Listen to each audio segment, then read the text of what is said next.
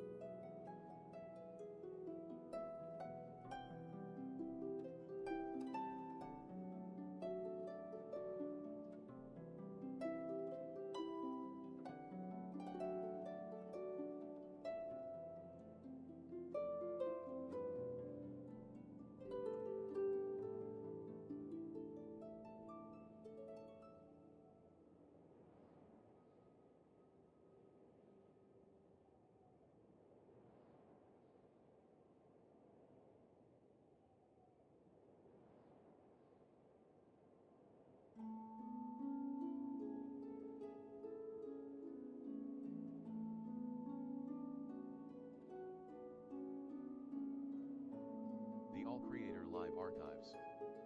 Hello everyone. Please follow the YouTube guidelines. No spamming, no breaking up messages, no fighting. Sit back, relax, and enjoy.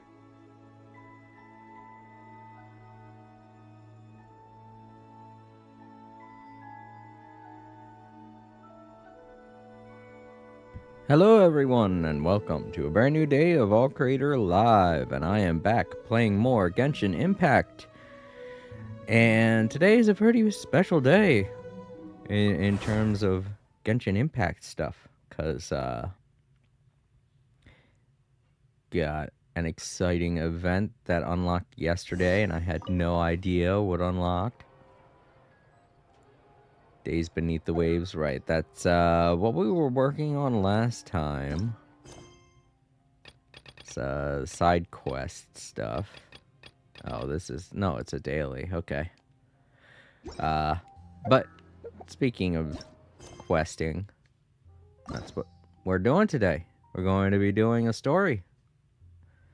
Act 2 of Cyno's story, which is interesting because we never usually see a character get a second story. I mean, we do. There are some characters that do have a second story, but rarely do we see them like this, because we're in the middle of Fontaine's story arc right now. Officially, it still has not concluded because we haven't gotten the stuff with Dainsleaf yet. But typically, whenever we're in the middle of a certain nation's arc, it will give us stories related to characters in that nation. But Cyno is from Sumeru, and so this kind of opens the door for a lot of characters in Genshin Impact. I mean, not just to get a second story, but to get a story related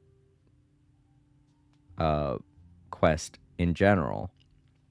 Because it's like, there are so many characters that don't have stories. I realize it's because, A, they can't really think of anything for them, and the other reason why I didn't think that they would make other characters available for story was because the nation's arc had already concluded. Mondstadt, Liyue, Inazuma, Sumeru, they've all been completed. They've gone through entirely, so I didn't think we'd be getting any more story arcs from characters that we've seen premiere in those nations' arcs. But here we are. We got Cyno, and he's from Sumeru, so it's like, wow, what's going on. I'm wondering if it's because Cyno's gone to Fontaine or what, but whatever it is, it's bound to be a surprise. Definitely to me, because I didn't even see this in the trailer. Or at least I don't think I did. I can't remember the trailer that much. It was like a couple weeks ago now, and my short-term memory is bad, but my long-term memory is good, but my short-term memory tends to be kind of weird. Uh, and very selective in some cases. But yeah, let's go ahead and unlock this. There we go. Oathkeeper, Lapis Aureus, Chapter Act 2. Let's get that quest. The Mysterious Letter. Ooh. Yep. All the way over here in Sumeru. Alright, well, I guess this doesn't have anything to do with Fontaine. This is great. This means that so many other characters can get more to their story. Not only that, but some characters can just get a story quest in general. And I like that. I really do. Because there are some characters that I would really like to see a good story for.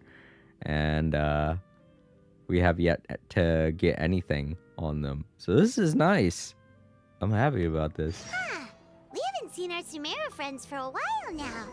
Paimon wonders how they're doing. Let's go to Sumeru City and catch up with them. Exactly, Paimon. Exactly. And we're going to be catching up with one in particular.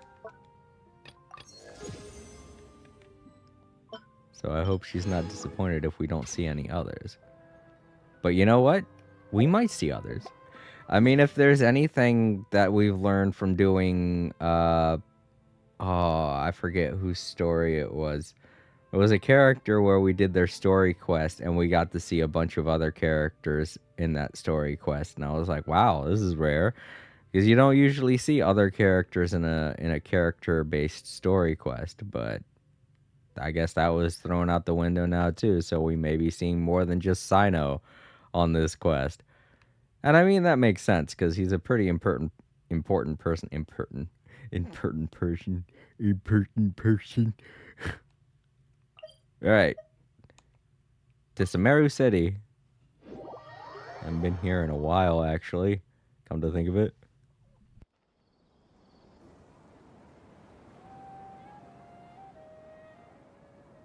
Wow, the academia sure is busy during the day. But where should we go looking for people that we know? Traveler, Paimon. Cyno! It's been so long since we last saw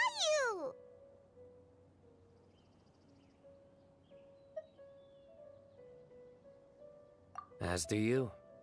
You don't seem weary at all from your travels. If anything, you seem stronger. So, what brings you back here? Oh, nothing in particular.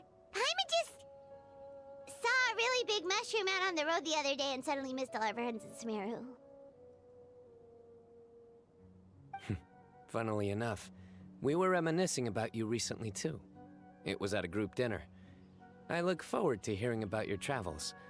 Something tells me we must have a lot to catch up on. Really? You were thinking of us too? What a coincidence! Indeed. Or as I call it, the Biryani factor.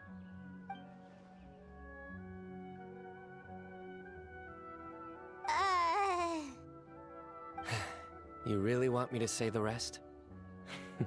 Okay. It's always rice to meet stew again. Oh, darn, he said it. Alright, here we go. This is definitely a Cyno story quest.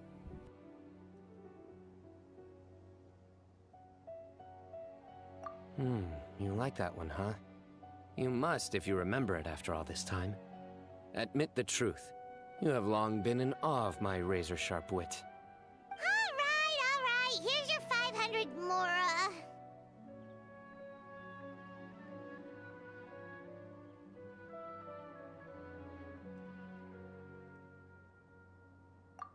You're exaggerating. It's only 500 Mora. Hey, 500 Mora is still a All right.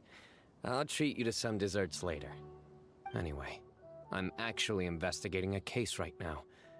My mind is focused on work, which is why I didn't complete the joke at first. A case? What happened? Nothing major. But after finding out who was involved, I decided, on reflection, to handle this one myself. Need any help? We only came here to hang out, so we've got the time. You may as well take us with you, and then when you're done, we can, you know. Such enthusiasm. Are you worried I'll forget about treating you to some sweets if you're not around to remind me? What? No! Alright, was it really that obvious? Obvious enough. Still, it's a fine idea. You are the heroes of Sumeru. It makes perfect sense to work together. All right, follow me.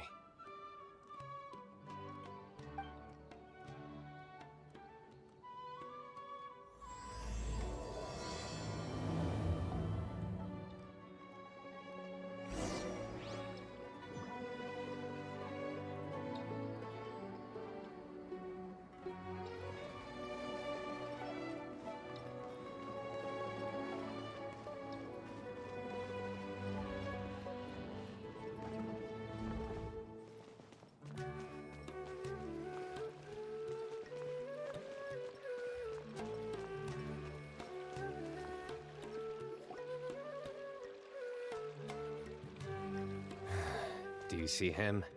The old man flailing around? Oh, is he the one you wanted to talk to about the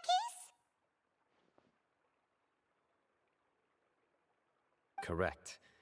His name is Cyrus, a former Spontamod sage. He taught both me and Lisa. Huh? Cyno's teacher is in trouble? It's ridiculous. I'm just an old man who enjoys a spot of gardening, shopping, and wine. What sort of person targets an old retiree? Professor, I've brought some friends.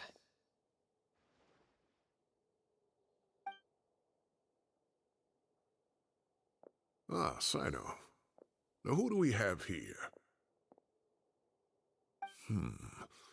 Hold on, let me think. A flying fairy dressed in white? A youth who does not seem to hail from this land? My goodness. You must be the legendary traveler in Paimon. I've heard all about what you've done for Sumeru. Wow, looks like we're really famous. I've told him about you before. You are my friends, after all. That's right. Let me summarize the situation. A couple of days ago, Professor Cyrus suddenly received a threat letter. A threat letter? Exactly. Who sends a threat letter to an old man like me, for goodness sake? This is the letter in question. Cyrus, I have uncovered your secret. If you wish to prevent it from going public, leave 10 million mora at the back door of the cafe. Secondly, don't come looking for me. You'll never find me. But I will always be watching you and all of your secrets. Finally, if you dare to report this to the Matra, there will be consequences. Oh no, Wow, they consequences. sure didn't mince their words. Clearly, this person must be desperate for more. They've literally just reported he reported this to the Matra. He's the head of the Matra, so oh boy, we're gonna have to incur consequences, whatever those may be. I hate it when villains are like, consequences, like that means something. Like that could mean anything. Why are you thinking, or rather saying that in a way that seems threatening? Sorry, I'm kind of eating my dinner at the same time when I'm doing this, so it's kind of why it took a little bit of time for me to start up the stream. I had to cook some stuff. Made myself some pizza and wings. 10 million more. What a joke. I'm just a single retiree with nothing to my name beyond the tomatoes in my garden. Where do people think I'm hiding 10 million more, huh? In my tomatoes? There were no witnesses, so currently the letter is all we've got. Seriously So, expensive Traveler, Paimon, tomatoes. Let's put our heads together. How could you do that either? I'm just picturing that. I love that. The old man's, I like him. Where would they expect me to put him, huh? In my tomatoes? He's more than just a tomato grower. He's a freaking teacher. Well, that's right. He's retired, so that's all he's doing now is planting tomatoes. And he's he's right. He's totally right. Where the hell would he hide 10 million more? In his tomatoes? I love the way he put that too. So great. Paimon's ready too. All right, take a look. Do you see anything suspicious?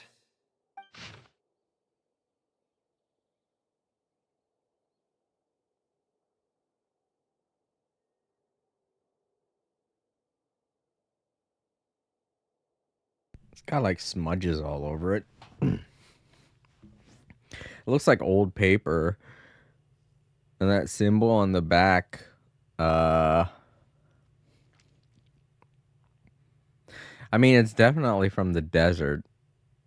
The paper's kind of worn and looks like it's weathered by sand. I think that's what he's trying to get at here.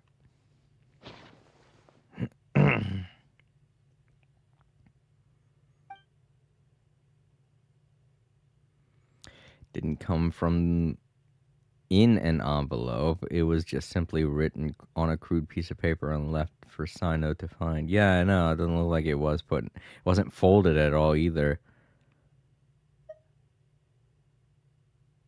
No, the paper itself is what I'm looking at. Very good. The paper has a rather rough texture. It's not the typical kind you see in most books. Another thing is, some of these strokes look kind of blurry. Could there be an issue with the ink? Possibly. And I bet the paper has something to do with it.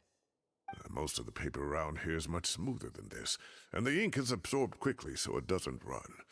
This paper, meanwhile, it's very coarse-grained, almost as if it's made from some sort of plant matter. It's certainly not the same paper as we use in the academia, but the ink is nothing special. Just regular black ink that gets a blue tinge when applied to paper. So do we think the culprit has a connection with the academia or not? Wait, check this out! Looks like this part got wet at some point. Agreed. The staining suggests it was a colored liquid, not plain water. It also looks like it was wiped off with a damp cloth. A colored liquid, so... tea? Wine? Looks like we're thinking along similar lines. Let's go talk to Arov. There are some things I'll need him to take care of.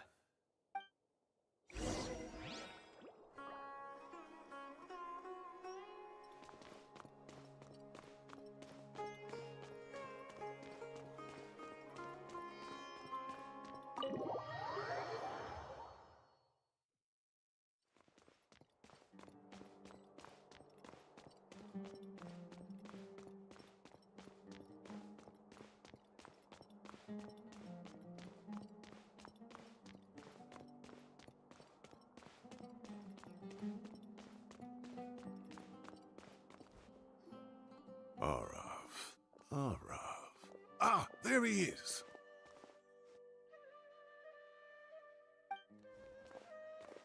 Mahamatra Cyno.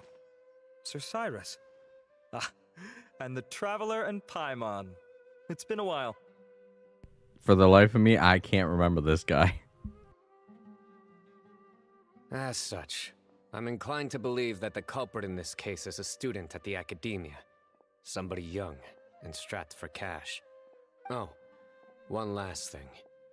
I'd start your investigation by taking a look at the cafes in the city. Oh, of course! You think the culprit spilled their coffee on the ladder, huh? They do look like coffee stains to me. Also, if I'm not mistaken, the letter is written on a type of scented paper that has aromatics added during the manufacturing process. The kind often provided as writing material for customers in cafes and taverns. Ah, of course. Yes, like they sell in the gift shops. I remember now. Zaha Hadid bought some a while back. She said she was going to use it as wrapping paper for a vase. Understood. I'll assemble a team to investigate the points of interest immediately. You have my gratitude. One last thing. Send some Matra to guard the entrances and exits of Sumeru City. And change into plain clothes. Don't let them see you coming. Will do.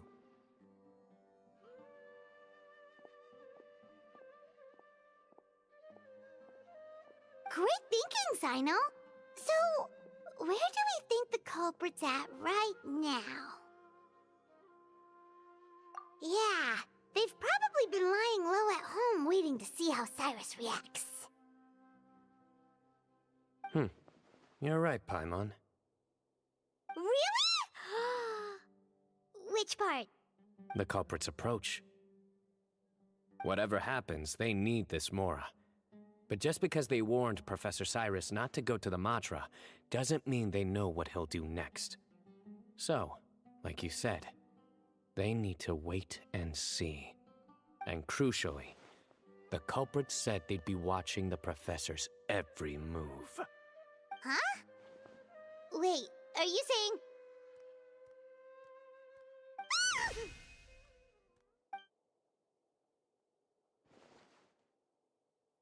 Found you! You're the head of the Matra. What are you You doing? can't just go. You wrote the threat letter! You just can't go accusing literally anyone, Cyno. I don't know what you're talking about. What threat letter? I sensed someone was watching us from the shadows the moment we entered the House of Dana. You managed to stay relatively well hidden for someone reckless enough to threaten Professor Cyrus. There are a lot of people here, but we were looking specifically for Arav. Whoever followed us the whole way was likely to be the culprit. I was just listening in, that's all. You know something big's going down when Mahamatra Cyno shows up, right? So I got a little curious. What's the big deal? You smiled when Arav left. I saw it as clear as day. Is smiling a crime now? There are coffee stains on the letter. You mixed some coffee with water, gently smeared it onto the paper, then wiped it off with a wet cloth, all to create the impression that the letter was written at a cafe. Closing off the exits to the city doesn't affect you, because you already live here. And as long as the Matra were focused on the cafes, you would be free from scrutiny. The cafe was a red herring all along. You had to be somewhere where you could monitor the Professor's movements. You can't pin this on me. I haven't done anything. Really? Then why are you shaking like a leaf? The innocent have no reason to fear the Matra. But you... your heart's racing, and your eyelids are twitching. You're a terrible liar. I mean, a lot of this stuff I mean, the way that they're putting everything, it does seem like this guy's going to be guilty, but at the same time, literally none of this is basis for anything, Cyno. You pointed a weapon at the guy, of course he's gonna be scared. What the hell? Not just that, but people do stuff like that all the time. It could have literally been an accident that he got something on his hands and wiped it off somewhere. It didn't have to be a letter. It could have been literally anywhere but a letter. When you get stuff on your hands, you wipe it off somewhere. All of these accusations would not hold up anywhere. If he was in Fontaine right now, people would be throwing books at him going, boo! All these baseless accusations that could be literally anything, but because this is Cyno's story, it's probably going to just be, oh, he's right on all of it. I would never...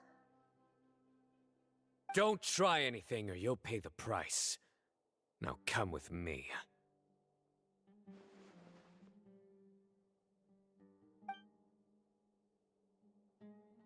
Well, that was over quickly. Cyno already caught the guy. You're telling me. One minute I go out for a quick smoke, the next minute I see Arav already on his way back to meet up with Cyno. Looked like a young guy, too. Couldn't have been much more than 30. But after what he's done, I'm afraid he's ruined his whole future. Everyone, it's all over. Gosh, that was so fast! The culprit's name is Uraka, a 16-year-old student in the Ratao's Darshan. Huh? 16? Cyrus thought he looked 30-something! We checked his records. He's 16, a third-year student. But he looks so old. Yeah, seriously! Foolish child. He's too young for the criminal life. What the devil drove him down this path? We questioned the culprit regarding his motives. He, Oh, just spit it out. Nothing can surprise me at this point. Very well. It's our understanding that Uraka is a mediocre student who has been underperforming in his classes. He started taking extra tutoring to improve his grades, but developed a gambling habit around the same time and lost a lot of mora. Down on his luck, he went to the tavern for a drink and overheard some people chatting about Sir Cyrus's comfortable retirement. They mentioned that he's always arguing about his tomato plants with some old woman on the street. Some old woman on the street? Goodness gracious, has that rascal attended a single one of his classes? That old woman is Kasharwar's very own professor, Zaha Hadi. How can he not know who Zaha Hadi is? Is this going somewhere? Oh, right, yes. So another thing. We don't just argue about tomato plants. And what are they trying to insinuate by comfortable retirement? A man grows a few vegetables and suddenly he's living a life of luxury?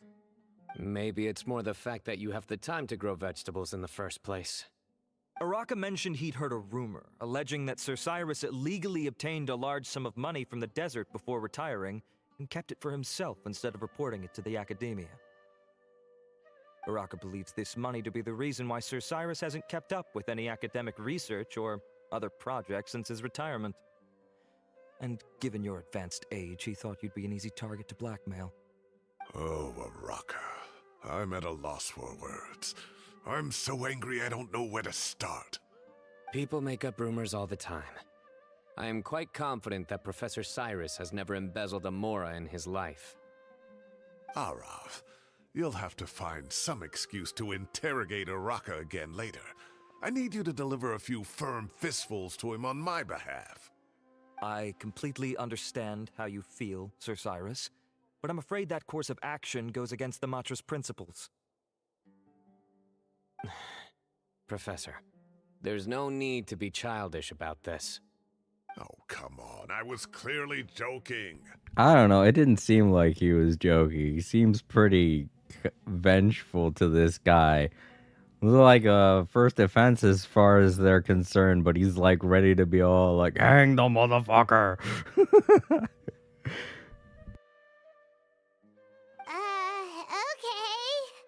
Where does this go from here? The academia will determine the appropriate disciplinary action against the student. And as for the individuals spreading rumors about the professor's obsession with tomatoes and some old woman on the street, there could be a slander case here. The Matra will continue to investigate. Who said I'm obsessed with some old woman on the street? Mind your wording or you'll start a whole new rumor. You seem confused. Oh, don't you understand? Uraka is just a young boy who made a very rash and very stupid decision based on some groundless rumor he heard. Besides, I didn't actually hand over any mora to him. The whole thing sounds a lot worse than it is.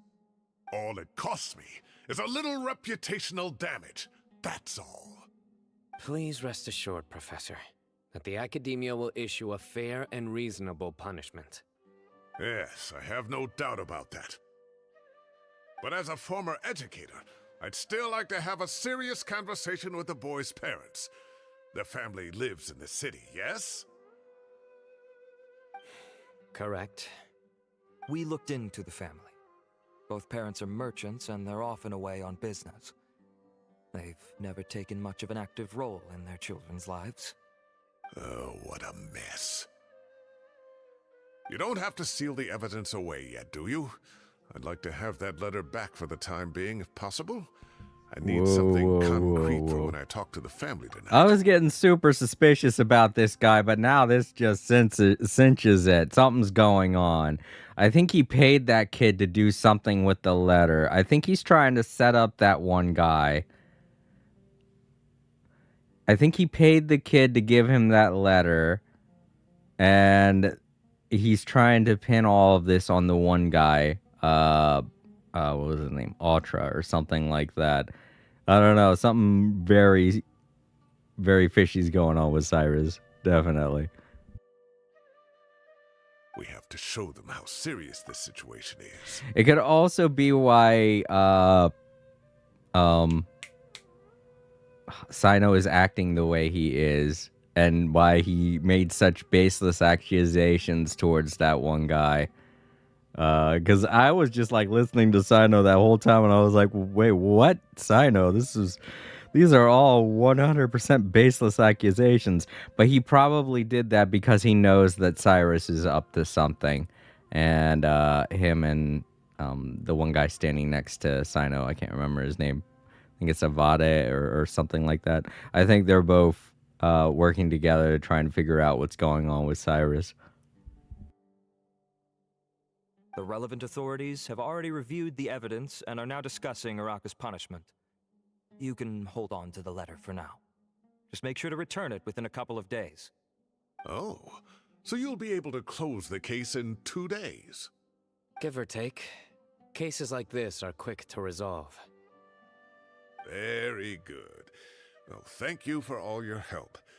Perhaps we can all go for a meal together. Oh, my treat, of course. My apologies, Sir Cyrus, but I have a prior commitment. Enjoy the meal, everyone. Ah, I see. Well, that's a pity. But Cyno, you have to come. You found the culprit at record speed, and I owe you for that. Ah, and isn't Tighnari in town at the moment? Bring him along, too. Wait, you mean Tighnari's in the city? He is. Tighnari's master, Sir Nephis, called him and Kale to the academia to help out on a project. They should be at Nephis's office at this hour. Though I must say, I'm surprised you're extending an invitation to Tighnari. Did you do something to offend Sir Nephis? Don't be outrageous. Nephis offends me all the time. It's never the other way around. Anyway, hurry up and fetch Tighnari. I'll head over to the tavern with the Traveler and Paimon. See you there. Go on now. Don't keep us waiting.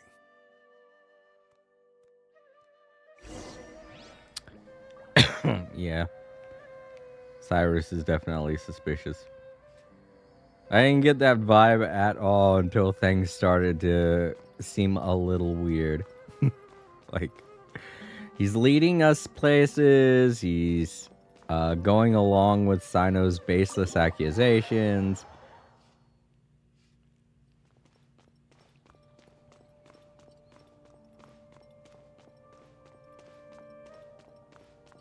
He's ready to have revenge on people who are just slandering his name, and that's not grounds for imprisonment. That's grounds for a lawsuit at most.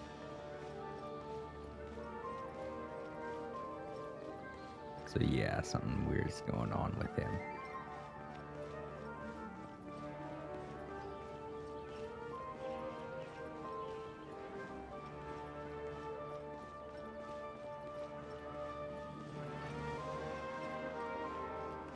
I'm just gonna walk there and let this thing guide me.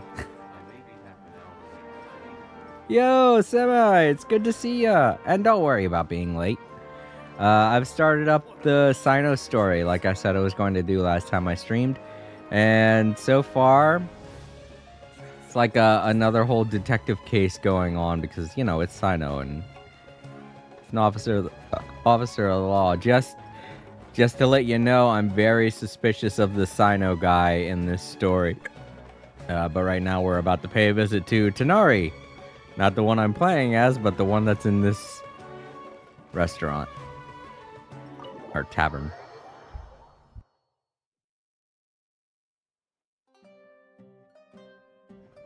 Not to brag, but we never had problems like this at Ratawa Hist back when I was still teaching.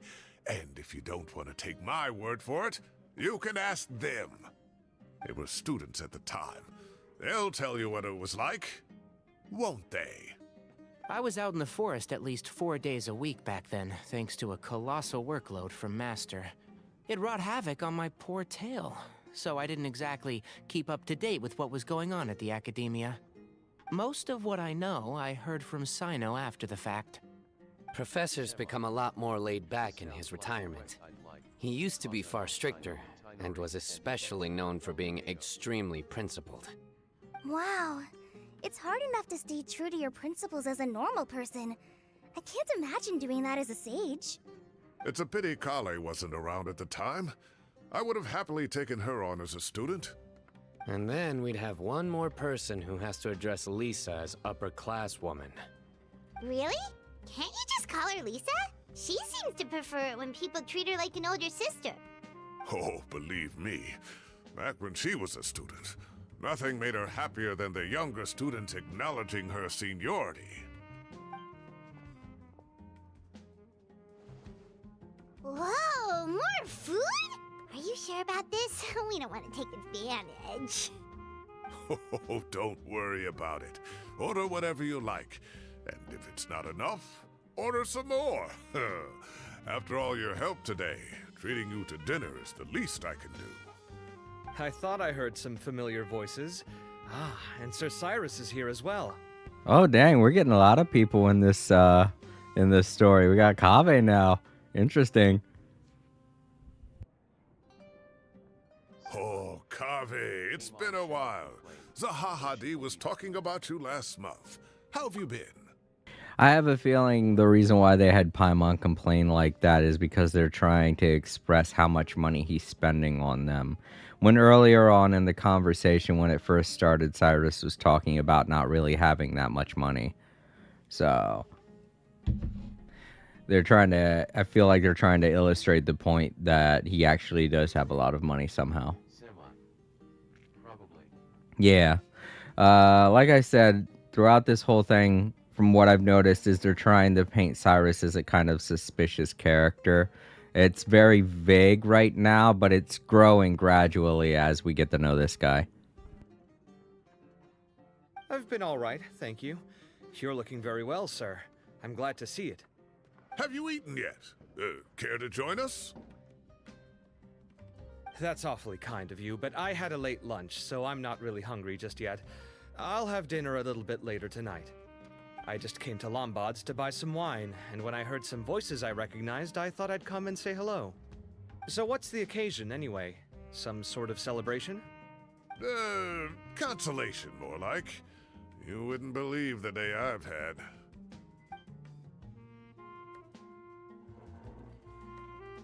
Sounds like things have really gone downhill since I was there. My whole time as a student, I've never heard of anything remotely like that. I can't believe how young the guy is. Oh, what are his parents going to think?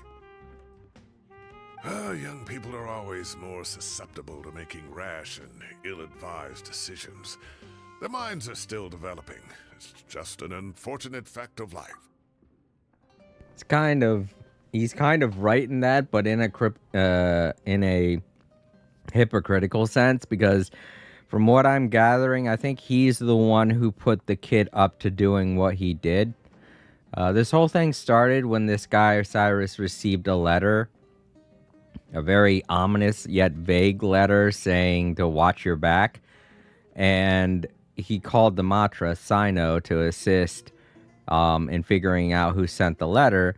And Cyno made baseless accusations, but he kind of pinned it on the kid they're talking about.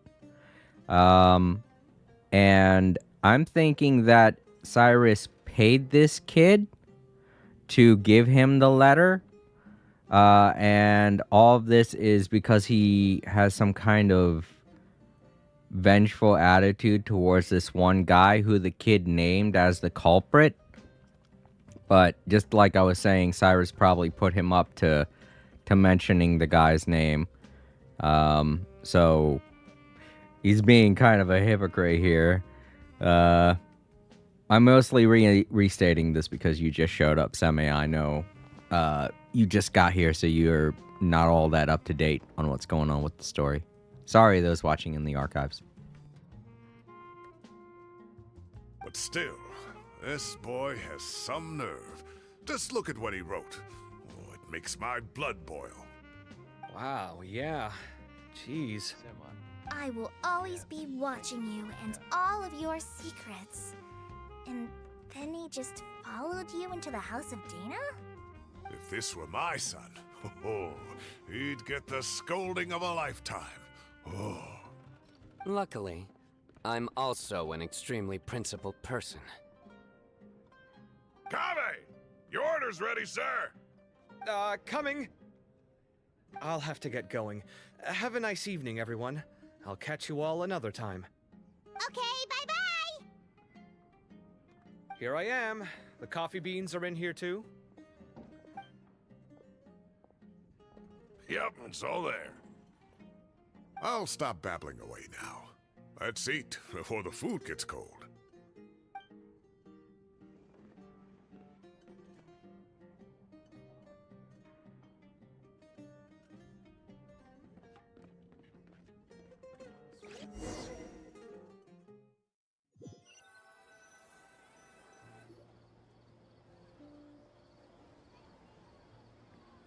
Ooh. Oh, too tasty. Paimon's belly is about to explode. Oh, mine too. I'll have to walk home to burn some of it off. Thanks for dinner, Sir Cyrus. Master Tainari and I will bring you some homemade herbal tea next time. It'll do wonders for your sleep. Well, I look forward to that. In fact, could I trouble you to bring a little extra for the other old folks on my street? I'll be the envy of the neighborhood. No problem at all. I'll pack some up and bring it over. I'll see you all later. I better head home now and tend to the crops. Good night, Professor. Don't let those tomatoes keep you up too late. Hey, my tomatoes are serious business. I am not about to be beaten by Zaha Hadid. Anyway, I'll be leaving now. Don't stay up too late now, children. I bid you all a good night. Take care, have a safe trip home! All right. Now, we finally have some us time. What do you mean, us time? Well, I was talking with Tainari and Kale, and since we all have some free time, we thought we could all go camping together. Think of it as our way of welcoming you back to Sumeru. Camping? Oh, that sounds fun! Paimon's in! Wait, no! That's my job! Don't take it away from me. Why don't you and Paimon help out Master or Cyno? You don't have to play the hero when you're out with us. This is your chance to just, laze around and switch off for a bit. Everyone, let's meet tomorrow afternoon at the riverbank to the southeast of Gandharvaville. No need to bring anything. We've already packed everything for the trip. Just bring your delightful selves and prepare to have some fun. You got it! We'll be there! Great. Then we'll see you tomorrow.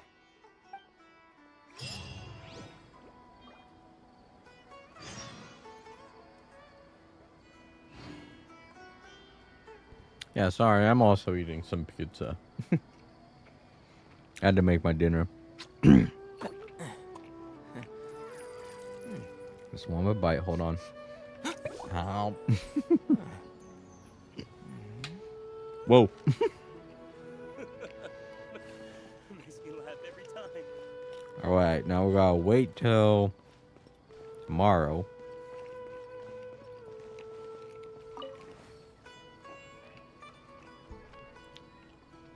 So, Semi, how have you been? After all this time living in the city, I still miss life at sea. Semi. OMG, I love pizza. And don't worry about it, we're all human, it's fine. I finished my dinner not too long ago too. Semi. I've been pretty good. Thanks for asking. What about you? I've been good. I had a kind of decent day at work, so I ended up getting done a little bit later than 5, and I had to start making my dinner, so I was a bit late to put up the stream, but, you know,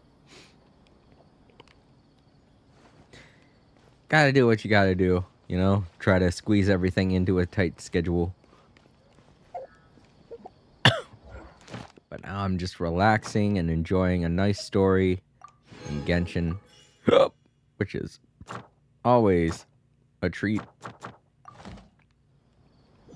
I'm kind of running low on things to watch. All I'm really watching these days is One Piece, you know? Is the best most of us can do in this generation. Yeah, that's true. Ad Astra Abyssos. When most people Welcome working to have the 2 Adventurers jobs Guild. and, Thank you not for really completing too much today's time on their commissions. hands. Here is your reward. This is just the way it is. Ad Astra Abyssos. I hope a lot of the more well-off people realize how hard we have it.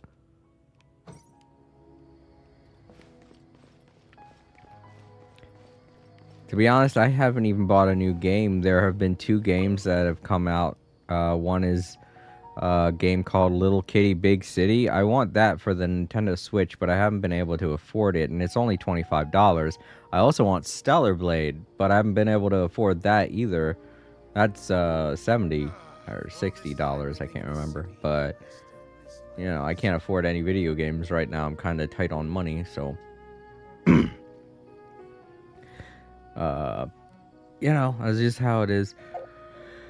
And I've been trying to pick up extra commission work and things like that on the weekends, before I go to sleep, but there just aren't enough people in this world that really want to do stuff like that. And I feel like a big factor in the fact that I can't get as much commission work as I used to, a big factor in that is just AI generated content, AI artwork, AI writing, all that stuff is making it very difficult for me to get any kind of work. And that's sad. I used to make a decent amount of money, and whenever it was that I was tight on funds, I could rely on friends and people I knew to give me some commission work to do. And that would be good enough to, like, getting Christmas presents or getting birthday presents, or one year I actually had to buy new, what is it, it was either the fridge or the dryer or washer or something. I can't remember. I know. No, that's right. April was the one that bought the new washer. I had to buy the new Roomba, which costs about as much as a washer. Actually, yeah, no, come to think of it, they do cost the same amount, $400 or $500.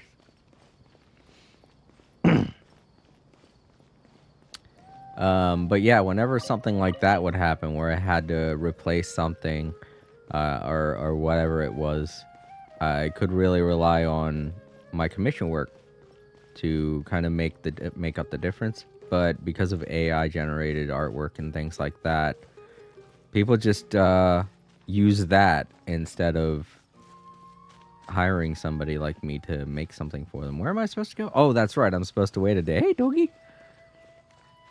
So yeah, it's been a little rough. Luckily, I haven't had to replace anything in the house. I know if it was an emergency or something like that, I'd have to start doing something, you know, maybe asking for more hours at work or whatnot, but...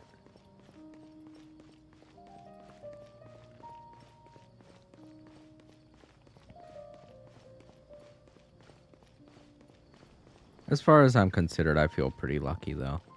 Semi. The economy has gone down a lot, so a lot of us are struggling. Oh, yeah. I kind of feel like society is kind of evolving backwards. Well, that's how it goes whenever people allow inflation to increase. I posted this weeks ago on a Twitter post, but oh, here, let me do this so that Paimon doesn't start getting blown away by my hot air rants. I posted this on Twitter a while ago, but I stated that inflation is only increasing because those in charge of corporations aren't the ones paying for the employees and the raises that they get. The what is it? Minimum wage has increased in the past couple years, and because of which inflation has gone up. And the only reason that happens is because those in charge of the corporations aren't taking a pay cut. Instead, they're raising prices on food and stuff like that. But that's not how that's just how inflation works. That's just how inflation happens. What it is when you need to give your employees a raise, whenever you need to give your employees a raise, based on the amount of people that are buying your products, you should be able to take that money and reinvest it in your employees to give them a raise. That's how it's supposed to work. Because the more people buying your products, the more you can give to your employees. But instead, owners of companies and big businesses, they're just pocketing the money and they're not giving it back. And that's why we have so many billionaires these days. Billionaires have basically become millionaires. The millionaires of this world have just become billionaires, and it's creating a huge wage gap. Is honestly so ridiculous, and taxes definitely don't help anyone. Well, taxes don't help the poor in terms of the fact that the poor have to actually keep up with payments at the same rate that the middle class and upper class have to, which makes absolutely no sense. The upper class should be paying more money. That's the way it should work. But because of all the fucking pay cuts that these fucking wealthy upper class people got during the Trump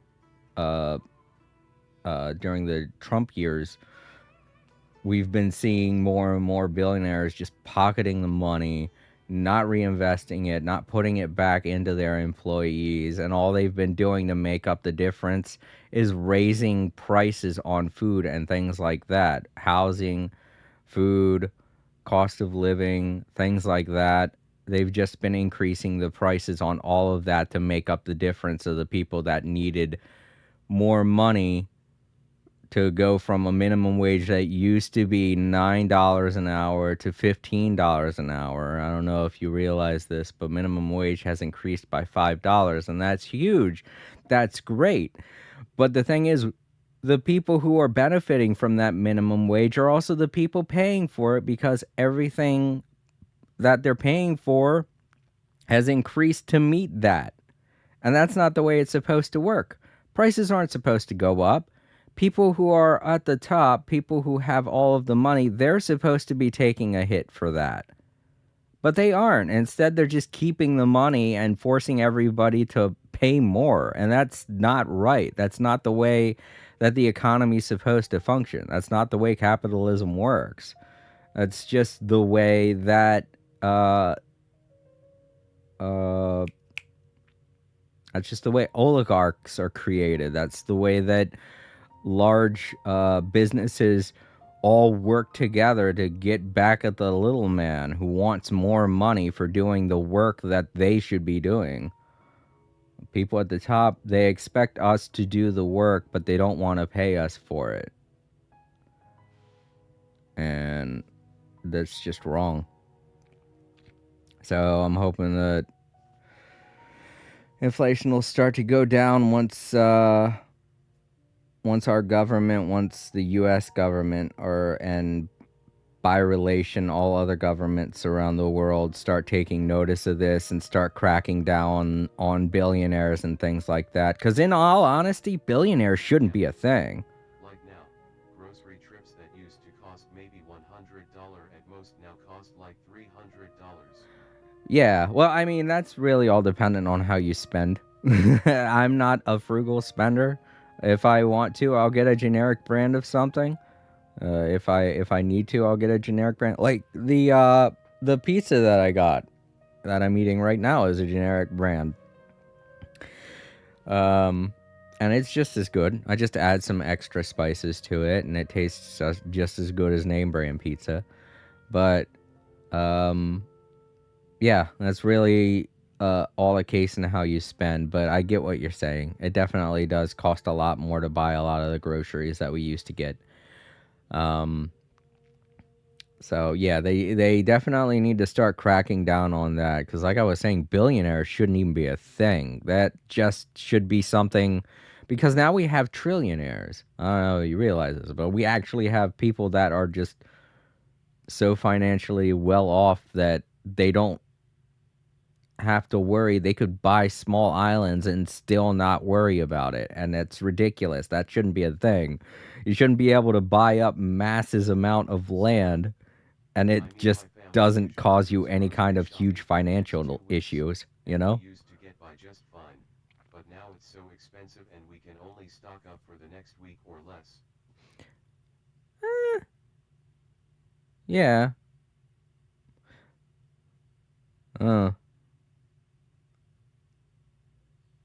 Like, I don't know. I feel like I'm in the same boat, but at the same time, I'm kind of not. Like, I feel like I'm buying groceries week to week, but if I wanted to, I could go even cheaper, you know, than what I have been buying. Like, back in the 2000s when I didn't even have a job, and I just gotten out of high school, I spent maybe 2 to 3 years without a job, because I know you're pretty young, so you don't realize this, but during the 2000s to 2005, the job market was awful. I know it extends a little bit further than that, but that was around the time when I was trying to find a job, and I couldn't hold on to a job to save my life. So there would be stretches worth of years where I would have absolutely no money, and I was surviving off of ramen and hot dogs and bags of popcorn back when popcorn was 25 cents a bag. And it's like, I could go cheaper if I wanted to, but I've gotten to the point in my life. I'm middle-aged. I need a lot more food than I did back then. When you're young, you don't need as much food because you have energy just to go off of, because your body's a lot healthier back then. You know, your body's a lot healthier. But when you get older, your body exerts energy just by fucking sitting down and watching television. So you need more food. And I'm starting to lose so much weight. I mean, in one case, it's a good thing, but in other cases, it's not good, you know? My hands look like Skeletor. But, yeah, it's, at least I got a nice belly still, at least, you know? I don't want to make people think that this is all going to be nothing but complaining, old man complaining and stuff like that. I'm still very grateful for what I do have. But yeah, it's getting pretty bad. And hopefully, if the government focuses more on cracking down on the amount of obscene money that billionaires have, we'll start to get things in order. We do need to tax the rich a lot more than what we are. It feels like they're getting away with way too much shit, and that's not fair to the rest of us, especially because it puts us in such a financial bind that most of us are dying on the streets. That's when you gotta realize, you know what? Billionaires, not a good thing. Because, oh my god, I could say so much more about this, but I really don't want to. That shouldn't be what my stream's about. I don't want it to get too political, you know? Semi. Hopefully the government can see what's happening to the people and fix themselves. Yeah, fix it themselves, yeah. That's what we're hoping for. But with all the other things that we have to worry about in terms of environmental damage and stuff like that, it's like it's a double-edged sword. You could focus your attention on one thing, but then you're going to be leaving things open in other areas. And I feel like we've been doing a really good job with environmental protection these days. and I've been noticing a lot of the stuff that people are doing to help the world's oceans, and that makes me happy. But then I look at how everything is financially, and that makes me sad, you know?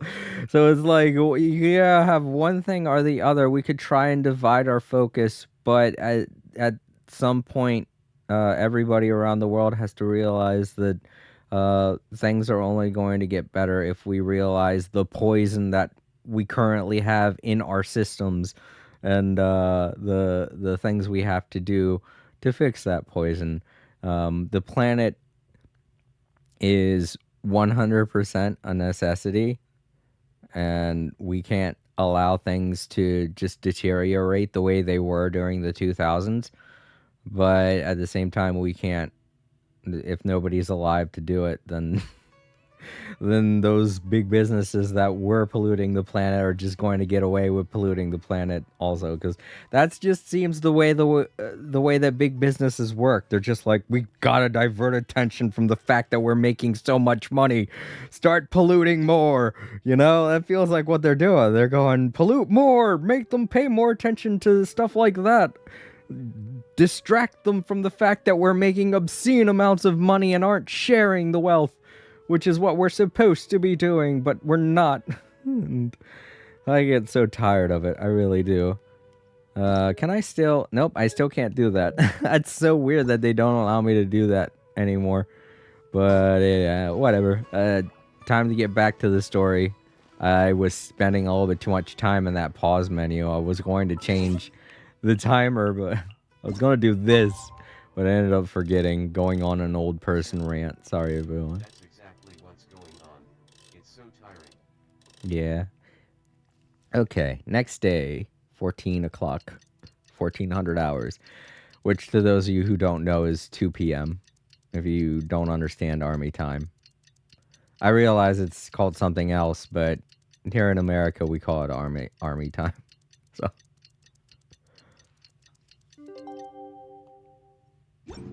army time is very easy to understand when you realize any time after 13 o'clock, you take away 2 hours and just add a PM at the end of it, and there you go. Don't be... Time to set off. Let's head to the southeast of Gandharvaville and meet up with the others. Really? Okay, Gandharvaville. Oh, that's right, we're going camping. I want to walk there. It's been a while since I've walked through Sumeru, so get a nice good hike going before we get there. I could talk more. But yeah, I know this upcoming election year I'm going to vote. And like I said, I don't want to make this a political stream, so I'm not really talking about how I'm voting or what I'm voting for or what I'm doing. But it's very important. And I feel like more than anything, people have only just now realized that back in the 2000s, voting was seen as uncool, and everybody was like, ha ha ha, who cares? But after all the crazy shit that's happened, people are starting to realize, yeah, I don't know who it is that made us think that voting's uncool, but whoever it is, fuck that guy for making us think that, because it's 100% necessary. You can't get shit done if you're not actively... if you're not actively involved in voting on for the people you want in charge. Because if the people you want don't get put in charge, things get bad. And then it takes fucking forever to try and repair the damage that they do. And it's definitely taking a lot longer than expected to repair the damage.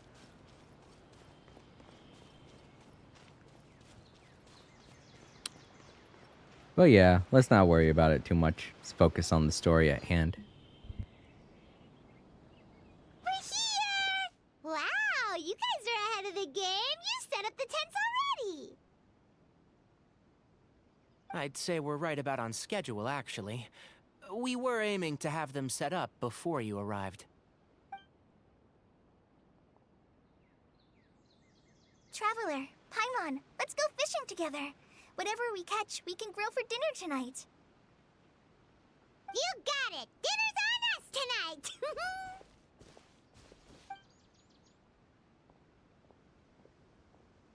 I hope I can contribute too. The other Forest Watchers gave me some fishing tips a little while ago. I'm really looking forward to giving them a try. Changing the topic, I totally love Tainari. His design is so cute. Yeah, Tenari's cool. I don't mind his design or anything about him. He's not my favorite character though, but it seems a little easy to just slap a foxtail and fox ears on someone and then immediately they become cute. You know? I don't want to say that about Tenari because, to be honest, I use his character a lot. His character, in terms of combat, is very useful.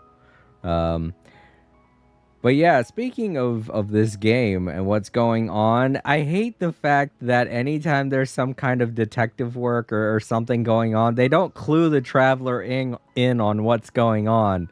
They just like behind the scenes talk about the case and stuff like that, and then near the end of it they're all like, okay, traveler, we've been hiding things from you, now let's tell you what's going on, as if we're gonna just blurt out the secret.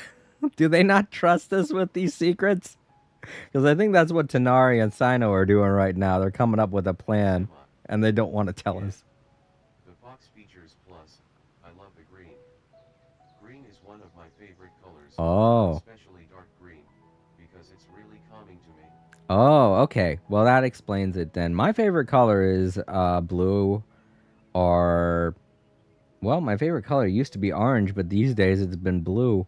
I don't know what it is about blue. I just like really dark blues. Kind of shades of blue. I want to say like the same color as Sonic. But then again, I have several things in my room that are like a frozen kind of icy blue. Or an ocean blue.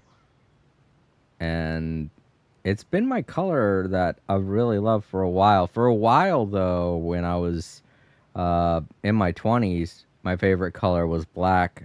I still have a lot of black stuff, to be honest, because I haven't replaced a lot of my things, so most of my stuff is black. But yeah, these days it's been blue. Blue, orange, red, green, and gray are some of my favorite colors. That and like a dusty / soft purple. Right. That's a pretty good color, too. Nice dusty purple, kind of what's the word? Violet color. This is a really lovely color. But now that I've been sitting here for a while, I actually have to use the facilities. I have to use the bathroom. I'm sorry, everybody. I've been eating a lot. And I have to use the bathroom. I'll be back in about 20 to 30 minutes. Maybe less than that. I'm giving myself a huge leeway here. I'm going to leave you guys with some music. Sorry, Calais. I know you're saying something, but... Take your time. Yeah. Sorry, Calais. We're going to have to leave you on this sentence for a little while. I'll be back, everyone.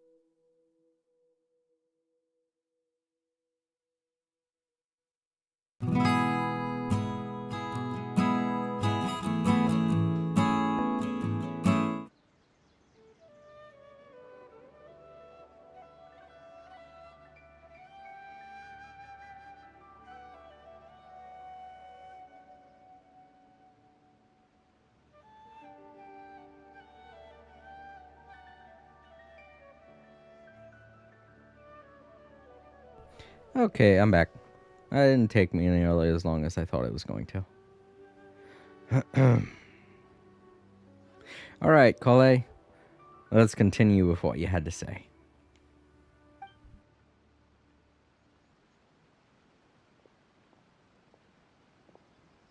I saw some very appetizing mushrooms in the area, so I gathered a few for us.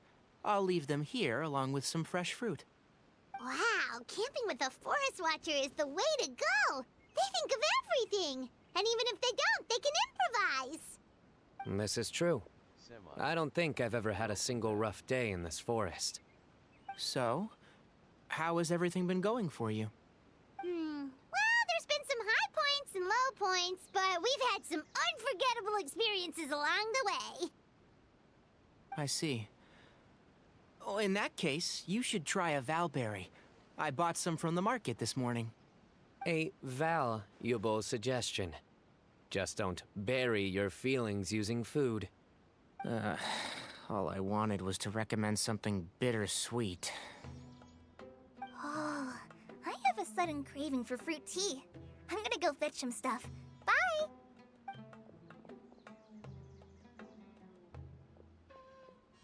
She sure made a run for it.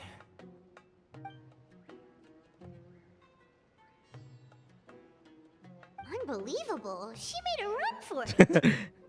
She knows not to be So here. Kale chose the path of tactical retreat. Yeah. Could it be she foresaw what shall soon come to pass? Uh-huh. More puns from Cyno. My dear friend, Hey, you know what I am about to say. glad I could catch screen.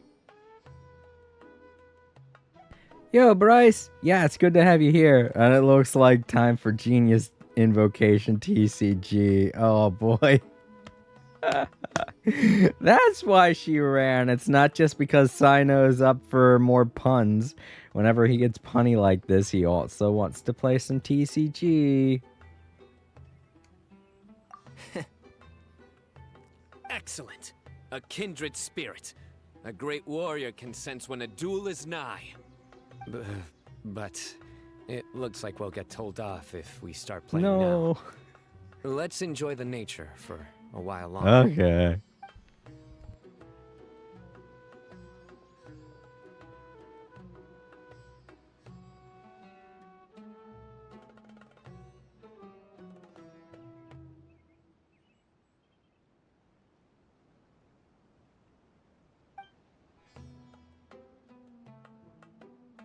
We got a bite! Fish. All right. We were doing that, weren't we? I'll reel it in. Forgot. Went on break for so long, I forgot we were actually fishing. Firewood, spices, snacks, and drinks. Everything's ready. Once Kale gets back, we can light up the fire and start grilling.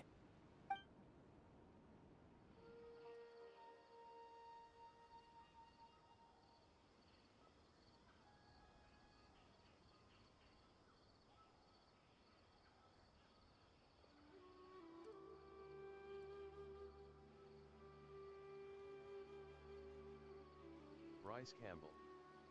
Is this Cyno Act 2? Yep, Bryce. It's Cyno's second story. If you don't want any spoilers or anything like that, I'll understand if you have to dip out. But it's really good having you here, so it's you and Semi are both here, which is awesome. It's nice to have company with this story because there's a huge detective plot going on in the background. And in case you do decide to stick around, I want to say just know that this guy Cyrus, who will probably come up in conversation soon, seems a bit suspicious.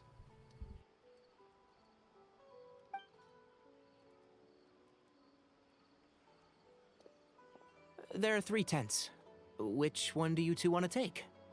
How about the one on the left? Well, Paimon just thinks the ambiance here is a little better. Bryce Campbell. True. But it's also the closest to the water. If there are any sleepwalking fungi around tonight, they might stumble into your tent. Well, that's no good. Take my weapon. You can use it to bar the entrance. Anyone would think you were sealing the gates to King Deshret's mausoleum. Excellent. Then this tent will be an impenetrable fortress. I'm back! How's your appetites? Ready for the barbecue? Always. Well, it took her a while to get those, whatever she needed to make tea, which is weird. Oh, it smells so good. Paimon's drooling. Someone sure is desperate to eat. I think it's time to add the seasoning. How do you like your skewers? Well done? Medium? Rare? Wait, what? Isn't that just for steaks? Hey, if it works for steak, maybe it works for other things too. Medium well for me. Okay, these are about ready now then. It'll be a few more minutes for anyone who wants theirs well done.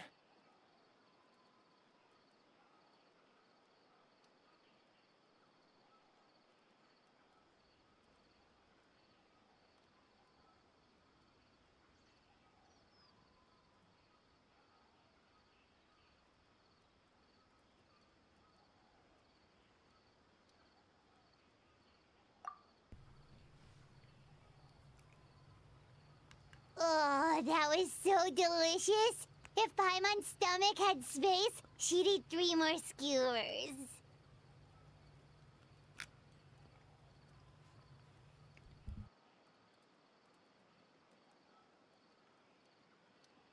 Semi.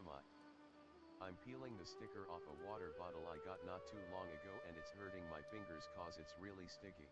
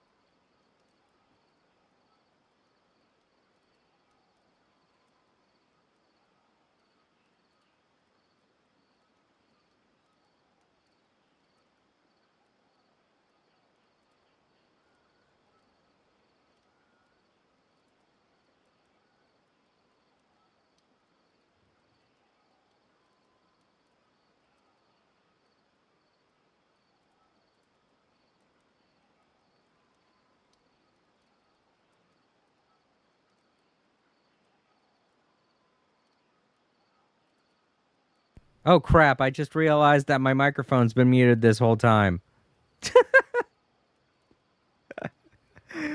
Oh my god. I'm so sorry, everyone. I was wondering why nobody was saying anything. Oh my god. Are you guys still there? I'm sorry. Oh man. I'm sitting here. I don't know how much time that took up. I feel like it took half an hour. I was talking about so much. Oh, I can't even remember everything. Well, I was talking about how I want to. Oh damn, I was wondering what happened LMAO. I was about to ask if you ran away. Damn it, damn it. Damn it. We were talking about plastics, and I started to go into a whole spiel on how I want to. Oh my god, I don't want to explain all this over again. This is going to take so much time. I'll talk about it on a later stream. Just the short end of it is I want to try and start recycling my plastics to make tokens for everyone. Anyone who subscribes to my channel, I want to make like a little token for them to display on my Java cam when I get that when I get that up and running. Bryce Campbell, I'm still here. I thought you went away because of the silence. How long was that silence for? Holy crap, I feel so bad now. I'm sitting here going all over all this stuff I want to do for the channel and and stuff, and then I looked over at my microphone and I saw the little red dot and I was like, oh no, has my microphone been muted this whole time? All right, well, I'll try and talk about it more, I ate a but lot let's too. continue the story. Here comes Oh, the man. food coma. If you're tired, then go rest. You must be getting sleepy too, Paimon. Why don't you guys head to your tents? Cyno and I will clean up. Tonight, I show you mercy. Our sacred duel will take place another day. Good night.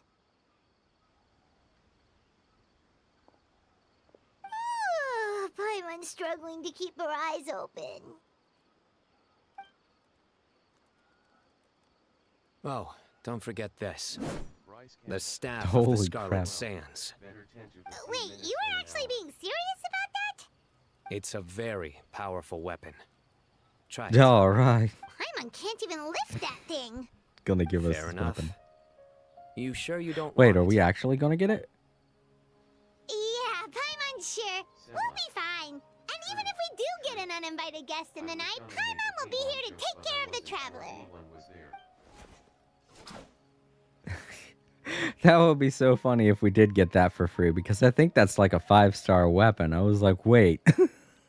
That would be so cool, but that's a little bit too much. He's just gonna give us a free 5-star. Everybody will be doing this quest.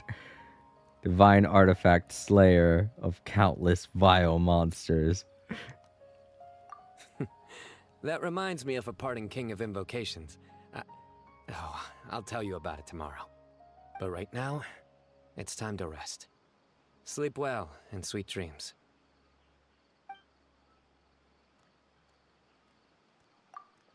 I do kind of like a lot of the stuff that happens in Sumeru. In terms of what we do with people that are a part of the academia, because it makes me feel like I'm going through a high school situation, you know? With these guys, and we all were acting like best friends on a camping trip. It's sweet.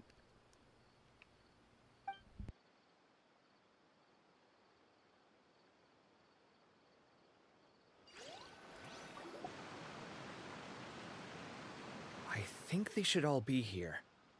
Traveler? Paimon? Are you in there? Could you come outside for a sec? Bryce Look at Campbell, this. They gave you a free 4-star sword for sinking the tower in Fontaine, if I recall What the? correctly. What's this sword doing here? Is it supposed to keep out intruders? Evidently. Huh? Who is it? Oh, what time do you call this? Paimon. El Hatham's here. Yay. We got so many people joining us for this story.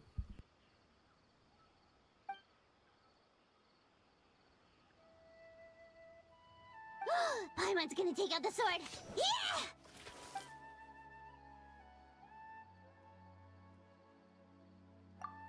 Gonna let Paimon handle the enemies this time. Wow, if only. Oh, hey them, Kave! What are you Emma, doing here? It's the middle of what the time do you night! call this? I'm starting to think there's something wrong with her brain. Sorry to wake you up at this hour of the night, but we've got a situation on our hands. Let's get dressed and talk about it outside.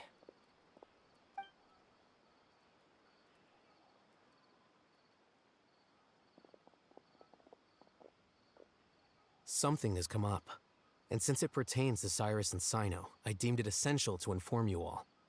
Whoa, back up. Let's start from the beginning.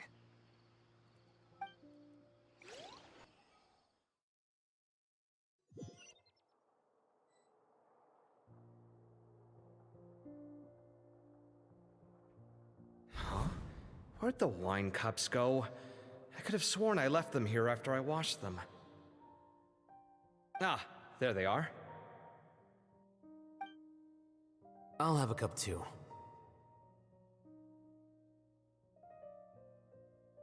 Can you see if the cookies are still on the table?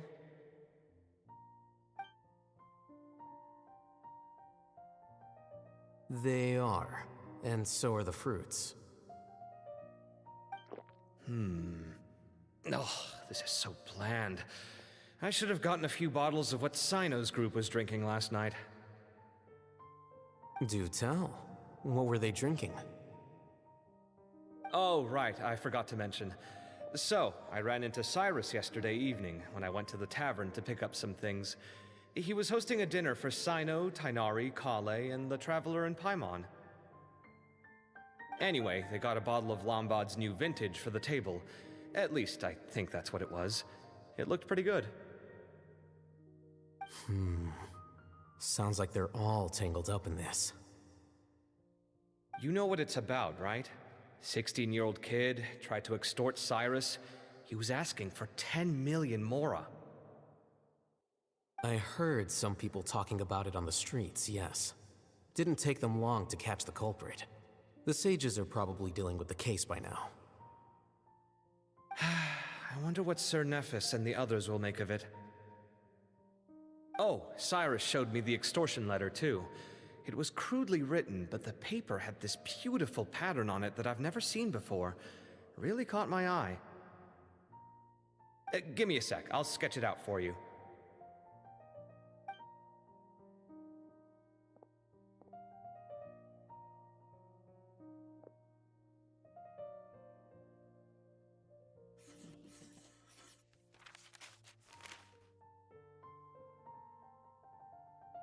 Okay, done. Take a look. You see what I mean? I don't think I've ever seen writing paper like this around before. God knows where the culprit got it from. Interesting. These are all motifs associated with the tribes of the desert. What? Really? Take this, for instance. Looks like an outline of a spire, similar to the kind found on some ancient palaces. And the crisscrossing and mirroring here, I recognize that too. It bears a striking resemblance to an ancient emblem, one that hasn't been used in a very long time. Whose emblem is it? It's the emblem of the Temple of Silence.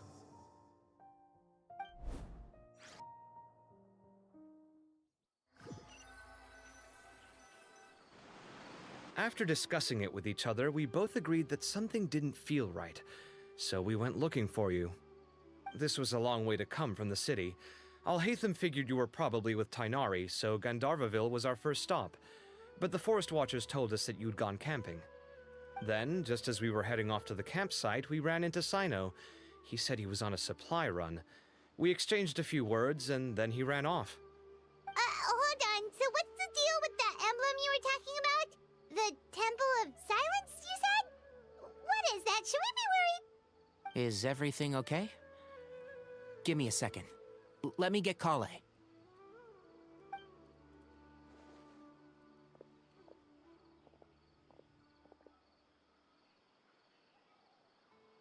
So you've never heard of the Temple of Silence? Well, To put it simply, it's an organization that has existed in Sumeru for over 1,000 years. These days, you can find a Temple of Silence office in the academia. Theoretically, it's responsible for the custody and disposal of information and documents not fit for public dissemination. At least, that's what they tell the outside world. In truth, it's essentially a vestigial institution nowadays. There's an office with their name on it, but it's functionally obsolete. Historically speaking, the original Temple of Silence is said to have been established by Hermanubis, one of the 7 pillars of King Deshret and the greatest of all sages. Most of the organization's members hailed from the desert. By contrast, none of the Academia Temple's current members are from the desert region, nor do they use any symbols connected with the desert folk. So the Temple of Silence at the Academia is just a fake? Wow. It's possible. The real question is, why? My guess is they're covering something up. So, how do you know all this? Sounds like some pretty top secret stuff. Did you forget? He did a stint as acting Grand Sage, and kept the pay raise even after he resigned.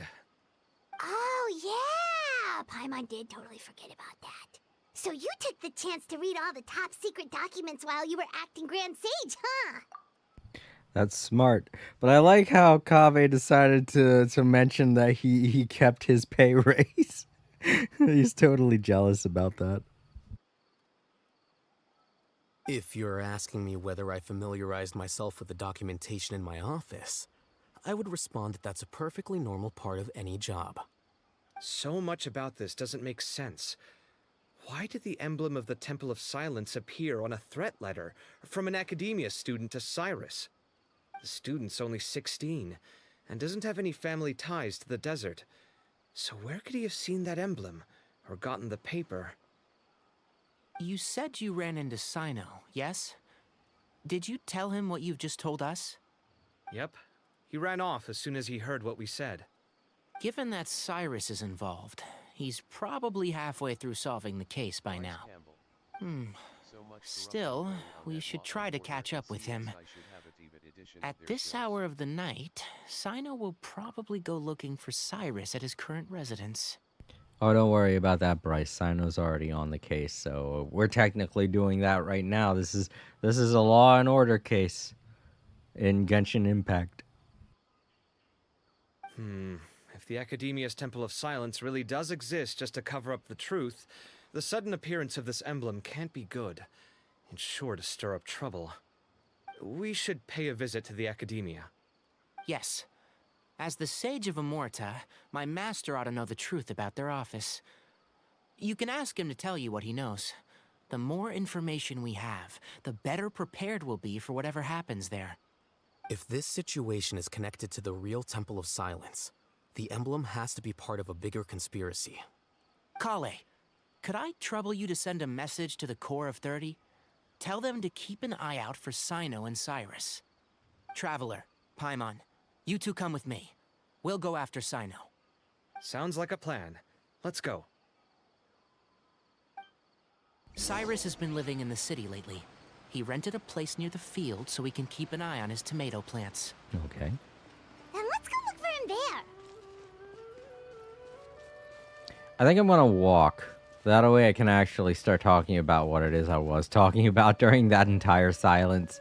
What I want to do is I want to recycle plastics by putting them through this thing called a plastic filament creator. You can use the plastics. What it is it threads plastic through a needle to create 3D printer filament. And I want to use that filament with a 3D printer to print out little tokens. I then want to take those tiny tokens and set them up on the Java cam so that Java can interact with them. All those little tokens are going to be people who have subscribed to the channel. How the hell do I get around this? I guess I'll just do this. But yeah, anyone that's subscribed, that has subscribed to the channel, I want to take their PFP image and kind of blow it up and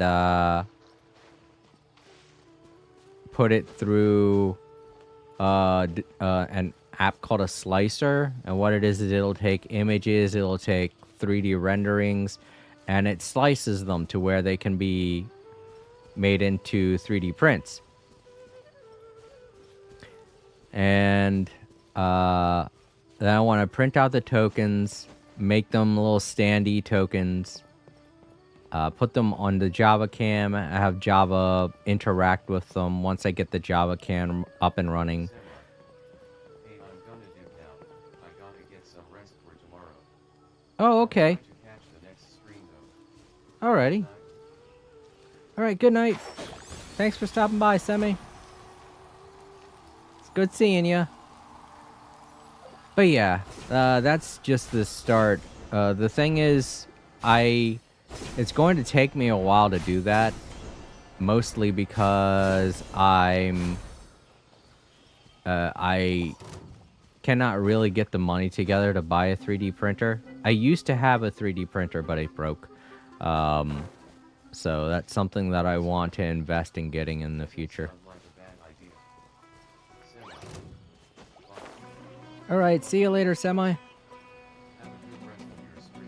Thank you. But it's not just the issue financially getting a 3D printer and stuff like that. It's the whole fact that even though I do have the Java cam set up, that's ready to go. But what I want to do is I want to create an overlay display. I want to create a background and stuff for my stream. Because what I want to do is I want to take the current display of the gameplay. I want to shrink it down and kind of put it up in the corner like how you see other streamers doing. But that wouldn't put anything on the background of my stream. So I want to create a background. And I also want to create a little animation to go over top of the chat for the character. For those watching on YouTube, if you look at my channel, there's an image of a character called Banna. Her name is Banna. It's this weird zombie girl with like a mask, kind of a skull mask and everything. I want to animate that character just above the chat. To where it looks like she's monitoring the chat, and she's the one who canonically I want to make responsible for, or put her in charge of banning people if they get out of line, you know? Alright, where am I walking? Okay, I'm walking to the other side of Samara City, I see, okay.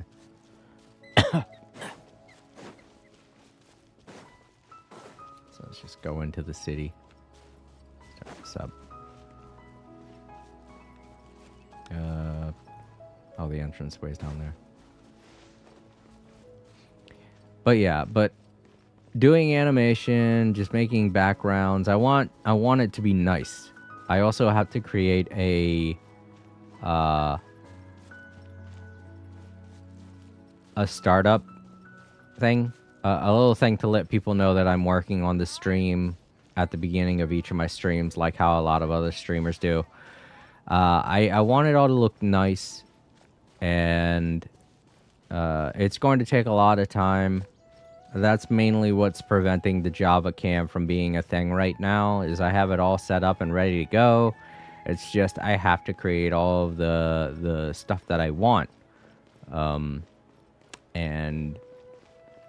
because I have to work so much, and it drains a lot of my energy, I rarely have the energy or the time to do it.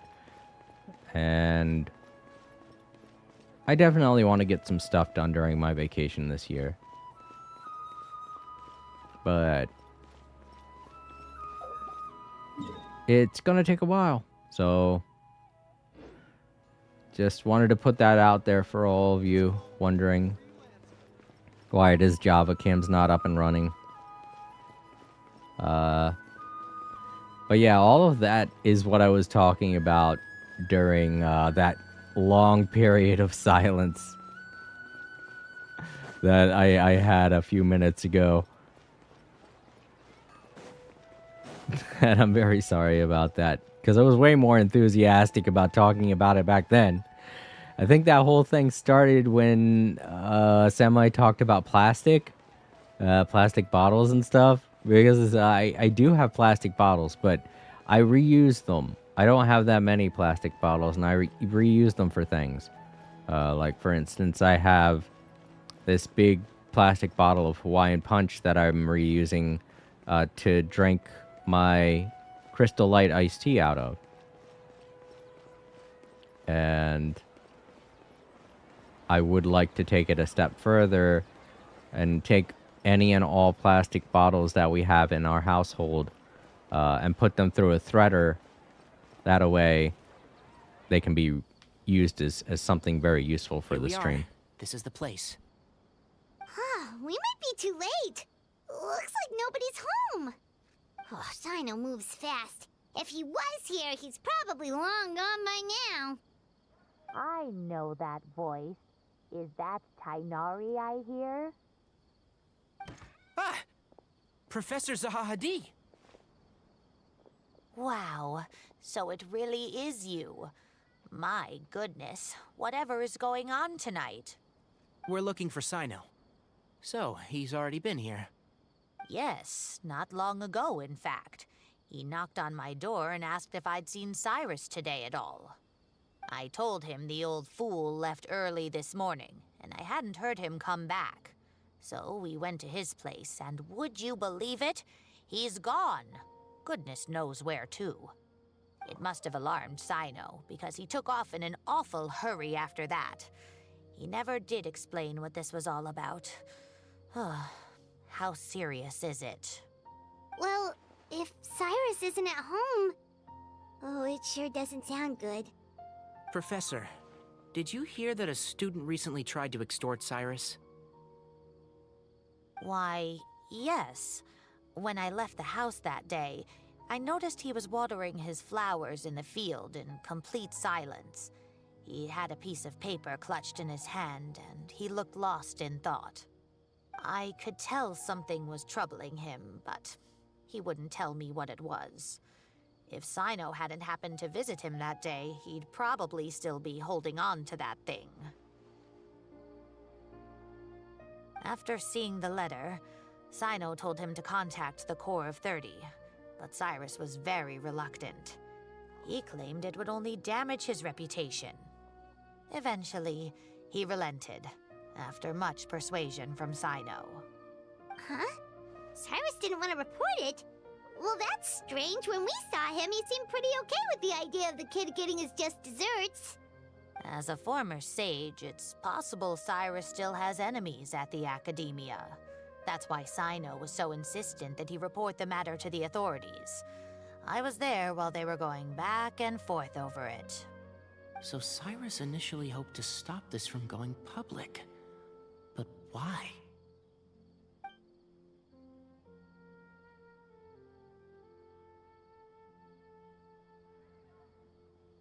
Oh dear, what on earth has that old fool gotten himself wrapped up in?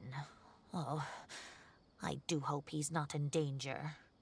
Oh, I almost forgot.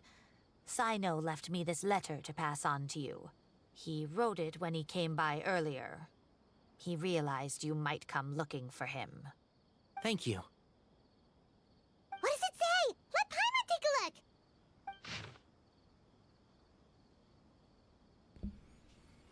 My friends, this is a rather complicated state of affair. Unfortunately, I cannot disclose more than that. I ask you to understand and accept that I had to act alone at this stage. Don't come after me. He wants us to come after him. It's so obvious. My friends, this is a rather complicated state of affair. Unfortunately, I cannot disclose more than that. Thank you, Paimon. I ask you to understand and accept that I had to act alone at this stage. Don't come after me. See, this is the developer saying, yeah, they're not going to read anything. Let's have Paimon do it. Yep, that sounds like Cyno. Thank you, Professor. Please do not worry. We will do all we can to protect both Cyno and Cyrus. And we will follow him, of course. Of course. But yeah, I have something to say to developers. If it's something small like that, of course I'm going to read it. There was barely anything on screen. You didn't have to have Paimon read it. What I'm talking about, the things that I don't want to read, are the things that take fucking forever to read through.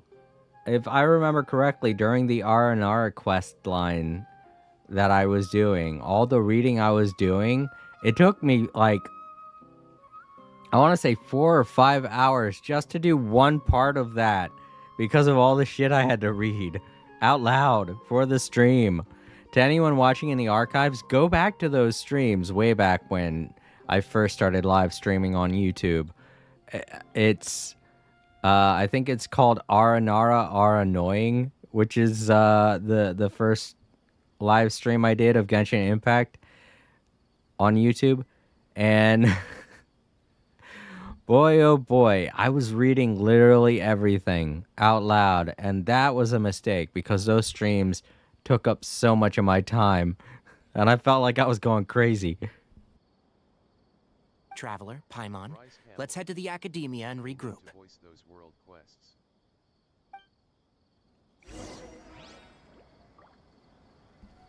Alright, since I've already disclosed all of my plans related to my stream to make up for the fact that my microphone was muted for so long, let's go ahead and just warp to this next location. And yes, I'm going to warp to it because I'm bound to get lost in Sumeru City. Ugh. Oh, whatever it is, I have to go into a door.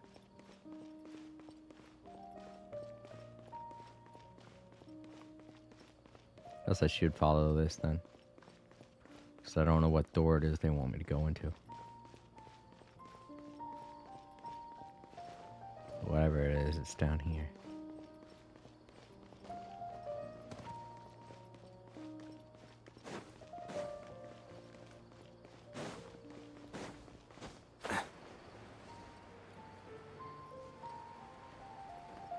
There it is.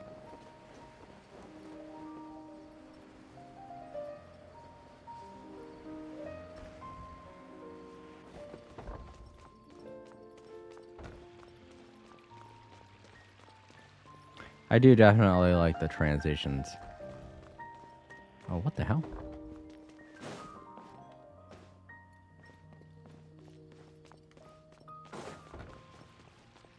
Oh, okay, here we go. Is it possible to install a vision?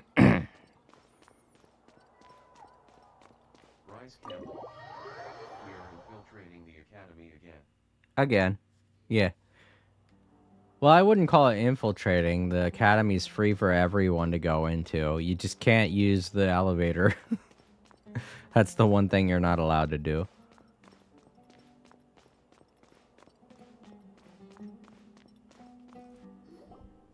You're here? I thought you were going after... Ah, I guess you lost their trail. We went to Cyrus's house. No one was there. Cyno got there before us, but he was long gone by the time we arrived. He didn't say where he was going? No, he left us a letter and told us not to go after him. Can't say I'm surprised. Typical Cyno. Anyway, some updates on progress on our end. I drew the emblem from memory again, but in more detail this time. Oh yeah, that's great. That is an exact representation of what it is I saw on the back of the letter. I checked some ancient texts for a similar design. The one I found was a little blurry, but the similarities in the general form and certain details were clear enough to confirm a match. Yeah, and we're lucky we found anything at all. It turns out the emblem was all but lost to history. We scoured the entire Academia collection, and that book was the only one with a record of the motif. Meanwhile, Arav managed to get Uraka to disclose his source. The one who told him about Cyrus's embezzled funds was a young man from the desert. According to Uraka, he had a striking presence and was well educated. Apparently, the two met in the tavern over a game of cards. The guy claimed to be in the city for business as part of a merchant caravan. Uraka was intrigued when he heard what his new acquaintance had to say and brought up the idea of extorting Cyrus for Mora. The guy encouraged him to go ahead with it, then handed him some pen and paper to write the letter. I see. So it could be that this person planted the paper intentionally. So, how do we find this guy? Did Uraka say where he is? He doesn't know. He claims not to have seen him since that day in the tavern. The man gave him some tips on how to carry out the extortion, but from then on, Uraka was acting alone. Nephis and Arav have gone to meet the Core of 30 and review the city's entry and exit records. Also, Nephis admitted that the Temple of Silence in the Academia is just a facade. The true Temple of Silence once came to the rainforest to establish a collaboration with the Academia, but as time went by, the sages gradually became corrupt and foolish. The Temple of Silence felt that they could no longer trust the Academia and ended the partnership. They retreated back to the desert about 400 years ago. Ever since its inception, the Temple of Silence has been the guardians of King Deshret's civilization and belief system. They traveled throughout Sumeru, sequestering and guarding any wisdom that posed a threat to the people's livelihoods.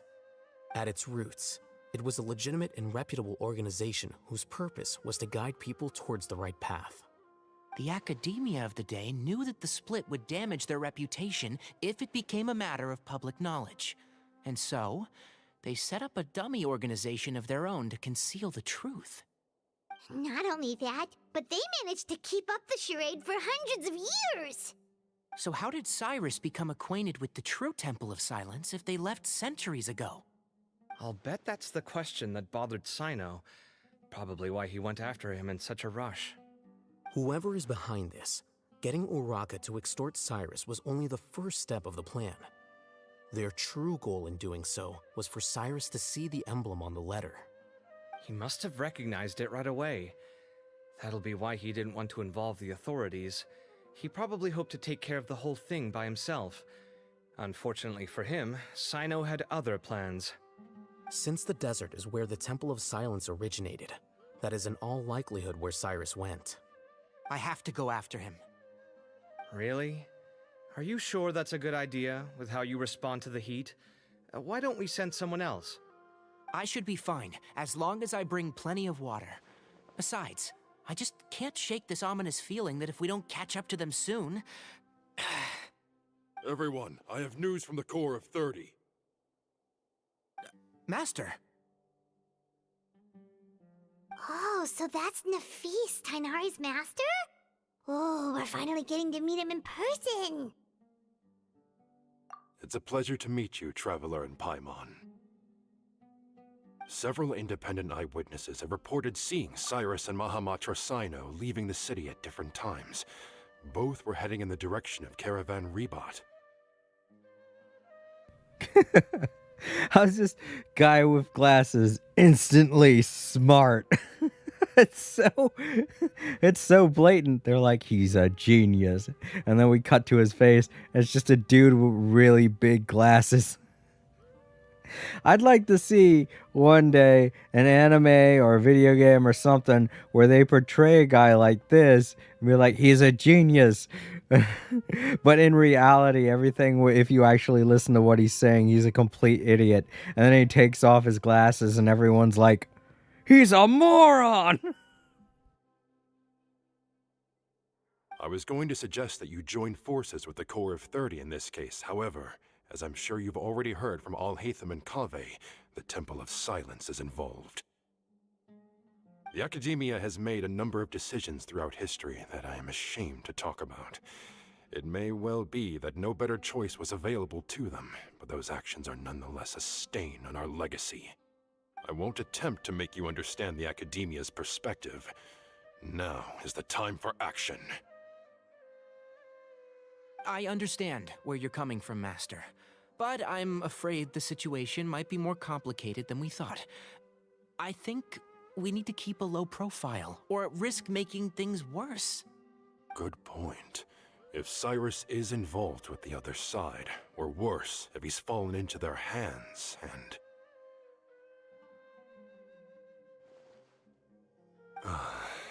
Everyone, We have to get Cyrus and Cyno back safely. We cannot afford to lose them. Need our help? Whatever you need, we got you covered. Really? Wonderful. You have my most sincere gratitude. Arav and I will continue to follow up on the lead from Uraka. Kaveh, Scribe Alhaitham, I'd like to ask you to cover the duties of the House of Dana.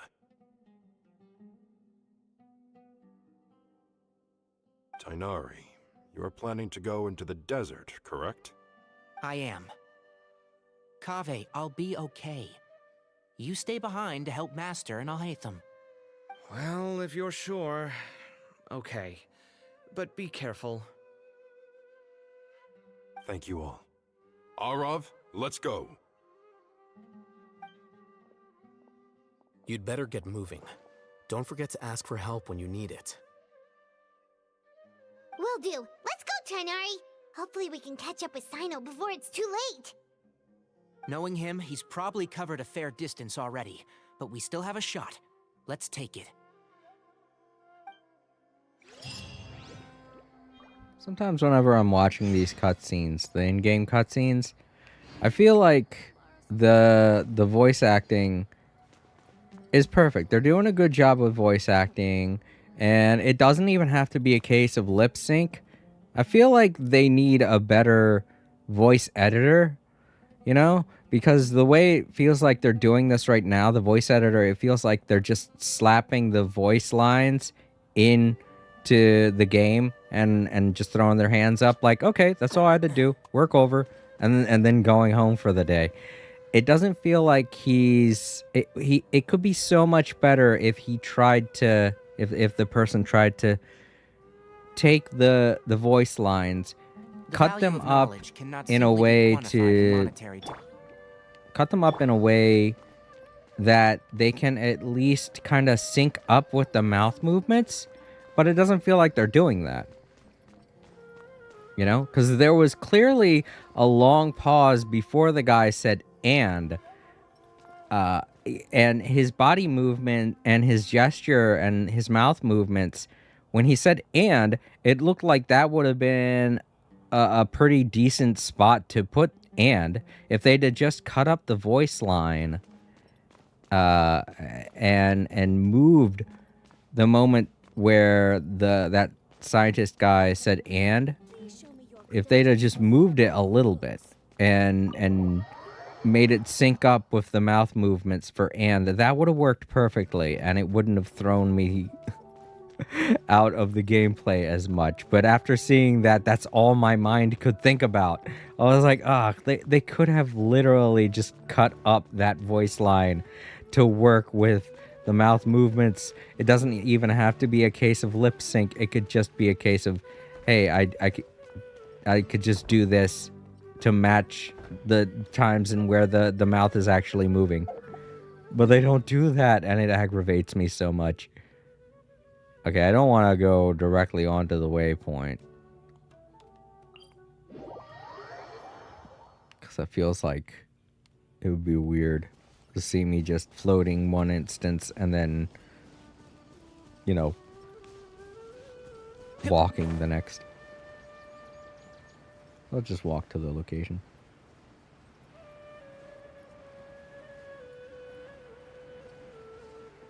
I like how they use this area a lot.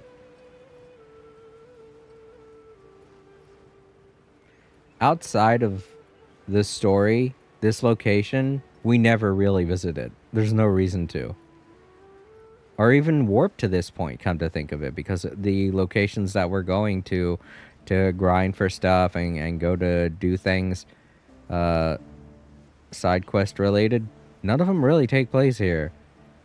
So it's good that they at least use this location for story purposes.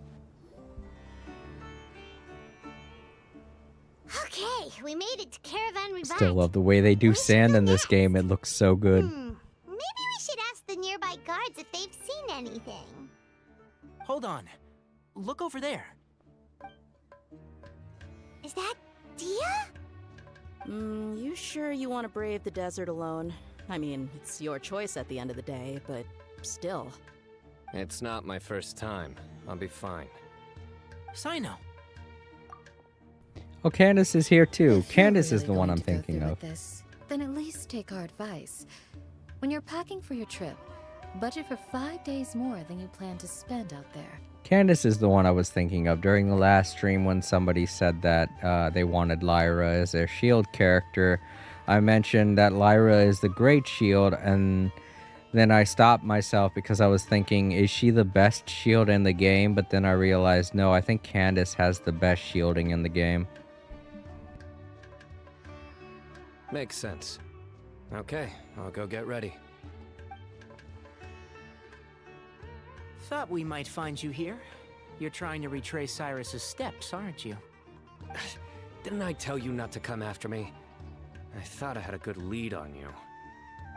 Sorry, but we never agreed to that. Why would you go off on your own like this? Nothing personal. It's just a complex situation. And I'd rather not involve anyone else if I can help it.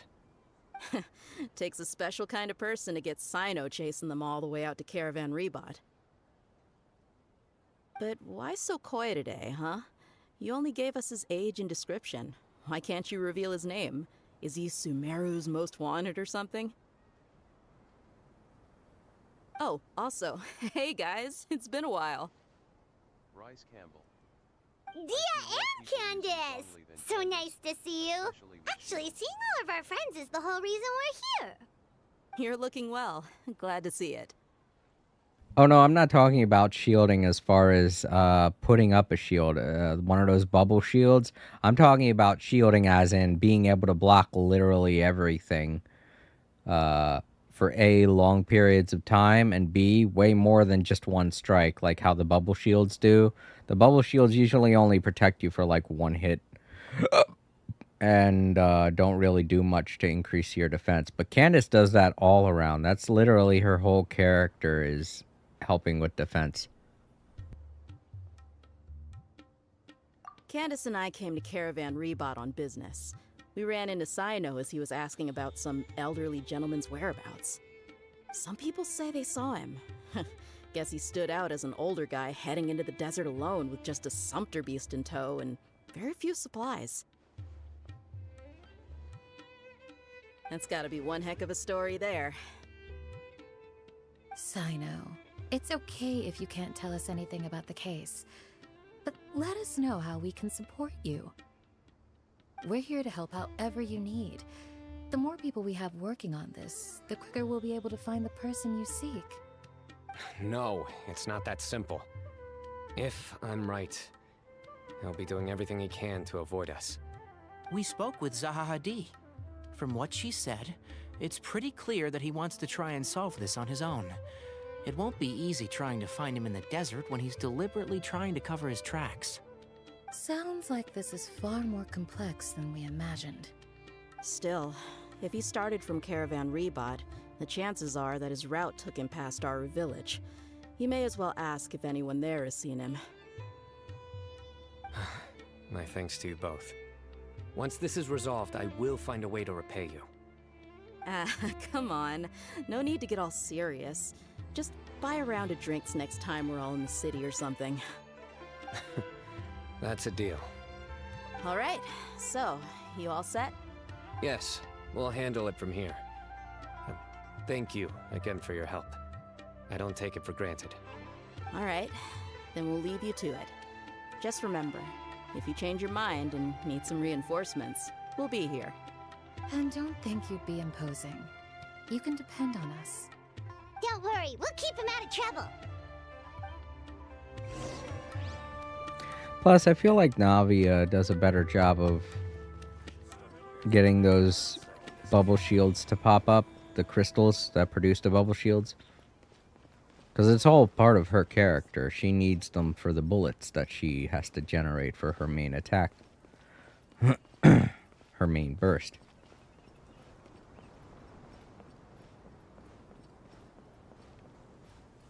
But don't get me wrong, Zhongli is great in terms of attack as well as defense. But if it has to come down to someone that's all defense, then I would definitely pick Candace.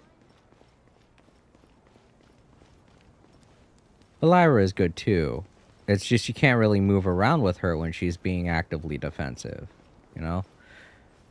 She has a passive attack that she does while she's defending, but it's not that strong. And then you have to wait a little while before it builds up. So there are downsides to using her defenses, while with Candace, hers doesn't really have any downside. It's just that it kind of takes away from her attack. But that's not why you're going to use her character. You're going to use her character for defensive reasons, to protect the other characters. If I had to describe her, to relate her to like a Fatui character, she's like that one Fatui member, that one Fatui character that you always see kind of putting up that shield and jumping in front of the other Fatui members to protect them. That would probably be the best way to use her character. Use her like that. Like if a bad guy or a boss has a major attack that can beat the crap out of other characters, Candace's job would be to distract the boss and take that hit, you know? Like A, for example, I'm pretty sure that Candace would do a good job in blocking her her one-hit kill. Whatever it's called. I forget what it's called. The Tensu no Nahaki or something. I can't remember what it's called. I'm bad at remembering stuff like that. I'm really bad with names. Hold on. There's a few things I'd like to clear up. Go on. So, after you left the campsite, we had a longer talk.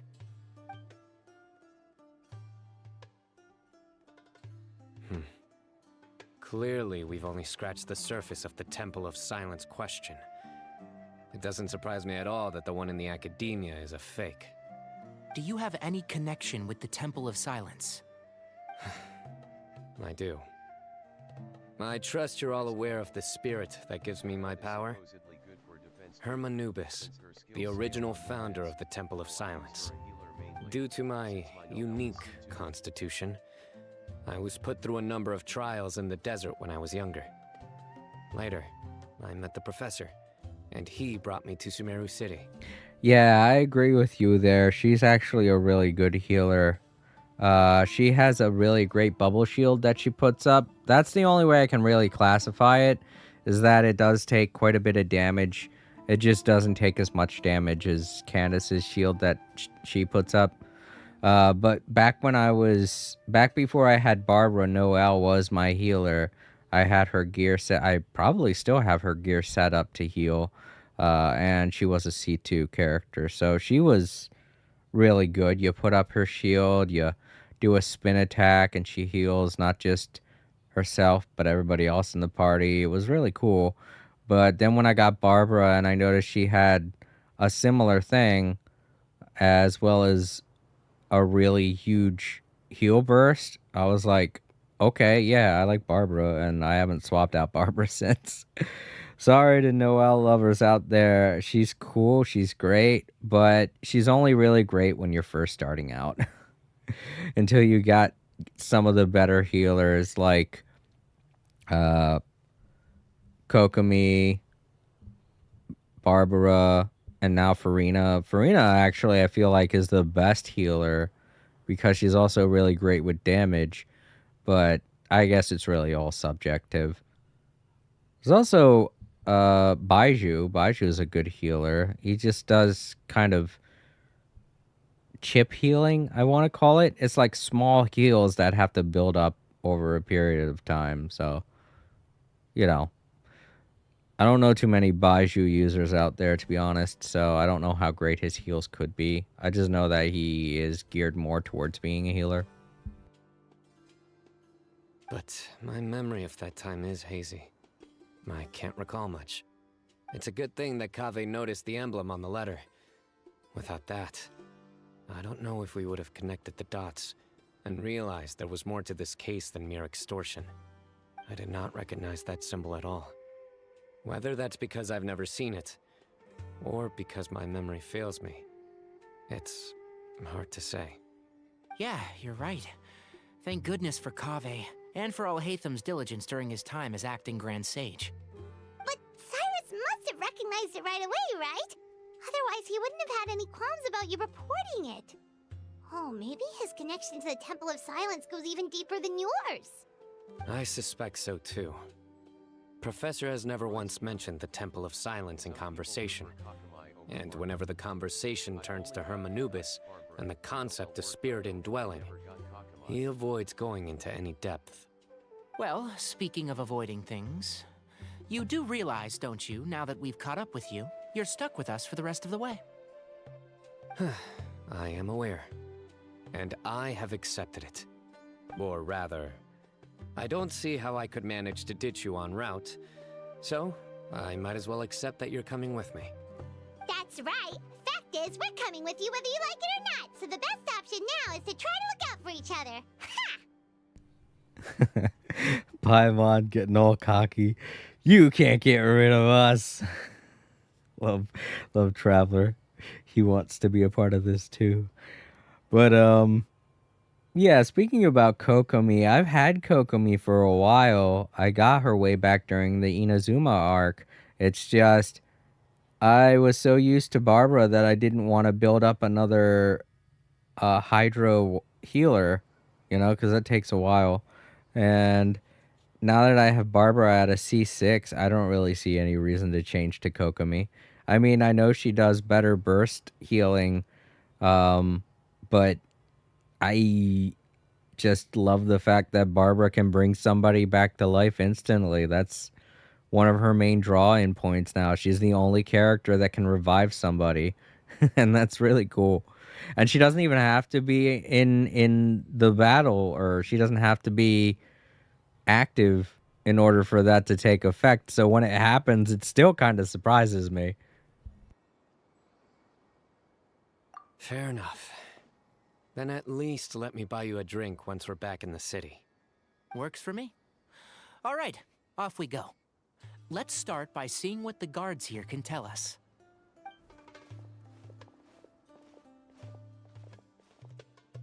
Hello.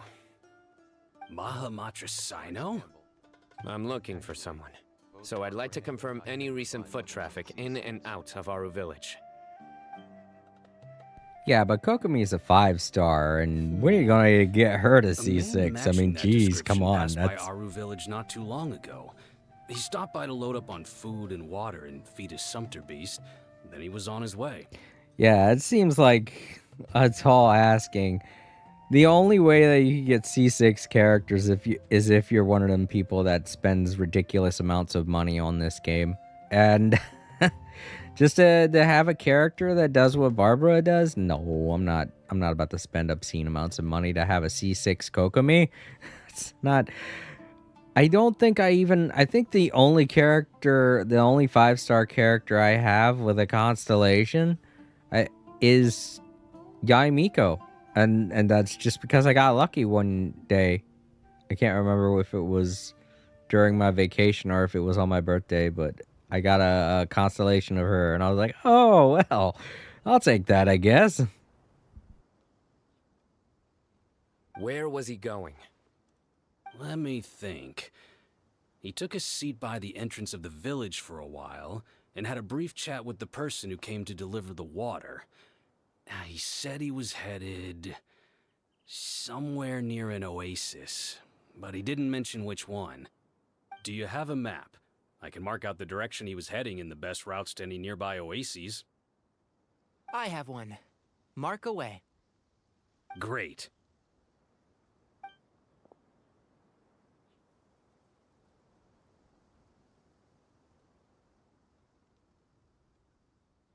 There you go. Thank you so much. You were a great help. You've got a really good memory. Ah, you're quite welcome. Just doing my job.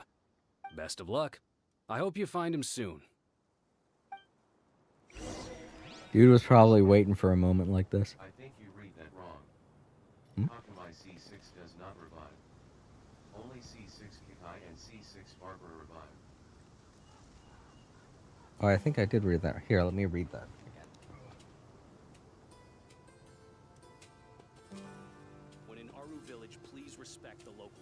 Oh, I did read that wrong. You said Chi-Chi, not Kokomi. It's just the way that text-to-speech reads it off. I thought it was going Kaka. You know, the K sound was in there. So it wasn't Chi-Chi. It was Kiki. And I was thinking Kokomi. But, yeah, text-to-speech definitely didn't help with that. But still, Chi-Chi is also a 5-star character. So... let me see. I do have a Chi-Chi. Does she have any other constellations to her? I haven't been using her that much. Not only that, but Chi-Chi isn't all that great with heals. She does very small passive heals. One. I have 2. If you She's press a little leaf easier to between dry get than sheets of Kokomi, paper, that's you for can sure. make an attractive and handy bookmark. Because she's on the banner. But still, she's not a very good healer. She can bring people back to life, but she can't heal as much as Barbara does. So since Barbara can do both, I feel like, to me anyway, this is just my personal opinion, I feel like she's the best healer.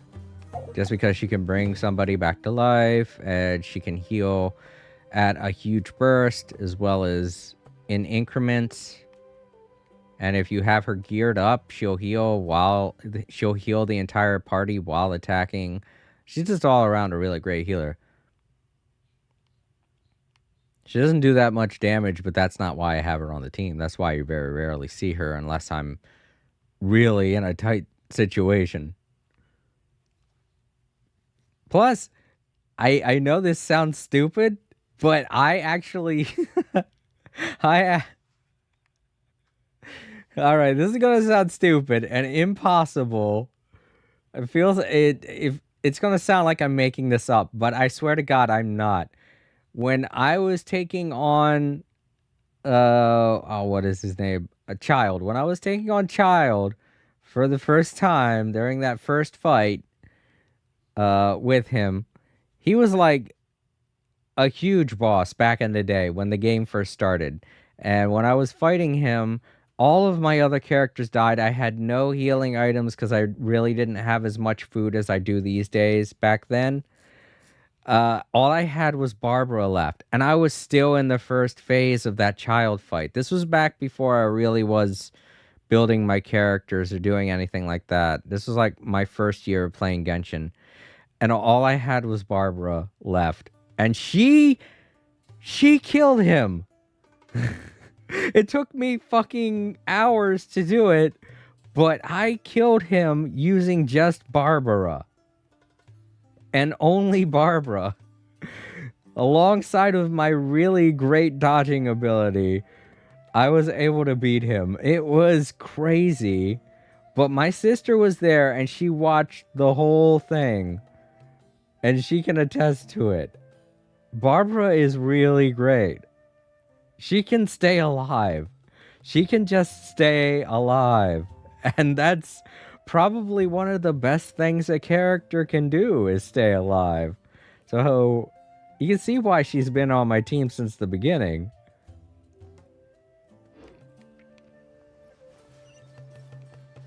That's very important for this game too, because as long as one person stays alive, you can bring the others back if you have food. Captain Draco. Hello.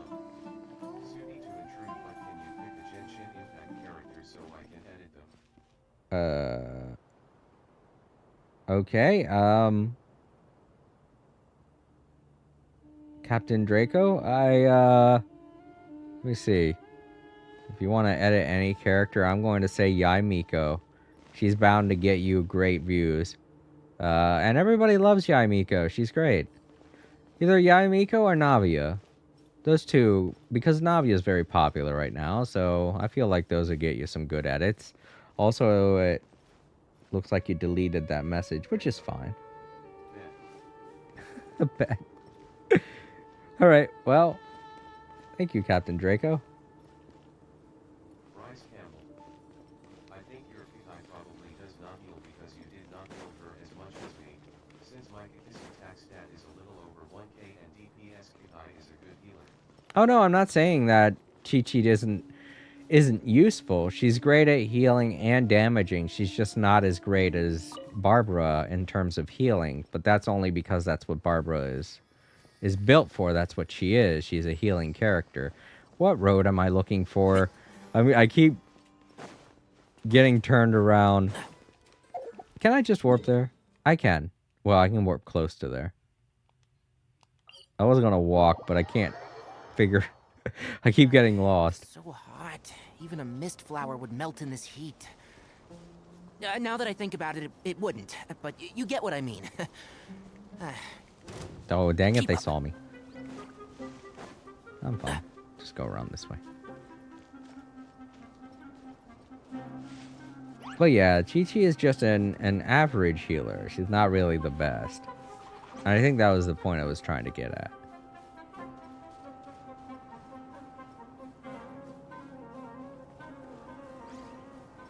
Sorry if it didn't sound like that was what I meant, but yeah. Hold on. I see some people over there. Also, Captain Draco, if you're still there, thank you for stopping by. I want you to have good luck with your edit, with what it is you're making. Being creative is always cool in my book.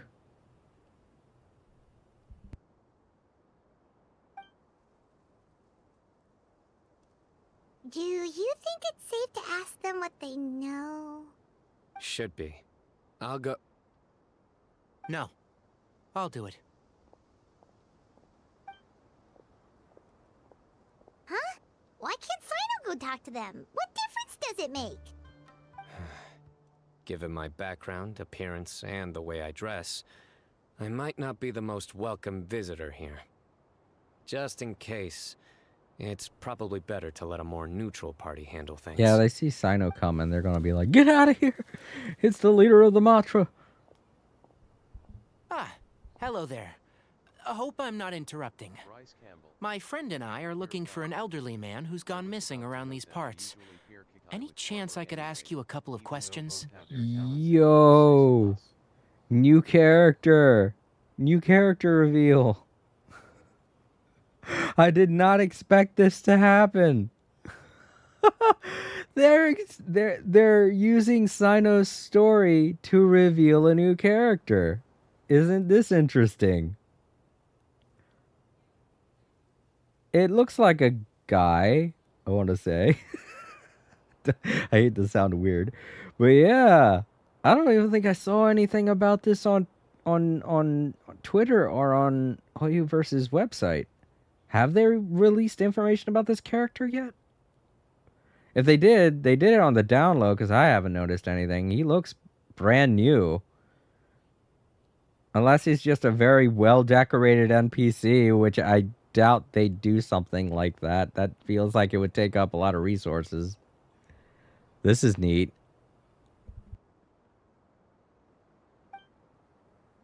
Oh, a missing person, huh?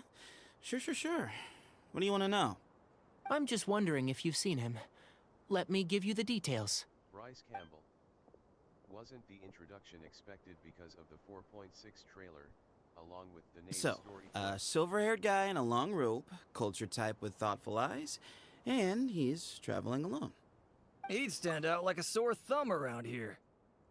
I really must have just barely been awake for that trailer, because I really don't remember anything like this in the trailer. I don't remember there being a new person shown off in the trailer. I can't remember the trailer at all now. Man, my memory must be really going, because I'm having a hard time remembering things that just happened. But cool, new character. Can't wait to learn their name. Yeah, sounds like the kind of guy we'd remember if we saw him. He's looking behind me.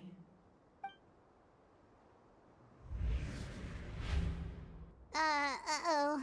That guy's looking our way. Your friend over there stands out a lot, too. Plot twist, he was talking about Traveler. Hey, aren't you Cyno, the General Mahamatra? Yes, that's me. You don't seem surprised that I recognized you. It wouldn't be the first time. Oh, you're the one looking for the old man who's gone missing, aren't you? I have a bad feeling about this guy. Someone's on edge. You don't trust me much, do you? No need to hide it. I understand why you're wary of us. Still, you came to us asking for help. Do you want it or not? I thought you were a group of merchants. Seems I was mistaken. Ooh, so you're saying these guys are gonna fight? Oh boy. Cyno versus new guy. We haven't even learned his name yet. I should just shut up and watch the cutscene. Your henchmen don't look like much, but something tells me they put up a better fight than most mercenaries. Hey, hear that, guys? You're my henchmen now. Suits me, as long as I get paid for it. Just cut to the chase already. I'm running out of patience. All right. Come with me. All of you.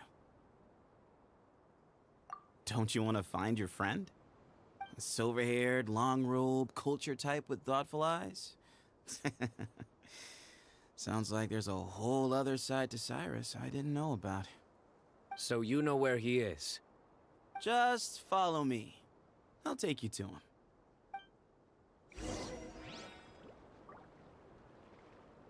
Whoa, okay, hold on. I just picked my controller back up. Hold on, dude. Wait for me. Keep up. Okay, he waits. Mystery man.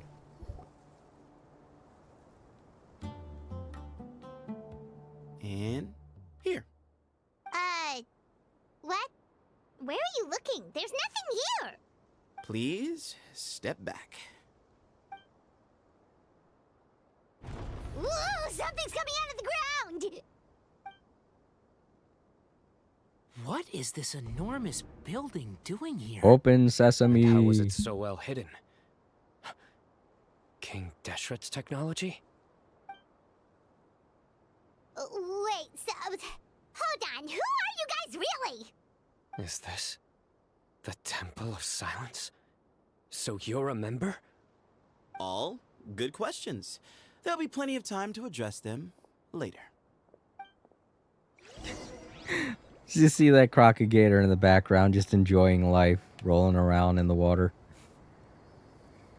To those of you who are wondering, why is there an oasis here? It's because I finished all of Jet's storylines. During the first half of Jet's story, you go to a lot of these oases and bring them back to life by bringing the water back to them as you progress. So to those of you who are wondering why your map or my map looks different than your map, that's why. You have to do Jet's story.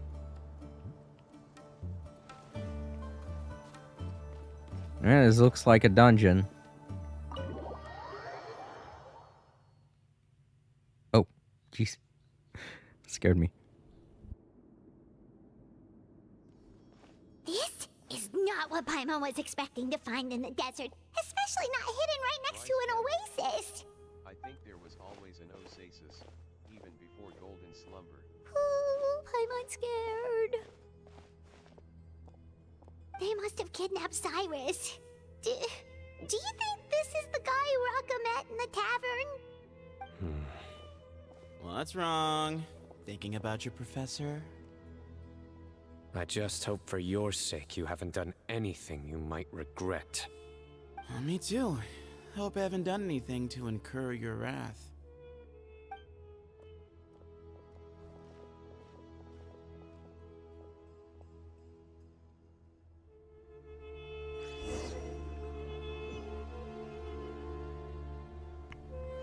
Nah, that and a lot of other Jet stories kind of reveal more to each of the maps as you progress through them. Like, for instance, during the second story, there's an entire stretch of land that becomes available. Like, this whole area down here was all just sand until You go through until you start up Jet's second half of her story. You know, you go through this little area here, which is the camp, the tenant encampment, and then you kind of do a bunch of puzzles, and then afterwards it unlocks all of this here. Same with this area over here with the robot, and this area up here. It's the same with this area down here. A lot of the oases like this one, and there are 3 of them, I think. I think it's this one over here, and maybe this one or this one. I can't remember which one, but those oases unlock as you progress through the first half of Jet's story, and it's the same way up here.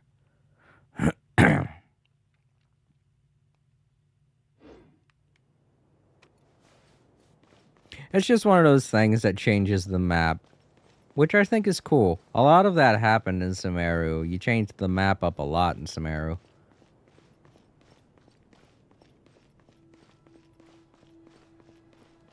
Alright, so what do we got going on here? This isn't really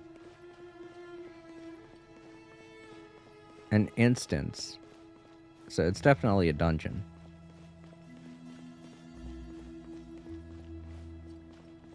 Bryce Campbell. I think you could. I had many of the waypoints unlocked before tackling Golden Slumber. Well, I'm not saying that you couldn't unlock certain... I feel like that was something that you could always do with this part of the desert. Find all of the waypoints. Because I remember doing that too, finding a lot of the waypoints. But in terms of like this part of the map and this part of the map, a couple of the waypoints you couldn't find until you did certain parts of the story. And we all know that most definitely a lot of the points of this part of Sumeru you couldn't really take care of until you started up the Aranara storyline. Especially Aranara. Couldn't go through there. You couldn't go through this area here. You had to go through the Aranara storyline, which is probably another reason why I hated the Aranara storyline. It was annoying for that fact too. You couldn't unlock a lot of the map until you did it. But I think that's another reason why I like Jet's story so much, is that they didn't put so much behind it. They didn't make it to where you had to do it. It was just there, and you could do it whenever you wanted to. You know? I think that's why a lot of people like Jet's stories, because they didn't make it a huge deal. They didn't say, you gotta complete this. It's just a really good story that you can easily miss if you're not attentive to the game. Alright, I'm going to the center. I think there's... Oh, yep, there's going to be a cutscene. Alright, you can wait here for now. I'll inform our leader that you've arrived at the Temple of Silence. Sit tight until he comes to greet you.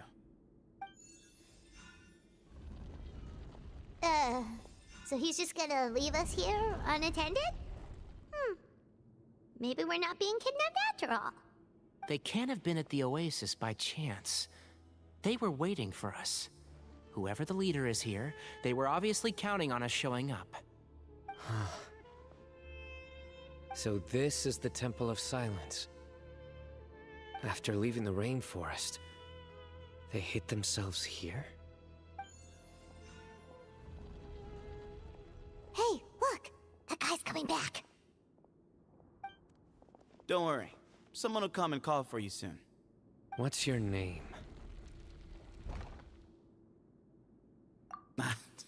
Sorry, guess I was so delighted to see you, I forgot to introduce myself. My name is Sethos. I'll be here if you need me, but I'm not planning on answering all of your questions. Other than that, you can occupy yourselves however you see fit. So we're free to explore by ourselves? Yep. I mean, I'm not worried about you running off. Cyrus is here. And unless I've misunderstood, you're all quite anxious to see him again. He's right. Well, if we've got some time, we might as well take a look around.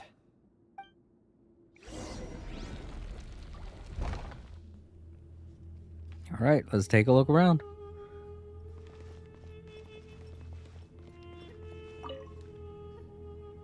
never imagined that the true Temple of Silence would be hidden somewhere like this. We've passed through these parts before, but Yeah, we did. never noticed I anything. know. That's King Deshret's technology for you, I guess. It borders on the miraculous. Amazing to think that it's been preserved intact all this time. Yeah. We should be wary of our hosts. Still, at this point, we can be confident that the professor is safe and sound. So that's something. That's another thing you learn about by playing through Jet's story, just how interesting Deshret's technology was. Like, he hides an entire, like, these whole pyramids, this whole pyramid and stuff, it's all hidden until you complete certain requirements during Jet's first playthrough for her first story. And it's like, dude. Secret stealth technology existing way back when. Oh, it's over here. So his name's Sethos, huh? I wonder what element he is. Maybe we could look at him and try to find a... Oh, he's Electro. Okay. Well, I wasn't expecting that, given all the stuff he's wearing. I thought he kind of looked like he would be a Geo character, but nope, Electro. Hey, Sethos. Have you got some time to chat? Sure. Although, I'm assuming by chat, you mean you have questions for me? I don't blame you. Anyone else would. Not often. The Temple of Silence is a place of quiet and solitude. We don't get too many visitors.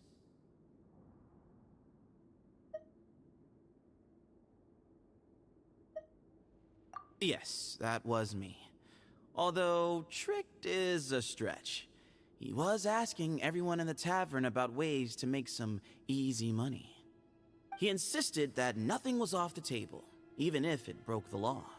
So, I told him that Cyrus had embezzled a large sum of mora from the desert. Ah, so he's the one. Okay, so Cyrus was... Well, then that whole situation where Cyno was accusing the kid... So yeah, that whole situation was pretty messed up. He was blatantly accusing that kid of all kinds of stuff. Yeah, I know, it all actually happened. It was all true. But they were all very baseless accusations. He was just talking about coffee that he had spilled on his hands. He even said what was it? Man, that only happened just a minute ago. That's what I'm saying. My short-term memory is getting really bad.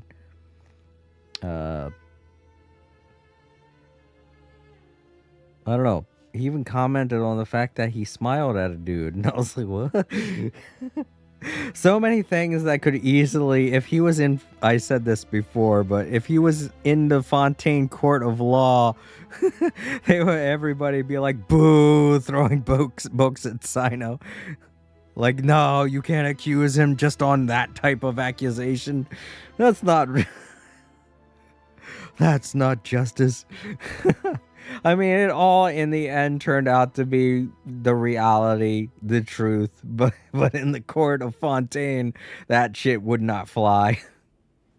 Oh well. So yeah, I was thinking that maybe Cyrus put him up to it, but no, that dude just went all stupid and decided to do all that on his own. Wow. Man, poor kid, just looking for something dumb to do. I don't know. Not even poor kid. I meant poor Cyrus. Here I was thinking that he was up to something. Maybe he wasn't. But there is a reason why Cyrus is out here, and I guess we're going to find that out soon. So you framed Cyrus for a crime that he did not commit? Okay, so he did frame Cyrus. So this guy is messed up. What? No. What? That's not entirely true. Let me jog your memory. The letter just said that he had uncovered Cyrus's secret. It didn't say what secret that was. Oh, because he's a member of this organization, is that it? Oh. Is my thing not working? I can't hear. Oh, there it goes. How about if they took it to the court of Ace Attorney instead of Yes, the Court of Ace Attorney. I'm pretty sure everything that Cyno just did was against the law way back then when he was accusing that kid the way he was. It just legitimately wouldn't fly in any court. They'd be like, "Oh, you want to frame this kid for what? Smiling at a guy, getting coffee spilled on his hands, and God damn it, I can't remember what the third thing was, but I know it was very. It could easily be turned over in the court of law." But yeah, it turns out this whole time this dude kind of set up Cyrus to get accused of something. That feels a little wrong too, if I'm being honest. It feels like this kid, I mean, all in all, when it comes down to it, the kid was looking to do bad stuff. So I guess he is mainly at fault. But when a kid comes to you and he's like, "Hey, I want to do bad stuff," you don't just tell him how to do bad stuff, Sethos. That's wrong in itself. Like, I don't know. This whole story arc has so many convoluted and very mid-level morals to it. I don't know what to think. Of course. Uraka was a great accomplice, really. Very cooperative with a little bit of wine in him. Did exactly what he was told. And not much of an original thinker, though. It doesn't surprise me that he struggles academically. Why did Cyrus leave for the desert as soon as he received the letter? You'll have to ask him that one yourself. Certain things I can't answer for him. I'm neither judging nor defending him. All you need to know is that he recognized our emblem, and it was his own choice to take the bait. Gee, I don't know. Sethos, it feels like every word you say just keeps digging you in a deeper grave in terms of first impressions here, buddy. What kind of question is that? He's the General Mahamatra. Everyone in Sumeru knows who he is. Right, but back at the Oasis, you can't have known who he was for sure, or you wouldn't have asked him. So, what we're really asking is, have you never seen him in person before? I've lived in the desert my whole life. Guess you could say I've never had the pleasure. Ugh, why does Paimon feel like this guy's not being straight with us? Because he's literally not, Paimon. We've only just met. If I give you all the answers up front, you'll have nothing left to look forward to. Come on. That just makes me not like this conversation. Sethos, you're digging yourself in a deep grave here now, buddy.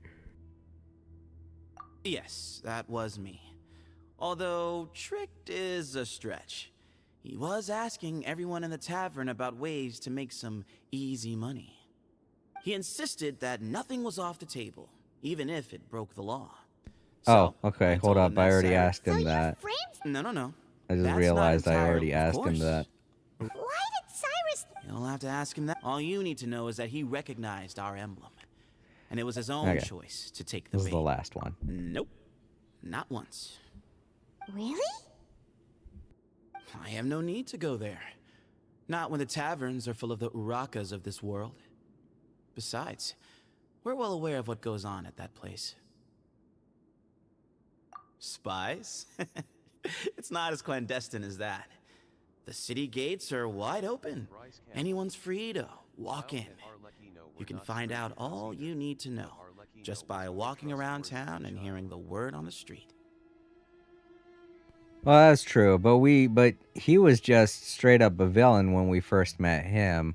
Arlecchino, we didn't really know much about their backstory, but when they were first presented to us, Arlecchino did seem like they had good intentions and such, which is why they weren't straight with us, because we knew about, them being a Fatui member. But their actions proved that they were a good person when we first met them. And then we learned their backstory, and we got even more of a good impression from them. As far as Wanderer goes, he was just straight up a villain when we first met him. He had to do a complete turnaround for his character in order for us to start liking him. But as far as Sethos go, he's just like being super vague, and he's all like, "Yeah, I do illegal stuff." So, and I'm like, dude. I'm like, I'm sitting here, I'm standing in front of him, and I'm like, I want to like you, but you're giving me no reason to like you. Mm-hmm. See, he agrees. Yeah.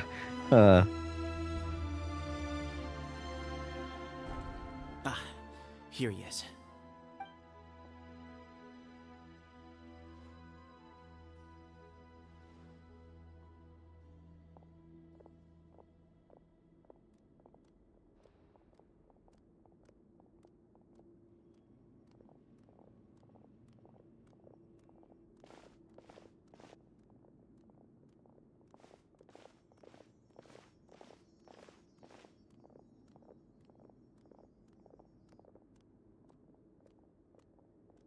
Grandfather, the person you wish to see is here.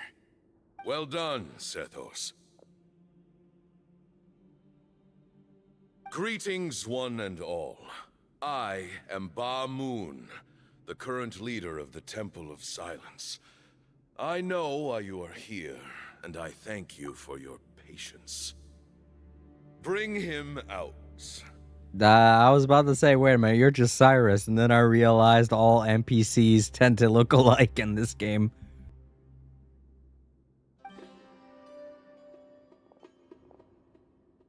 Professor! Cyrus, are you okay? Jesus Christ, the man is old. Why are you doing that to him? Ah, fuck. That just made my knees hurt looking at it. Jesus. Watch what you're doing. Oh, my apologies. We have no intention of causing you distress. But you must understand, Cyrus is of great importance to us. We had to find a way to bring him back to us. Cyrus owes me his life, and to the Temple of Silence, he owes a debt of gratitude. I let him go a long time ago, but now, the time has come to demand payment. I wanted to end my feud with this old bag of bones before you caught up with me, but you got here so quickly. Wow, this all seems a little bit extreme, you know? I feel like we could negotiate, do something, maybe. Everything he's saying just makes me feel like they're about to kill this poor old man. I know he did some criminal stuff, but that doesn't mean he deserves to die. Just leave, Cyno. This is a matter between us two old men. You're all too young to get involved.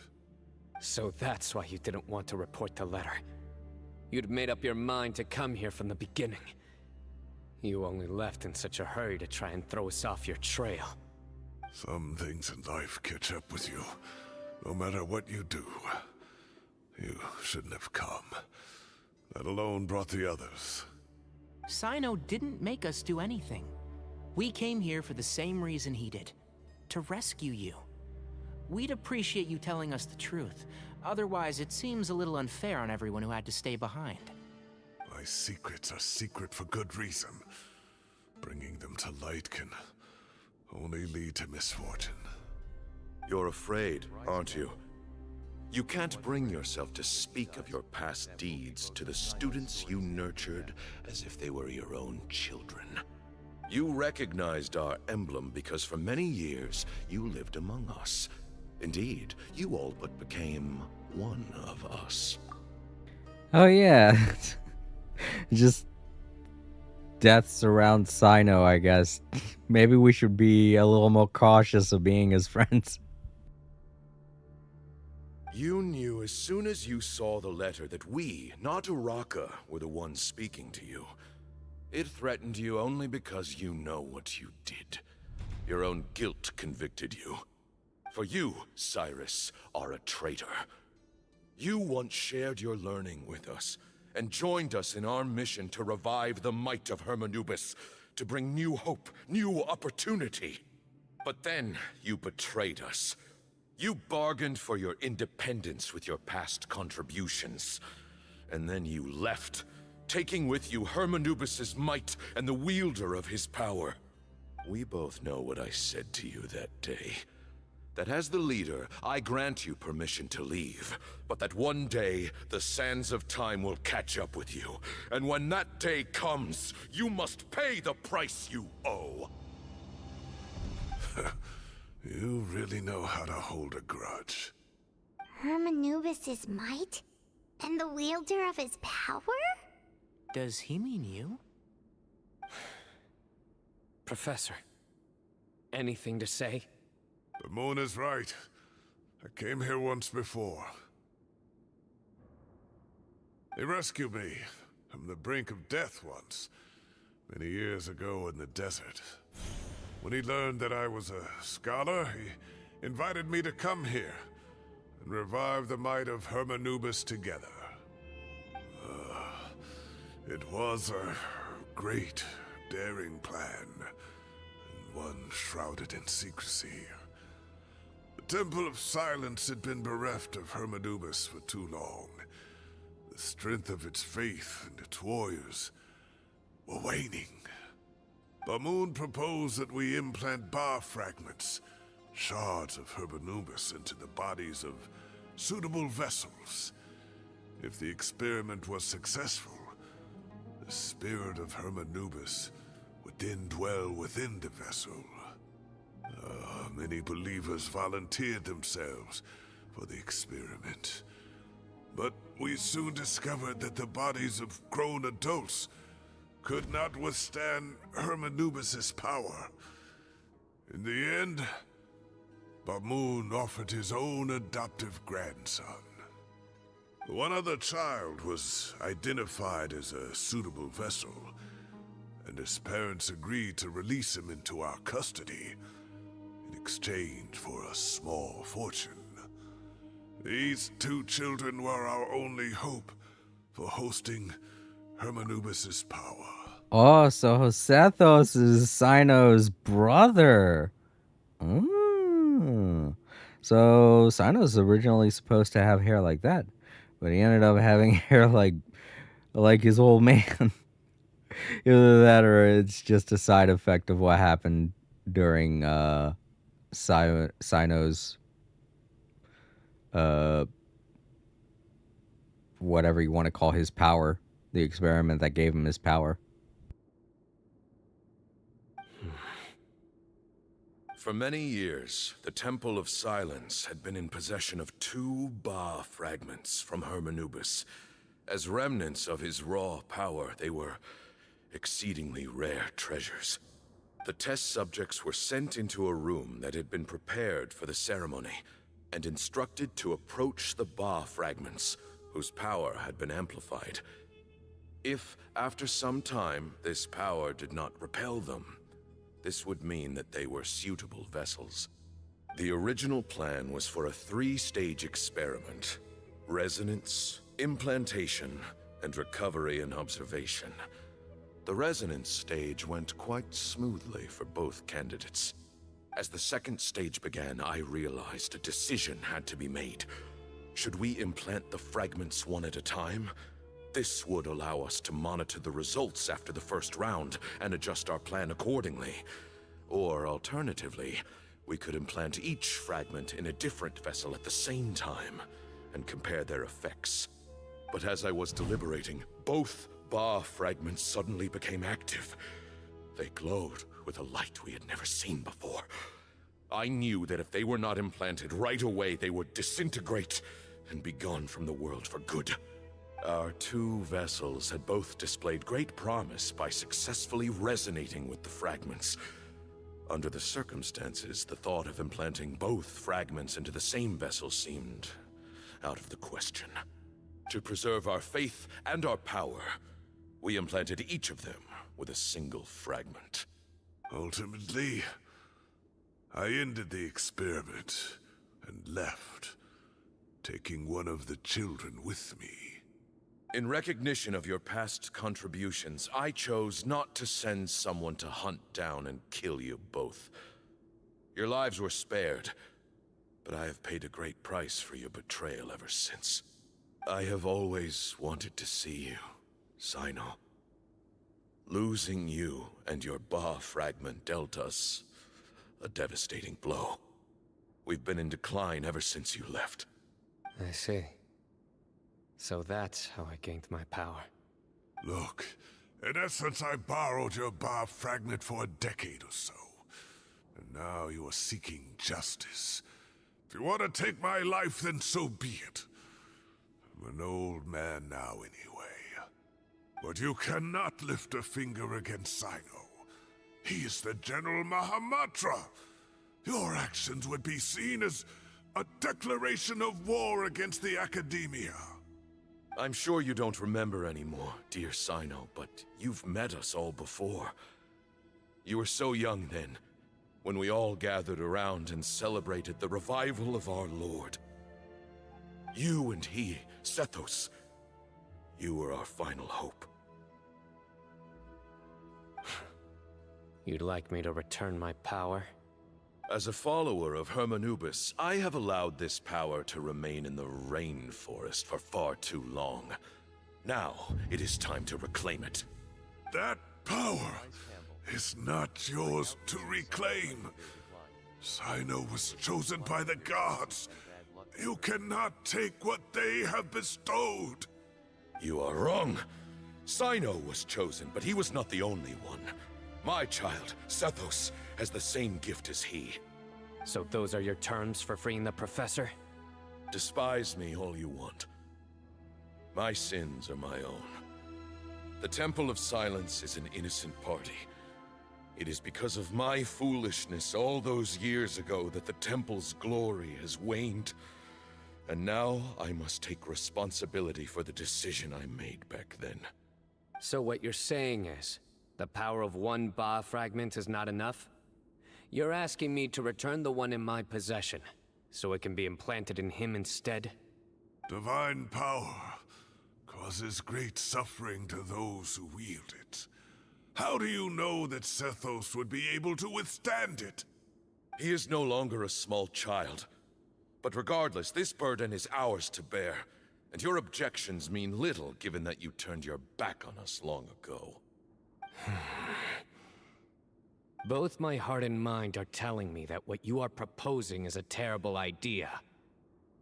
However... Don't listen to him, Cyno. That power is no more yours to give than it is his to take. You have to understand. I know. But if this is a question of your freedom versus a fragment of power, then... there is nothing to debate. Sorry to interrupt, but in my view, there are a number of contentions here that still need addressing. Say that Cyno refuses to return his power, and you also refuse to release Cyrus. Then, we are at an impasse. I find it hard to believe that you went to all this effort without planning for that possibility. You're trying to gauge where we stand while keeping your remaining cards close to your chest. Well, my stance is, put the rest of your cards on the table. Then we can have a discussion. Wait, those ears... So, we have a descendant of the Valukashuna in our midst. Splendid! Fate smiles upon us after all. Everything we have longed for, Hermanubis will provide. Perhaps this very day we'll...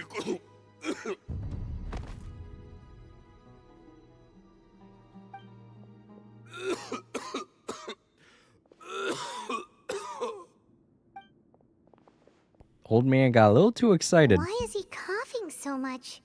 He looks like he's in really bad shape.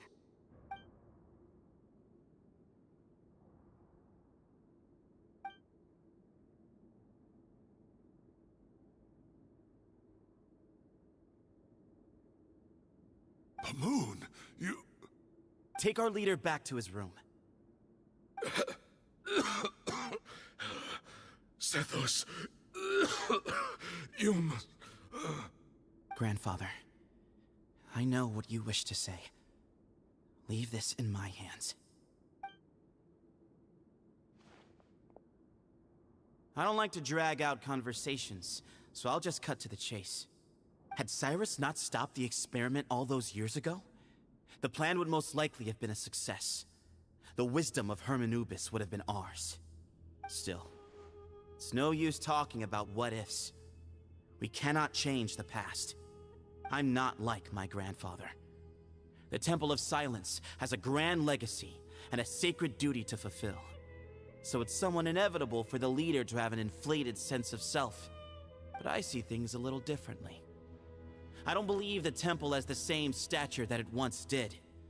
Time has worn away at its prestige and changed things almost beyond recognition. So I'm not going to force your hand. You're all free to leave. Except for Cyrus. My grandfather gave him his chance once. And now I'm giving the rest of you yours. You have courage and wise judgment, kid. Reminds me a lot of Bamoon in his younger years. I truly wish that the temple would take an objective look at the academia of today. You've been to the city yourself. I'm sure you've seen that much has changed for the better. And things will only continue to improve. Why not consider cooperating with the academia once more? If you hadn't betrayed my grandfather, I might well be open to persuasion. But it's a bit too late for that now, Cyrus. Tighnari made a good point earlier. He said there has to be more to your plan than this, and I agree. All you and Ba Moon are after is the Ba fragment. The professor will accept whatever fate you deem fit for him out of a sense of guilt.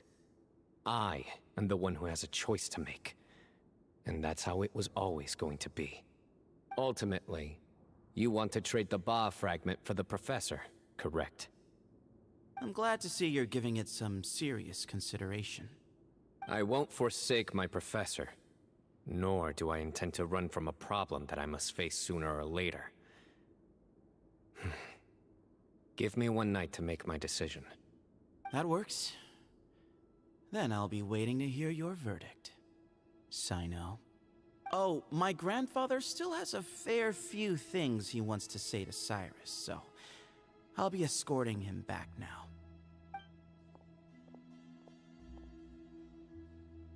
Are you sure about negotiating with him? I need to think this through. Everyone, let's meet again later tonight. Until then, take some time for yourself. Alright, well, don't put too much pressure on yourself, Cyno.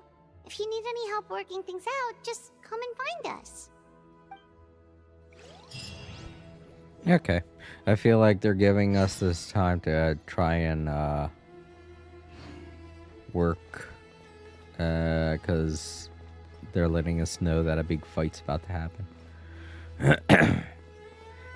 But yeah, a lot of people say this as a joke, but literally, Cyno is just Yu-Gi-Oh!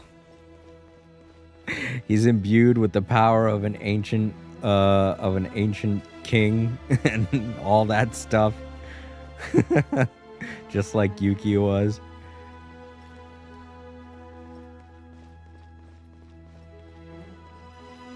Alright, so this isn't really a dungeon. This is more like us going into a building. Just a really big building.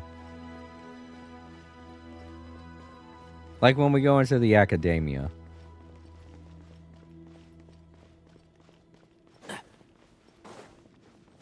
Alright, I kind of don't want to wait outside of the building. Let's just fast forward time. Until what? They said like 2 something. 20 something. Tomorrow night.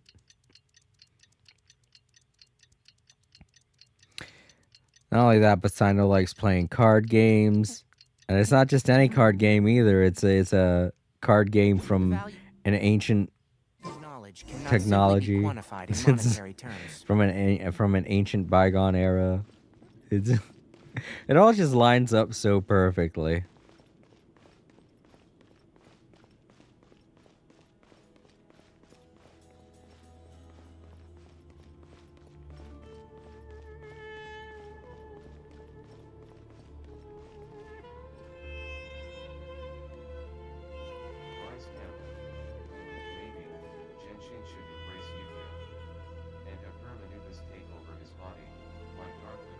Yeah. If that happens, then wait, doesn't that happen whenever he uses his burst? Like he gets a weird purple aura around him. Oh well. Okay, let's see what's happening now. I've taken some time to reflect on this. If I had to guess, Professor Cyrus came to the desert knowing that he would almost certainly never return. He's a stubborn man who tends to double down when he feels strongly about something. We won't get anywhere trying to convince him to escape. I agree. My master Nephis says the same thing. Once Cyrus makes up his mind about something, he won't listen to reason. So that's one thing. A few other things come to mind too. You've heard all you need to hear about the Temple of Silence, so on that, I don't have anything to add. My own memories of this place are hazy, though. Probably something to do with the overpowering presence of the Ba fragments. That might explain why I suffered from constant headaches and fevers as a child. I do remember having some fleeting moments of profound emotion when vague images would appear in my mind. But I don't recall much, only bits and pieces. I was still young then, and all I could understand was that there was a strong will inside my mind. Thinking back on it now, I suppose it was Herm Anubis' way of trying to encourage me, even if we couldn't communicate. The power that came to inhabit my spirit was probably one of the cornerstones of their whole faith. So if the will and might of Herm Anubis is a real, intangible thing, and they are its rightful worshippers, then... You're not gonna give in to their demands, are you? Surely there has to be another way.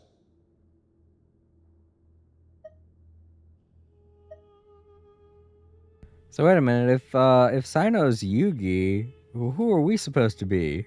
We're supposed to be oh, what is his name? I can barely remember the Yu-Gi-Oh series. Yugi's friend, the kid with the blonde hair.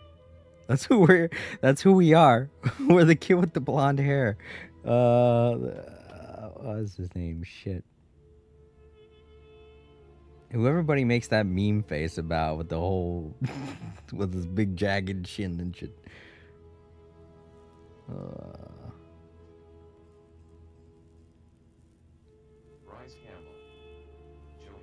Yeah, Joey. That's who we're supposed to be.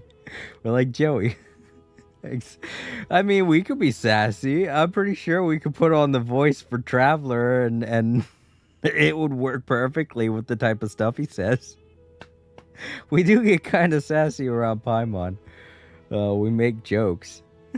Just gotta give him a Boston accent. That's it.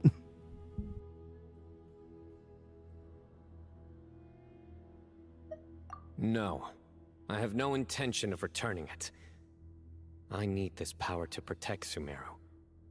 But the temple has the right to make the final decision over its fate, since it belongs to one of the 7 pillars of King Deshret. So I will challenge them head-on, and win the right to wield this power for myself, fair and square. This reminds me of something Alhaitham mentioned to me just before we left. He said that the Temple of Silence was originally founded by the ruling elite of the day. Traditionally, such organizations are bound by a strict and ancient code of nobility. Kaveh has made similar observations about the desert tribes from his work trips there. He says many of them have their own internal rules.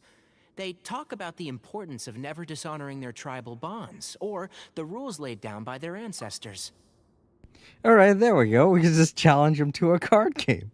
It'd be Yu-Gi-Oh! Like an episode of Yu-Gi-Oh! Just gotta trust in the power of the cards. But given what you already told me, Bryce, they're gonna fight. It's gonna be a different outcome. There's gonna be a challenge, but it's not gonna be a card challenge. I think we could turn that to our advantage. Go back to them with a proposal of our own. Wow, and just like that, we've turned the tables on them. Looks like we have the same idea. Turn it back on them now while we still can, in terms that they cannot refuse. That's how we win this. Great. And I know just how to start the conversation. Let's go find Sethos. We'll tell him that I know a thing or two about medicine and would like to take a look at his grandfather's condition. I guess Tanari would be that one girl that usually hung out with them too, the red-haired girl. Yeah. Tanari would be like, I don't know, I can't remember her name, or if her hair was red or brown, I can't remember, but that would be who Tanari is. He's the one who's coming up with the more sensical ideas and stuff.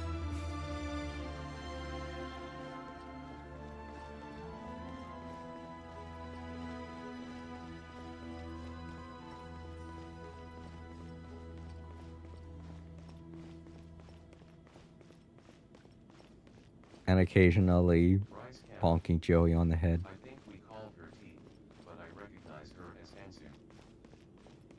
Ah. I can't remember. It's been years. It has literally been decades since I watched Yu-Gi-Oh! And I wasn't that much of a fan of it either, so... Sethos, let's talk. Have you made up your mind? We'll get to that, but first, I have some degree of medical training, so I was wondering if you might let me take a look at your grandfather? Also, if you're wondering, the reason why I know most of this stuff about Yu-Gi-Oh! Is because my sister really loved the show. She has a lot of Yu-Gi-Oh! Cards. She has a Yu-Gi-Oh! Video game. She really liked the show back when it was running. I don't think she's seen every episode because not a lot of them aired on television over here in America, but yeah, that's why I know what I know about Yu-Gi-Oh! I have no objections, although we do have our own doctors here. I doubt you'll be able to tell us anything we don't already know. Only one way to find out. Follow me. Keep your voices down. We don't want to disturb him.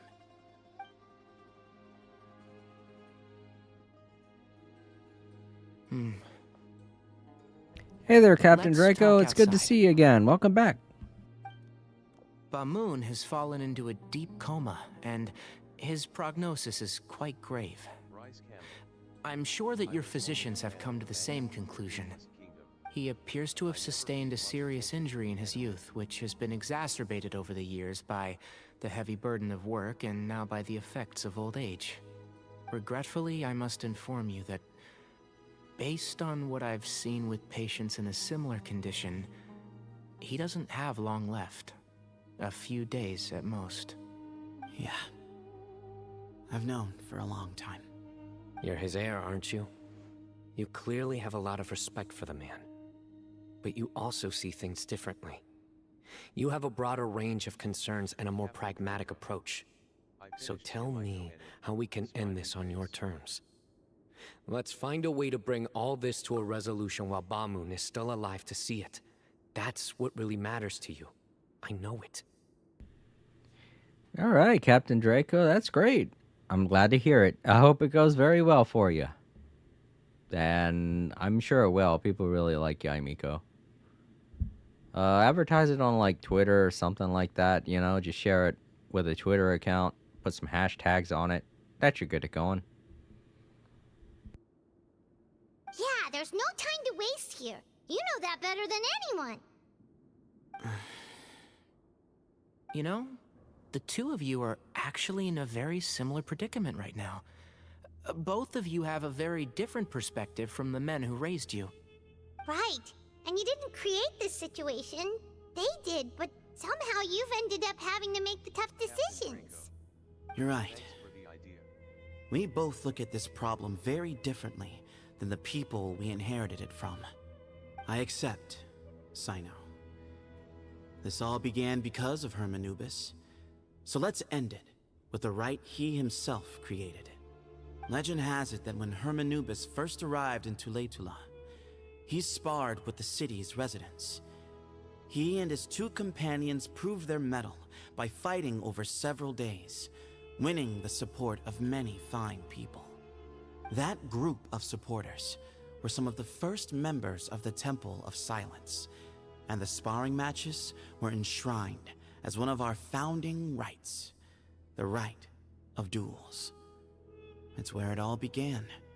Sounds very fitting. I'm in. As a fellow vessel of Hermanubis, your ties to the Temple of Silence run deep. So I will permit you to participate in this rite, along with your chosen companions. Alright, looks like we're gonna have to do a bunch of fighting. Sorry to cut the story here for a second, but I do have to use the facilities. I'll be back in about 10, 20 seconds, or 20 minutes. I'll leave you all with some music and stuff to listen to, and I'll be right back.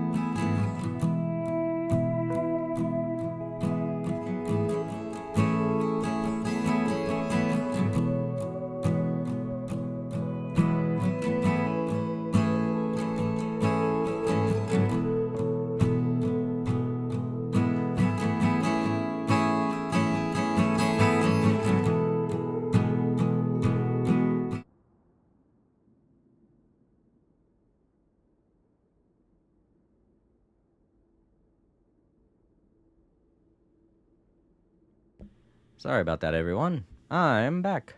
And it looks like we are going to have to do some fighting, so get ready for a bunch of battles. I know I am. 3 against 3. Sounds good. However, I have some additional terms. As the challengers, you must win all 3 of your fights to win. And Cyno, both of us must put our Ba fragment on the line. The winner takes them both. Letting Cyrus leave with one of the Ba fragments was a mistake, made by my grandfather out of pity. It is a long-standing issue that must be addressed for the Temple of Silence to move forward. I can make no concessions on that front. None needed. We're on the same page.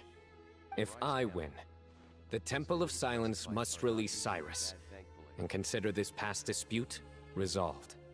If you win, I'll return my power to you. It's a deal. Then let's meet at the ceremonial hall tomorrow evening, 8 o'clock. Okay, 8 o'clock. Talk to some. Oh, okay, apparently it is 8 o'clock. Maybe I just had them sitting so long in that cutscene that it just turned to 8 o'clock, and they're like, all right, well, he's already waited, so. Okay, so now we gotta talk with Cyno to start everything up. If I have to use Traveler, I hope my Traveler's strong enough. I haven't been using him this whole time.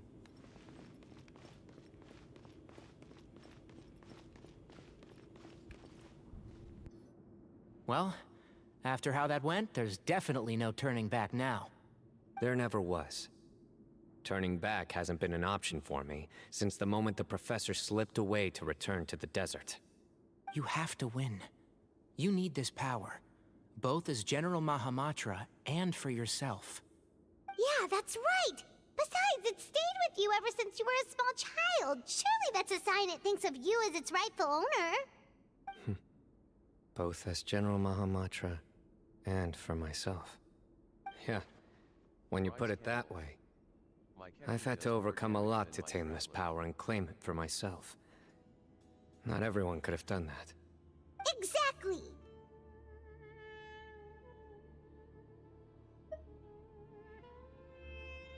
The Traveler and I will never lose. And neither shall I. The desert was home to an ancient and great civilization that, for a variety of reasons, fell out with the civilization of the rainforest. It's just as Dia said. Prejudice has pushed people apart. But there must be personal factors at work here too. I can't shake the feeling that Bamoon cares for many more things than he lets on. And I don't think that Zethos is any kind of villain. He's just doing what he thinks is best. Tomorrow, everything will be resolved. I have to say the strongest form of character is most definitely going to be his Geo character. That's the only one I ever really got use out of in terms of fighting, you know? Because all the other ones, it just seems like they always make them so underpowered. It always feels so underpowered when you're playing as anything but Geo with Traveler, and that's sad. It's supposed to be the main character. Come on. All right. It's fast forward time. Tomorrow at 8.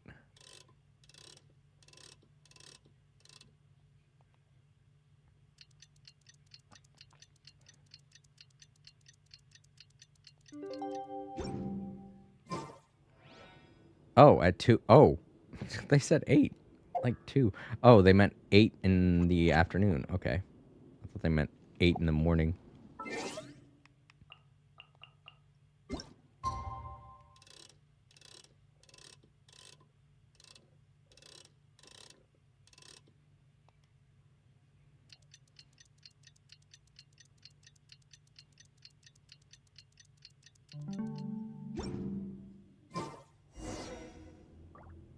Okay, Paimon doesn't have anything to say. That's fine. Go to the ceremonial hall. Keep up.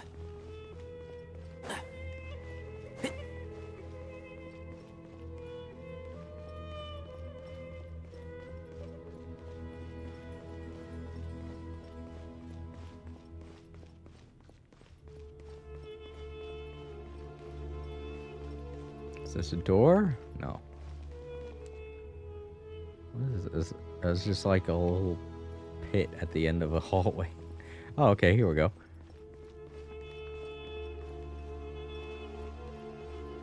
This place is a little more complicated than I thought.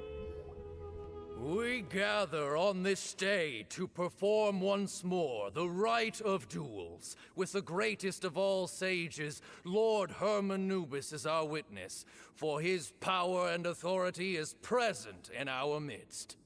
This is our most sacred of ceremonies, and no disruption from the audience shall be tolerated. It is incumbent upon all to observe the duel with the utmost respect and reverence throughout the proceedings. Representing the Temple of Silence, the Defenders.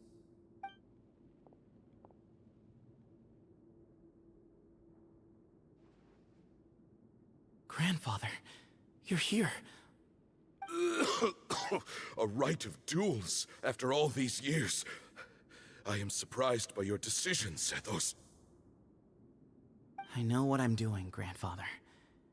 Just leave it to me.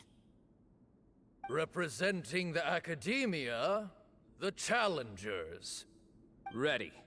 We will fight to have our voices heard.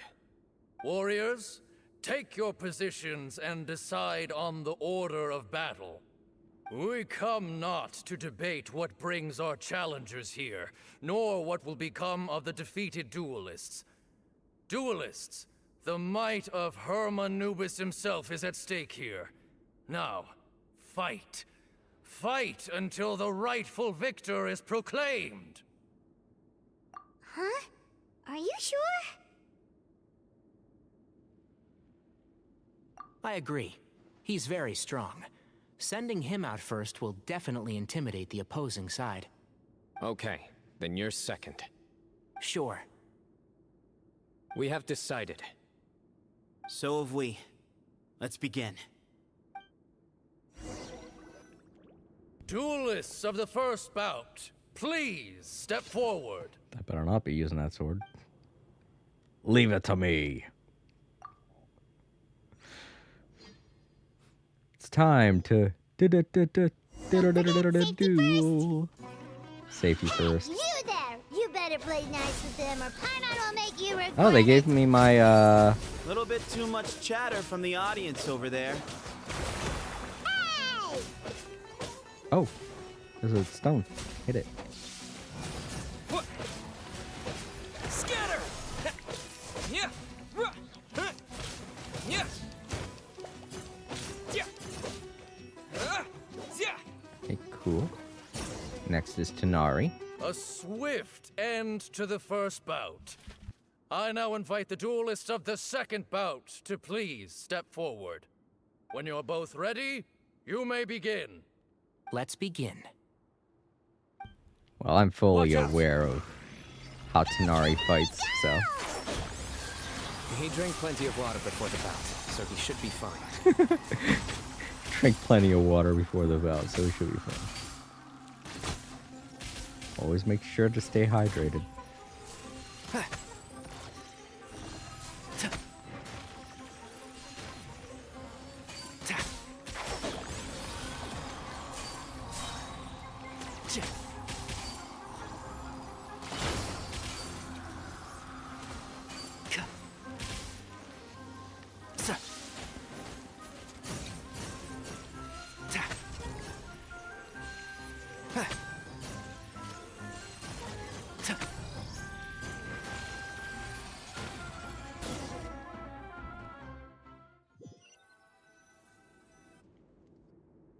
Thus ends the second bout. We will now move to the third bout. Duelists, please step forward. I'm ready. So am I. This is the final stage of the rite. I remind you both that the terms you agreed upon in advance are binding. When you're both ready, you may begin.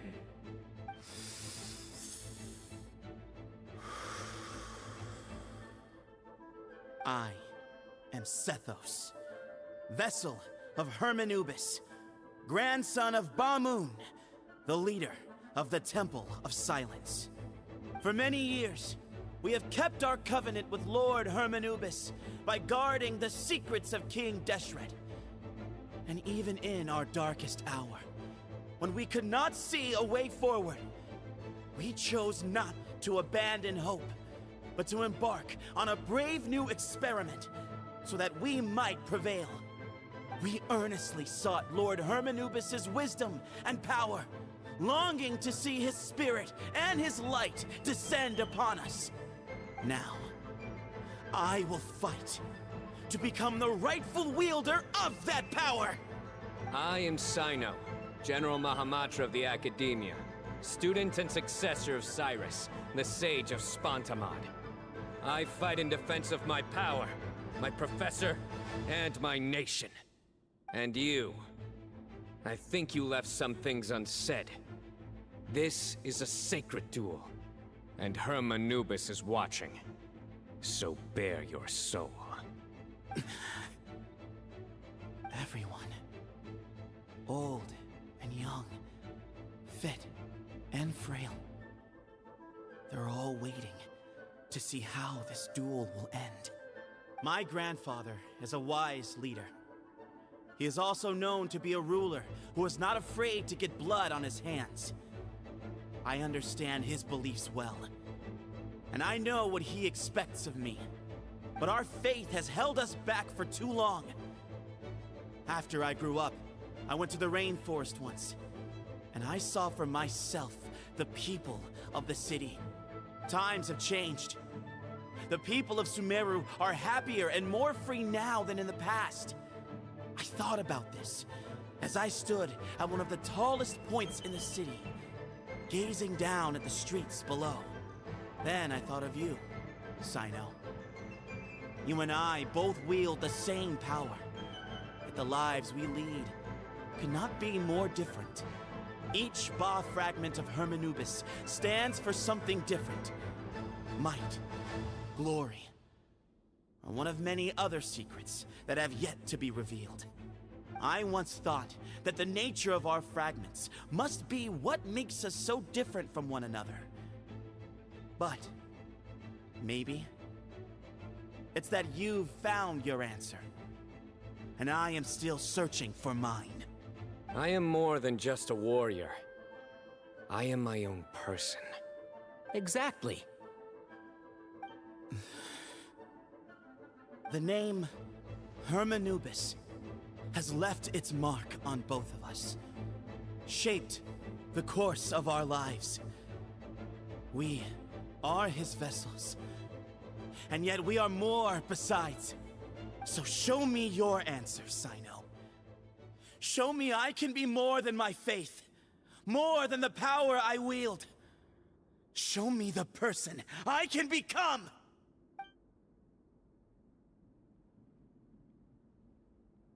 Bring it on!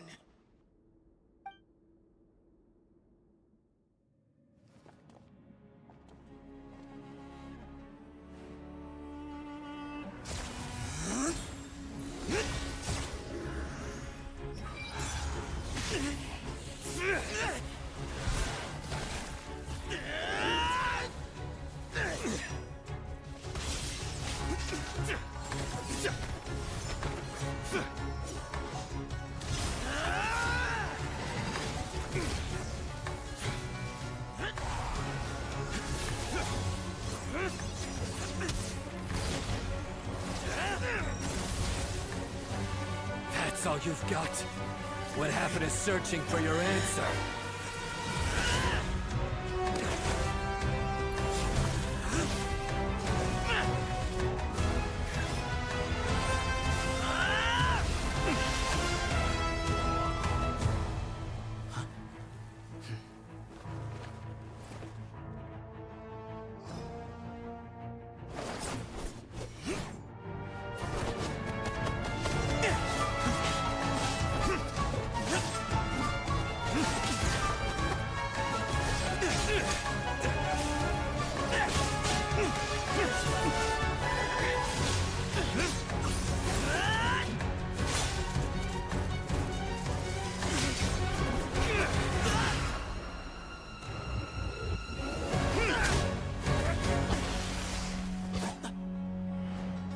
fight's over.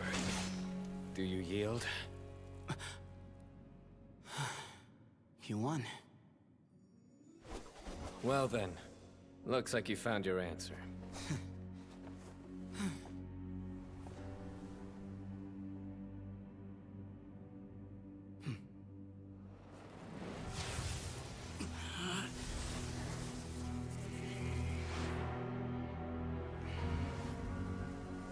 I give his glory to you.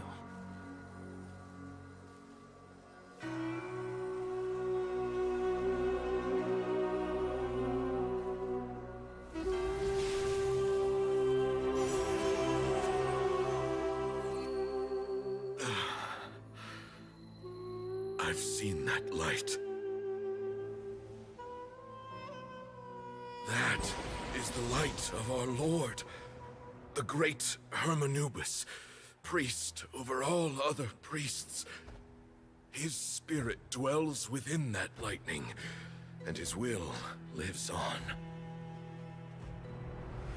Once a warrior of Tynar, he emerged from the barren desert sands to serve the god king Al-Ahmar. After the death of the god king, Hermanubis gathered his followers and the Tynarian priests and led them to the city of Tule-Tula. There, they founded the Temple of Silence, and from that day forth, we became stewards of all knowledge that survived from King Deshret's civilization. Barely a century passed before war ravaged the desert. One by one, Eremite leaders took up arms against each other in battles that would devour what little remained of their civilization. Only the wise city of Tule-Tula was spared under the guiding hand of the Tynarians. But peace did not last. Coveting the knowledge of King Deshret, the beasts set their eyes on Tule-Tula. The king of Gurabad laid siege to the city and ordered the sages to surrender to him the Temple of Silence as proof of his victory. The ruling elite colluded with their oppressors, betraying the temple so as to hold on to their rule over the city. They declared that the knowledge guarded by the temple was the true cause of corruption. These were dark days, and we faced enemies on all sides. Our Lord had long since exhausted his strength, keeping the forbidden knowledge introduced by King Deshret at bay. To ensure the temple's continued survival, he broke his being into many pieces and began the ceremony of Hermanubis' legacy, bestowing his power upon his mortal followers. With this power, the temple was able to defeat the tyrant's army. Yet, we were not hailed as heroes. Strange and unfamiliar as this power was, it struck fear into the people's hearts and drove them to reject us. In the end, the people of the temple and the Tule-Tula Tynarians left the city for good and made their way to the rainforest. What followed next was inevitable. The elite of Tule-Tula fell and were decimated. War engulfed the desert. And we wandered from place to place, always in hiding, all the while keeping close watch over our secrets and staying true to our mission. Betrayal forced us out of the desert and into the forest. Then mistrust drove us from the forest into the desert once more. We have lived in exile for far, far too long. Yet, today, the Temple of Silence has borne witness to the glory of Hermanubis once more. Thank you.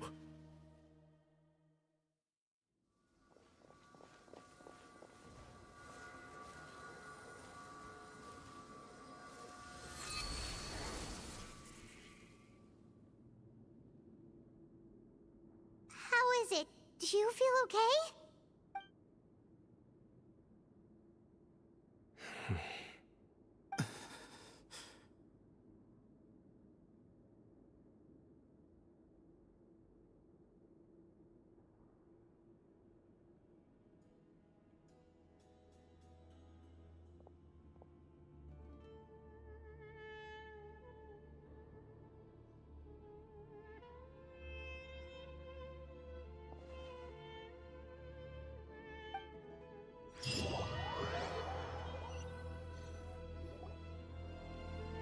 Grandfather.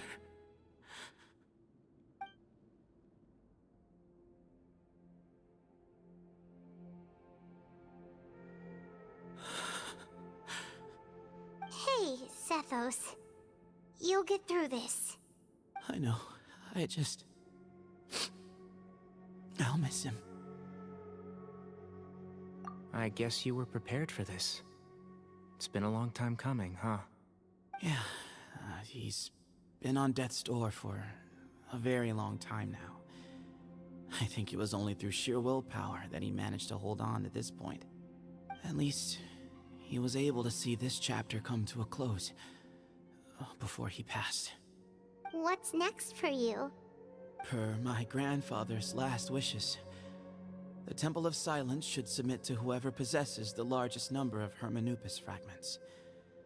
That entitles you to be our new leader, Cyno. But that's never going to work, as I'm sure you realize. I'm the General Mahamatra. I am needed back at the Academia. I did foresee this possibility, and I gave it some thought. The fact is, I know next to nothing about the staff, records, and environment here. As such, I am ill-suited to be your leader, Sethos. I believe the honor should go to you. Were it not for this duel, or indeed if you had other intentions, the Ba fragments would most likely be in your hands by now. I'm sure Bamoon never meant for anyone but you to be his successor. You really think so? I do. Still, I didn't think Bamoon looked very surprised by the final result. Perhaps he had an inkling that this would be the way things end. Well, in any case, since the Ba fragments are with me now, I guess I can call the shots. Sethos, I would like you to succeed Bamoon as the new leader of the Temple of Silence. You are more suited to the role than I, and I have complete faith that you will be an excellent leader. Just think of it as doing me a favor. But doesn't that render everything that we've been through up to now meaningless? No, it doesn't. This experience has allowed us to become friends, which means that the Academia and the Temple of Silence will become partners once more. That's a much bigger deal than you might think, Sethos. You said yourself, times have changed. You have to believe that things can change for the better here at the temple too. I will try. To be honest, I couldn't have asked for a better outcome. Actually, part of me wonders whether Bamoon's intentions from the very beginning was just to create enough pressure to force us towards a duel. That way, no matter who won, one of us would have to surrender our Ba fragment, and the power of Hermanubis would be concentrated in one single person. Had you won, the Temple of Silence would have doubled its strength. And were I to win, he correctly anticipated that I wouldn't suddenly drop everything to become the leader of the temple, much less integrate the temple into the Academia by force. He knew that the temple's future would depend not just on the guidance of Hermanubis, but the support of the Academia too. So he made it his responsibility to ensure his successor would be free from the burdens of the past. His plan meant that whoever ended up succeeding him, they would have an easier time interacting with the Academia. With one single letter, he lured out the professor. No matter what happened after that, it would result in a net benefit to the temple. And here I thought the General Mahamatra wouldn't care for all these trivial details. You're absolutely right. Grandfather and I considered this from every angle. we had to find a way to mend our relationship with the academia. In that sense, the right of duels was just a means to an end. Thank you for everything, Cyno. As a gesture of our gratitude, to those that you and Lesser Lord Kusanali deem worthy, I will grant the honor of access to the Temple of Silence for their pursuit of knowledge. The Temple of Silence has a wealth of information on King Deshret's civilization, more than any other organization in existence today. In times when you need information that only we can provide, we will be here to support you. But you must be exceedingly careful with your selection of candidates, lest you lead humanity to repeat the same mistakes. By the way, Tainari, my grandfather was so happy to see you. You are a descendant of the Veluca Shuna, and we are the heirs to the will of Hermanubis. The story goes that King Deshret chose the sage Hermanubis from among the Tainarians and appointed him as his familiar. He went on to fight many valiant battles with his Tainarian companions. They always stood by each other, from the founding of the Temple of Silence to the fall of Tuletula. Okay, wait a minute. So Tainari's name just is is his race? That's weird. that's the whole Pokemon situation. It's like getting a Pokemon and knowing that it's a Pikachu, and then it's like, all right, so you can name this Pikachu. What'll you name it? Pikachu.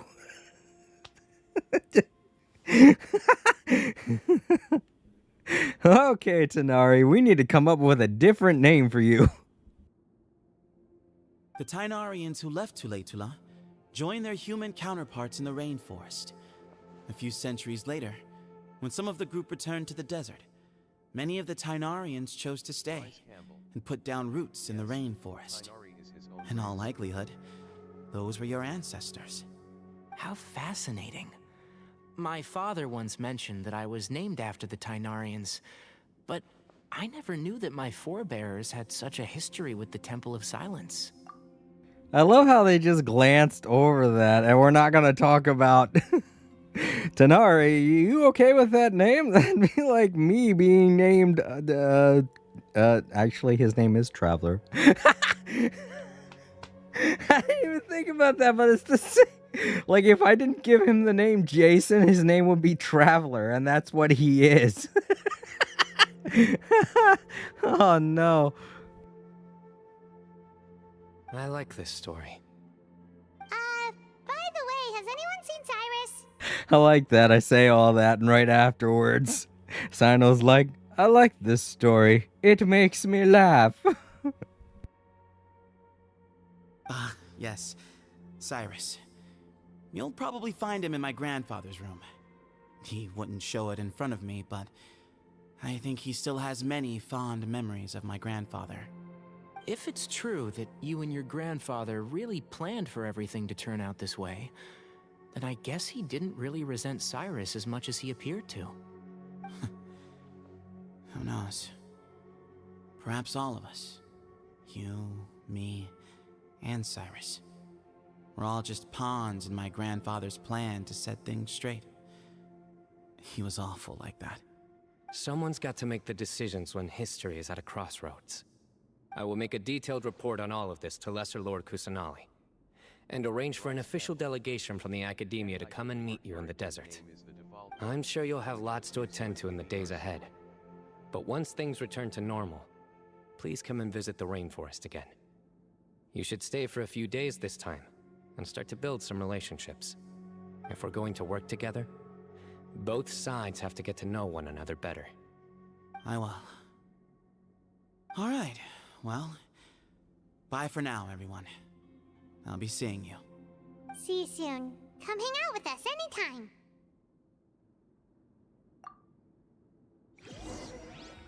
Yeah, I do know that his name is Aether. But like, everybody addresses him as Traveler. Like, that's his name. Nobody ever calls him Aether. And anytime they do use a name, it's Jason, because that's what I named him. So if I did name him Aether, they'd just be calling him Aether. But voice-wise, Let's just say traveler. And I get why, you know, complications in terms of programming and such. But still, it's just Tanari. Are you sure you don't want a different name? Oh. That'd be like if my name was Caucasian. Welcome to Caucasian Live.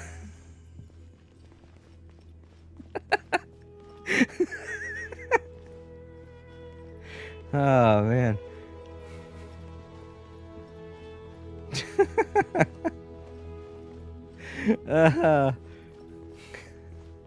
White Boy Live. I'm pretty sure I wouldn't have any subscribers. And if I did, I'd probably have the wrong type of subscribers, you know? It's like far right-leaning people is in my chat, and I'd be like, I don't know if I'm okay with this.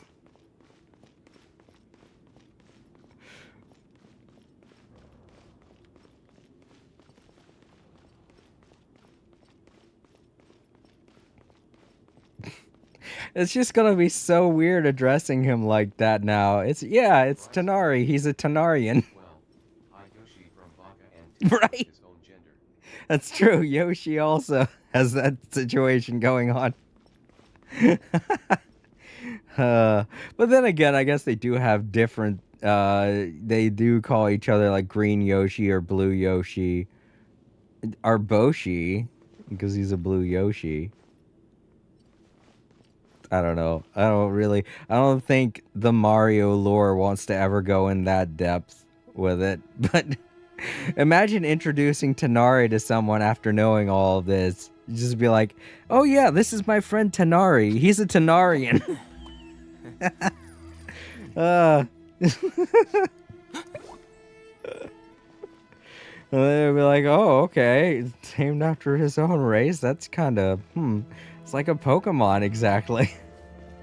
Exactly. It's just like a Pokemon. Isn't that fun? Alright, so where are we going? Ah, we're going all the way back here. I could just warp. Guess we gotta go to the Academia's, the closest warp point.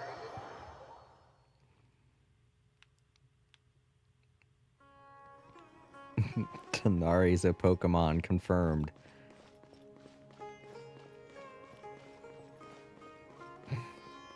Could be worse. He could just say Tanari for everyone, for everything. And we could all pretend to act like we know what he's saying. Oh, right, Tanari. Exactly. We need to go get that mushroom. You are so right, Tanari. He's just like, Tanari. Tanari Nari. No. I can't imagine that. It makes me laugh too much. He says it with the same enthusiasm that he does for literally anything else. Just so droll. It's like Tanari. Tanari. Nari Tanari.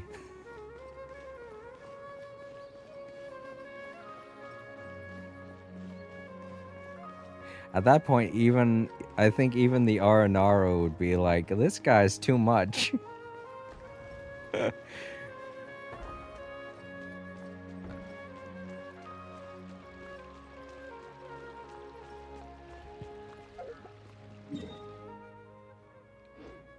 I think I have to go out here.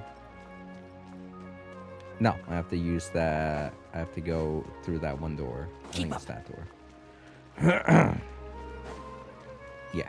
Oh, I don't have to. I just gotta walk to it.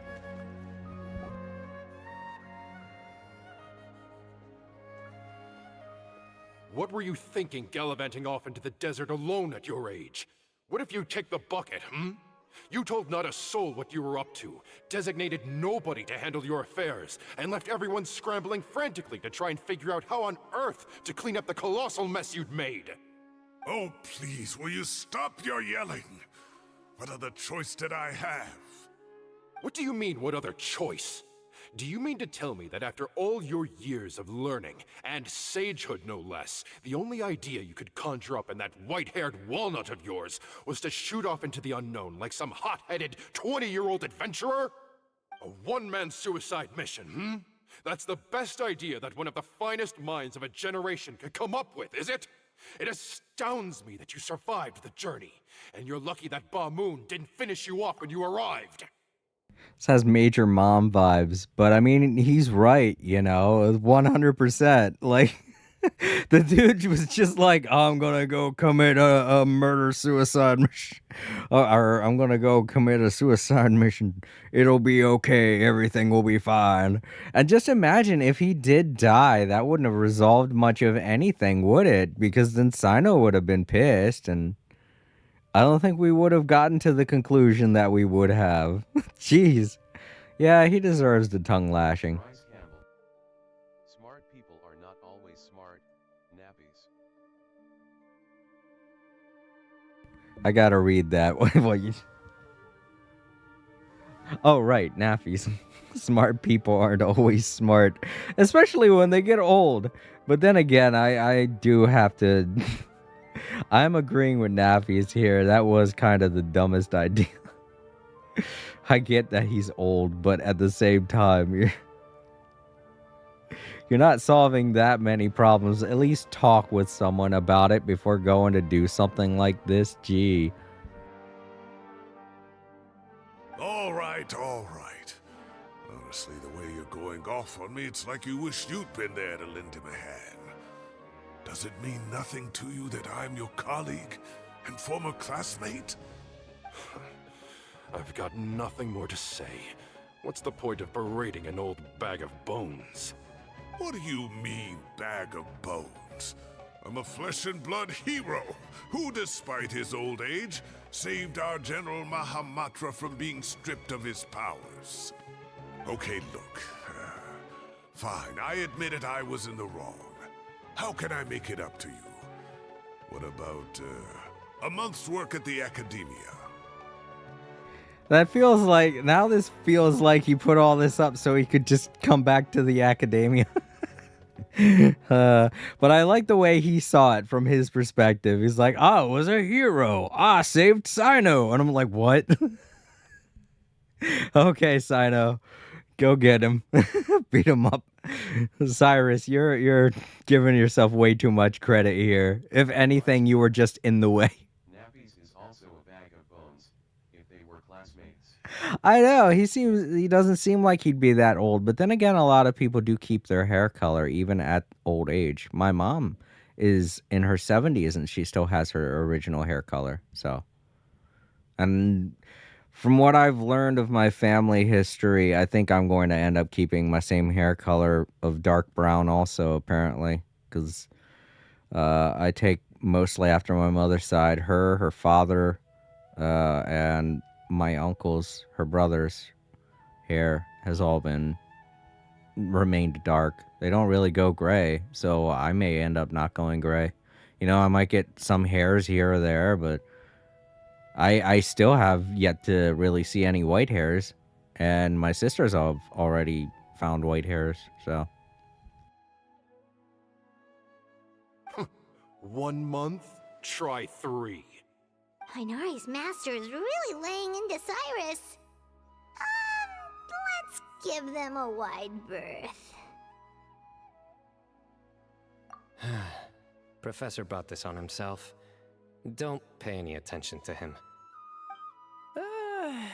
Wow, I haven't seen Master get this riled up in a long time. The last time he chewed someone out like this must have been back when I was still a student. I think I'll go around and update everyone. Tell them the situation's resolved. Want to come with me? We can go for dinner afterwards. My treat. You in? Makes sense. I'm in. Free food is free food. I do like that about Sumeru, though. Every time that they wrap up something, everybody comes together and eats at a table. And I like that. I kind of wish we'd see more stuff like that in other places, Like Mondstadt. They could all hang out at the bar or something. I mean, I realize Traveler's too young to drink, but we could all be there.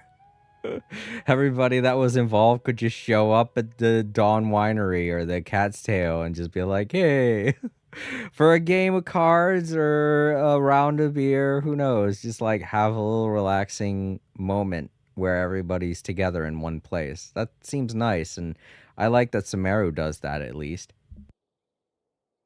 Bryce Campbell. Maybe we'll see it in Natlan. Yeah, but I feel like this is supposed to be saying something to the culture in Sumeru, no, you know?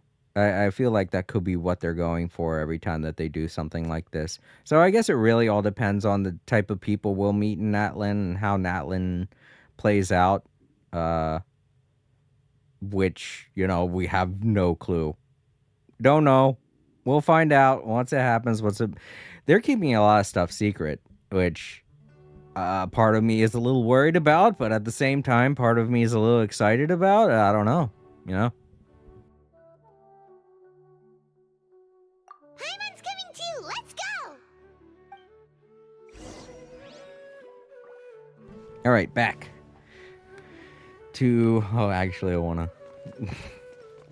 You'd better start packing your things. Report for work first thing tomorrow morning. You got a new I'll home. be waiting for you. What about my allowance? oh, and is lunch covered? How about dinner? Don't push your luck. Let's not forget who is compensating whom here. Right? Hey, man's gotta eat. Help me figure out something for lunch at least. I'm counting on you. He's happy about this. Gotta admit it.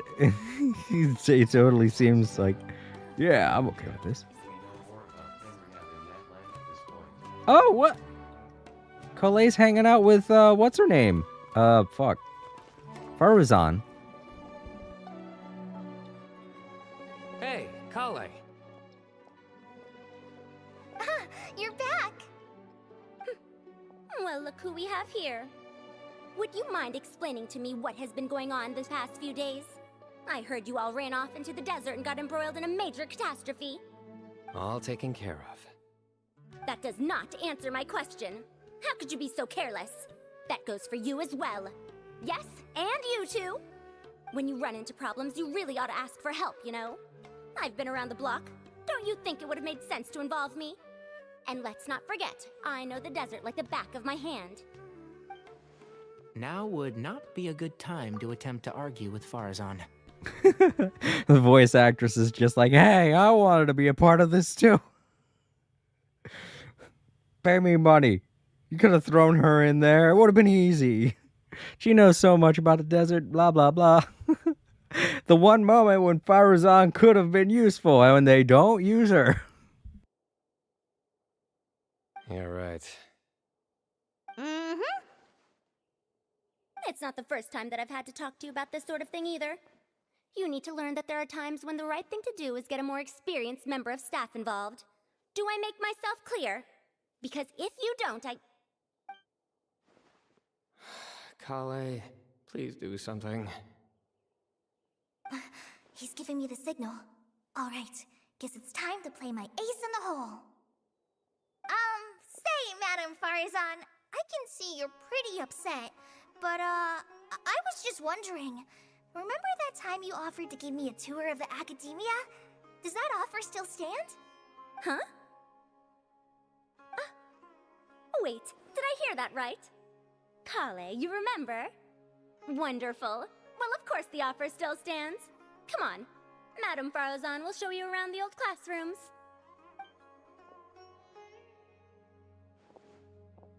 Poor Kale getting dragged off like that. Also, check out Farazan acting like some sort of official academia tour guide. Kale! Cup. Huh? What? Oh, right! What do you mean, cup? You need a cup. I can get you a cup. Oh, it's nothing. Just Master's way of reminding me to stay hydrated while I'm out and about.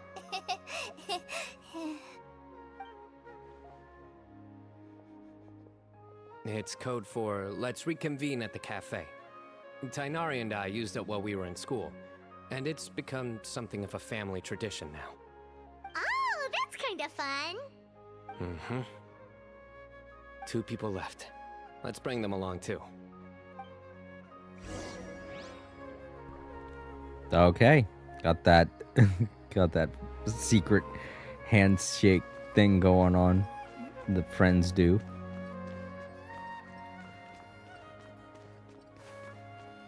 I never checked this door before. Oh, it's because it's just scenery. Alright, so now we gotta go follow Cyno. I don't know where he went. It's not like we saw him run off somewhere. Anyone else around here? Oh, it's these 2 again, but do they say the same thing? You'd better start packing your things. Yeah, they do. What about my Don't I don't like how he's acting like, yes, I get to go back to the academy. Sweet. I love being a teacher. I'll miss this so much. Oh, man.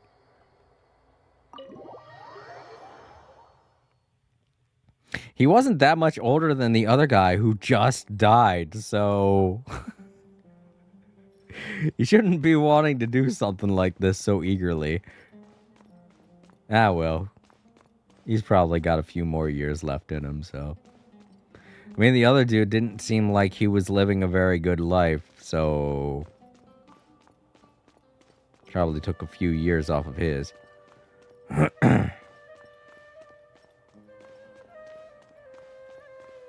Okay. Oh, right, we're gonna have to talk to Alhaitham and let him know what happened. And Kaveh. They'll probably show up at the tavern, though, right? Am I nope, there they are. Or do I see Kaveh and Alhaitham engaged in diligent studying? We're just reorganizing all the books we used. Look, there's a whole mountain of them. There's no rush. Nobody reads these books anyway. My sincere thanks to you both. Yes, with your help, we resolved the issue rather swiftly and painlessly. And the outcome was better than we could have hoped for. Bryce Campbell. I see. The Temple of Silence resorted to rather unique means of self-preservation. It explains how they managed to remain hidden for so many years. And it sounds like they managed to preserve a whole load of ancient documents as well. I'd love to go check those out if I ever had the chance. That day will come. The Temple of Silence is a hugely important organization, and we'll be sure to maintain good relations with them in the future. Now, as a token of my appreciation, I'd like to treat everyone to coffee. Sounds good. Yeah, sounds great. Although after the last few days, I don't know if I can handle another coffee. But I can just order something else. Sure. Let's go.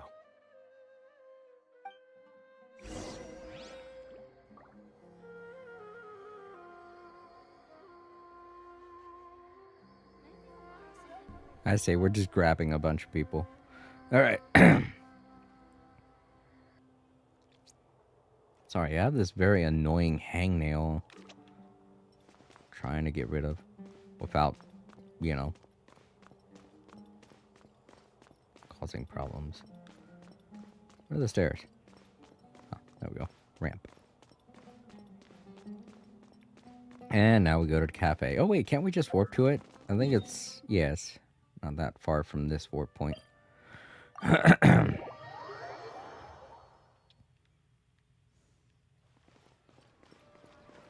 It's the same old cafe, or are we going to a different one? Oh, we're going to a different one this time.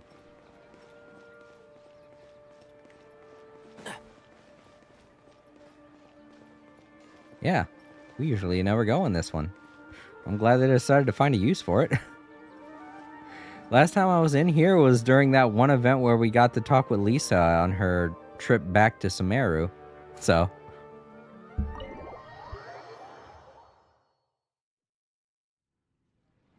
And then the Traveler just pounced on their opponent and knocked him right out cold. Then there was Tainari. He put up an amazing fight too. We ended up winning all 3 bouts. Whoa. Part of me wishes I'd been there to see it, but I'd have been biting my nails off worrying about you guys. A truly edifying account of the events. bereft of detail, but it has livened up the room all the same. Hey, Paimon included all the juicy details. The Traveler just pounced and then waved their sword like this, then spun around and blocked. Despite winning 3 bouts in a row, you still ceded the position of leader to him. That's very dignified of you, Cyno. Of course. Being dignified comes with being a true champion. Paimon didn't relay that very well. The Traveler can't block. You can't block as the Traveler. He's got no blocking ability. There's no default blocking ability either, so she made that last part up. I got to be a champion too for once. I've not sparred much with desert folk before. It was a pretty unique experience. Yeah, huge place! It felt like something right out of an epic poem! Imagine this. It was like there was... Maybe save that one for later, Paimon. Dessert's here.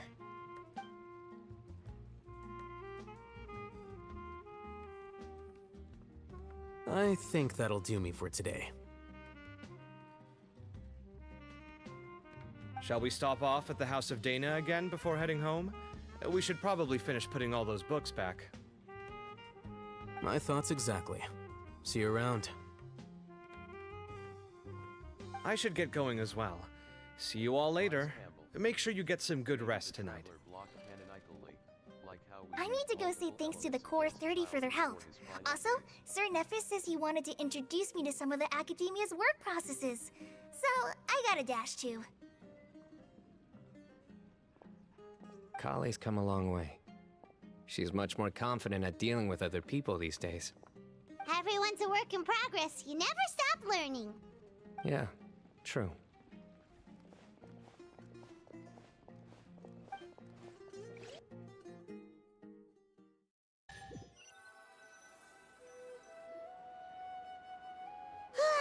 That was good. It feels like everything's finally wrapped up now.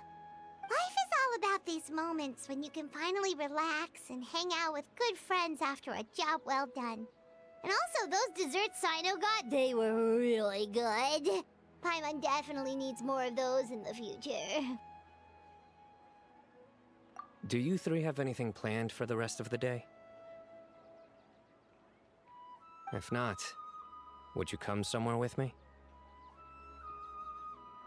That's a secret for now. Wouldn't want to spoil the surprise. Okay, I think I can guess what you're talking about. It'll definitely be a nice surprise. Well, now Paimon's curious! Come on, let's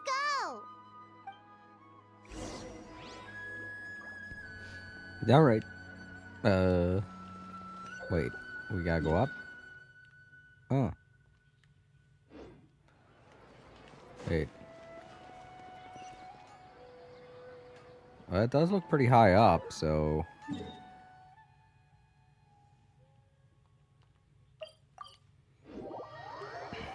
Oh, yep. It's even further up. Okay. Oh, wait, are we... No way. We're not going to go pay a visit to Nahida, are we? I realize she's technically a reborn version of Lord Kusanali, but it's not like she remembers any of that. Oh, look at the birdies. Okay, we're just gonna go out on a... We're going out on a literal limb, I guess. What a surprise.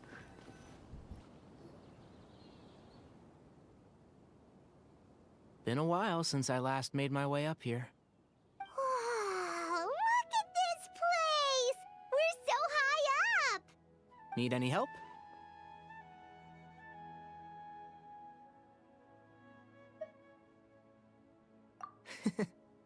As you wish. It's a nice spot, isn't it? What a great view! We're so high up, we can see for miles! Traveler. Turn around.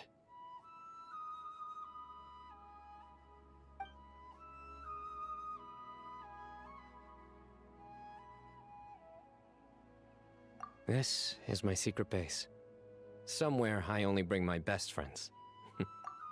It's literally right outside the entranceway of One of the most important places in Sumeru. How is this a secret? What if this foreshadowed Act 3, like how the end of Nahida Act 1 foreshadowed Act 2? I guess, but this is like, I like how this is my secret place. Nobody knows about it. There are literally 2 people, like 5 feet away from where we're standing, looking directly at us. This isn't much of a secret there, Cyno. When I was a student, I used to slip away and climb up here all the time, just to clear my head. I was quite young then, and hadn't made too many friends yet. Back then, I had a lot of the same questions that Sethos was asking. Who am I? Why do I have this power? And what should I be fighting for? Our gifts help us to find our rightful place in the world. That was my experience. And I'm sure Sethos will figure things out in his own time, too.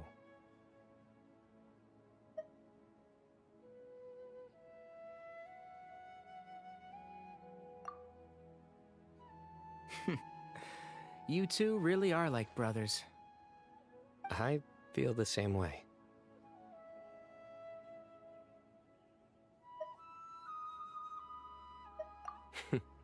Of course. I see no need to be humble when it comes to the facts.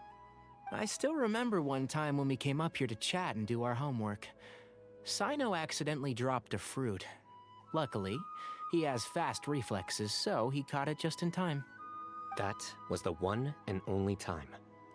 Nothing will ever slip through my fingers again. Those were good times. I kinda miss the student life. You know, Paimon really shouldn't be able to imagine Cyno doing something like that, but for some strange reason, the mental image is coming through clear as day. Then make it stop. There's somebody there. It's Professor Cyrus. You guys carry on without me. I'll be right back. Okay.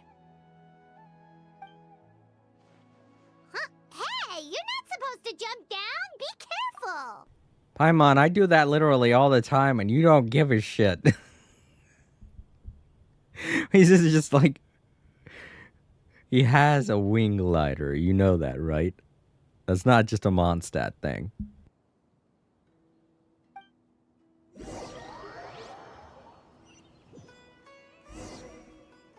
Oh, I'm Cyno now. Okay. Oh, I was thinking I was going to get the... Alright, well. Guess I don't get to jump down anywhere. Oh my days. I can't believe how stupid I look in this one. Professor, what are you muttering to yourself about? Cyno, just the man I'm looking for. Guess what I found in some old notebooks? Some old photos? Can you believe it? This notebook was just sitting in a pile of odds and ends in the Sage's office. I must have forgotten to take it with me, and no one's touched it since. It was still right there. I was at the Academia earlier to discuss my workload with Nephis. I swung by the old office to have a look around and just happened across it. Oh, time flies. Look how tiny you are in this picture. Still a kid. You look quite young yourself in that one. Ah, it's this one. I remember that. Lisa took it, didn't she? Yep. Looks like her work all right. Who else could have found just the right angle to make me look so unbelievably hideous? And this one. Looks like we're both dozing off. Oh, cheeky girl. Taking secret photos of us without our knowledge. Is there something you'd like to say to me, Professor? Like what? Like, these are good photos, aren't they? Hey, at moments like this, I hardly know where to begin. I can't pretend I'm a good person. Bamoon had every reason to despise me. And well, so do you if you feel the same way. Don't be ridiculous, you old codger. Is that not what you wanted me to say? Oh, I've dreamt of that place many times after leaving the desert. Sometimes I've dreamed that I was doing research with them again, and other times I dream of the day they saved my life. Oh, it was one of the happiest times of my life. We all learned so much from one another. You've matured so much over the years, Cyno. Since you're my professor, I should save you some face by not calling you out on all the non-answers you just gave. So, I will do the right thing and keep my mouth shut. Good thinking. Take your own advice next time. Seriously, why bully an old man like me? I thought heroes were supposed to be gracious. Hey, wait, how did I not notice this one earlier? Lisa strikes again. Just how many did she take? Look how cute you were when you were little. I remember how well-mannered you were back then, too. Yeah, and look how serious and professional you used to be. Oh, I can't compete with you anymore. First you get better than me at the deadpan jokes, and now you're besting me at those little quips, too. Don't say that. I still have a lot of respect for you. That's more like it. Hey, what would you say to meeting up with Lisa again sometime? I'd like that. Let's find a time and pay her a visit in Mondstadt. All right, I'll add it to my schedule. Let's go next week. Wait, no. Next week is the tomato growing competition. I have got to beat Zaha Hadi. Or you could find a real hobby, Professor. I just realized who Cyrus is. Cyrus is Yugi's grandpa. I don't know why I didn't see that before, but yeah. Cyrus is Yugi's grandpa. Even has similar hair and such. Just crazy. Time has passed too quickly. The children have all grown up. But it turns out Oh my god, he's kids got a are little no mustache use. too.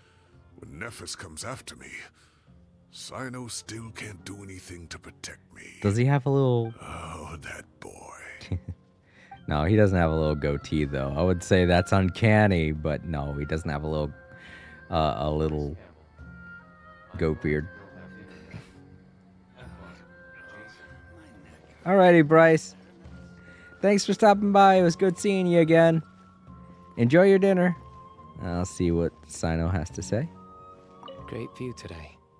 This atmosphere calls for a joke out of left field, to catch the listener unawares.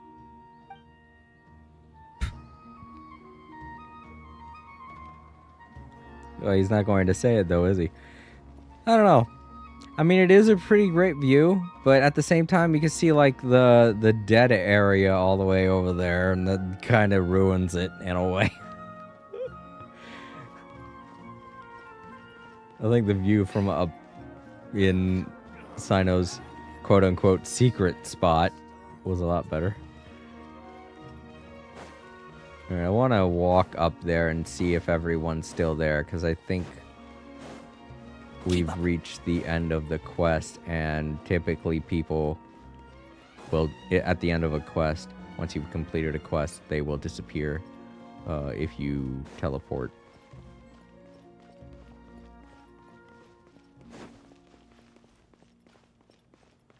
All right. Oh, this isn't it. Gotta go up higher.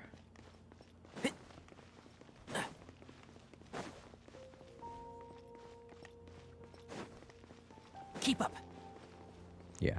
So there are three. There are three people right here, and he has the gall to say that this is a secret spot. Or was it this? No. This is a spot over here. This is supposed to be secret? Got three people right over there staring at you. That's not a secret spot. Yeah, I think this view is a lot better. Okay, so yeah, no, Kale and the rest of them aren't up here.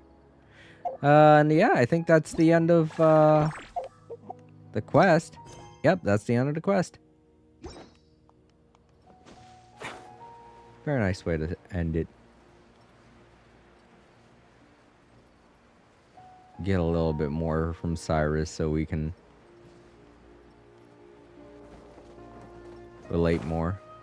Get to learn about how Cyno was when he was a kid, his inspiration for telling his weird dad jokes. It's all Cyrus there.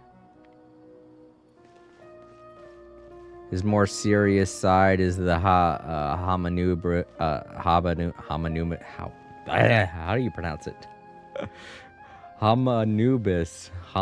It's like Anubis, but with Ham at the beginning of it. And Cyno's less serious side, the card-loving side,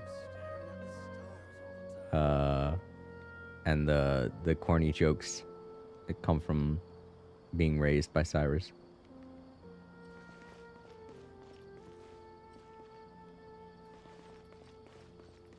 And now we know that Cyno has a brother, which is even better. Really cool.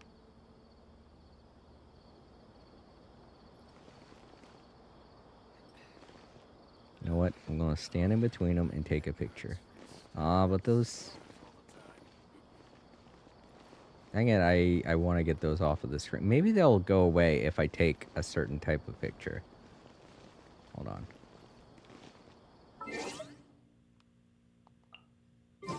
Okay, they do. Can my character look at the camera or something? How do I change that? Oh, I think that's how.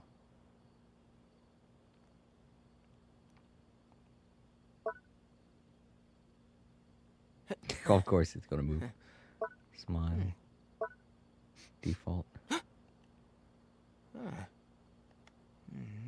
No, I can't change it to where he's looking at the camera. Oh, look at camera. There we go. Thinking. There we go. Like that. Take photo. Save.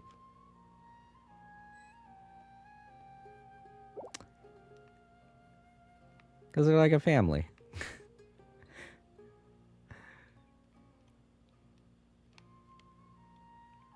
Oops, gotta get out of here.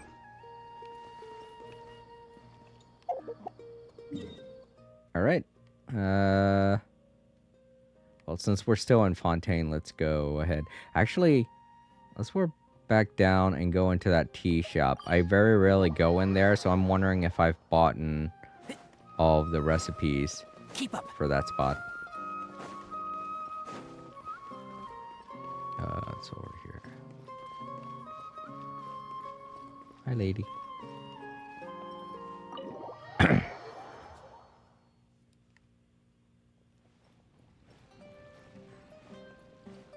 There we go.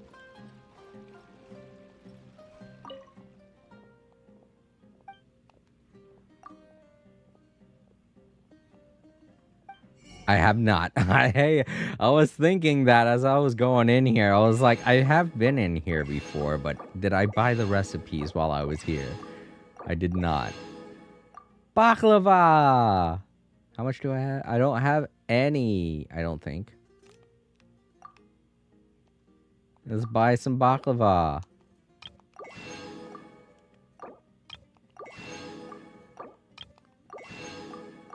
Oh, is this where you can get more coffee beans? Okay, cool.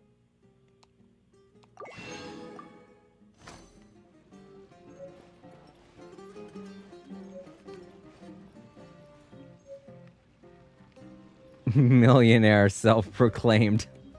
I don't think you want to proclaim that out loud, you know? It's kind of dumb thing to proclaim. I've got shit ton of money. Come rob me. All right. Let's talk with Catherine. Make sure I dispatched my characters. Did I? I did. Okay. Let's go ahead and go back to Fontaine. Or we'll be knowing the next thing because we're going to next time I want to do a live stream of Genshin Impact, I'm going to have to finish up the side quest that I've already been streaming. Alright, let's take a look at how many Primogems we have now. Pretty decent amount. We could do a 10 pull, but like I said, I want to save up for when Natlan comes out, because I feel like we're going to be getting some really cool new characters. We have already seen one new character because of this, Sethos, so he's going to become available at some point, probably during next month or during the summer events. We still have about 3 or 4 more banners that are going to pop up before Natlan. Because by the way everything looks, I'm guessing we will definitely be getting into Natlan by September, just like how we have with all the other places. Sumeru, Fontaine. And I can't remember exactly if Inazuma dropped in September, but I'm thinking it might have. Because it was a while before Inazuma dropped. For a while, we didn't really have anything but Mondstadt and Liyue, and then Inazuma came along. But that's just because they still didn't have the large team that they had by the time Sumeru came around. So it's been getting to a point where now we only have to wait a year for a new nation to show up. And that's good with me, because I mean they keep us up to date with new locations and new events, so we still have plenty of stuff to do. And it's been like that for years now. That's another thing I'm gonna have to take care of. Is gonna have to play Wind Trace more and at least try to get to I think it's 4,500 is the minimum to get all of the Primogems for that event. Got a lot of stuff to do next week, but that's gonna be for next week. Tomorrow I'm not gonna be streaming, and I'm not going to be streaming for the following days, Sunday or Monday, because I work nights on the weekends. So that is what it is. It is what it is. I is what I is. I am all of me. All right. Go ahead and get back to main menu.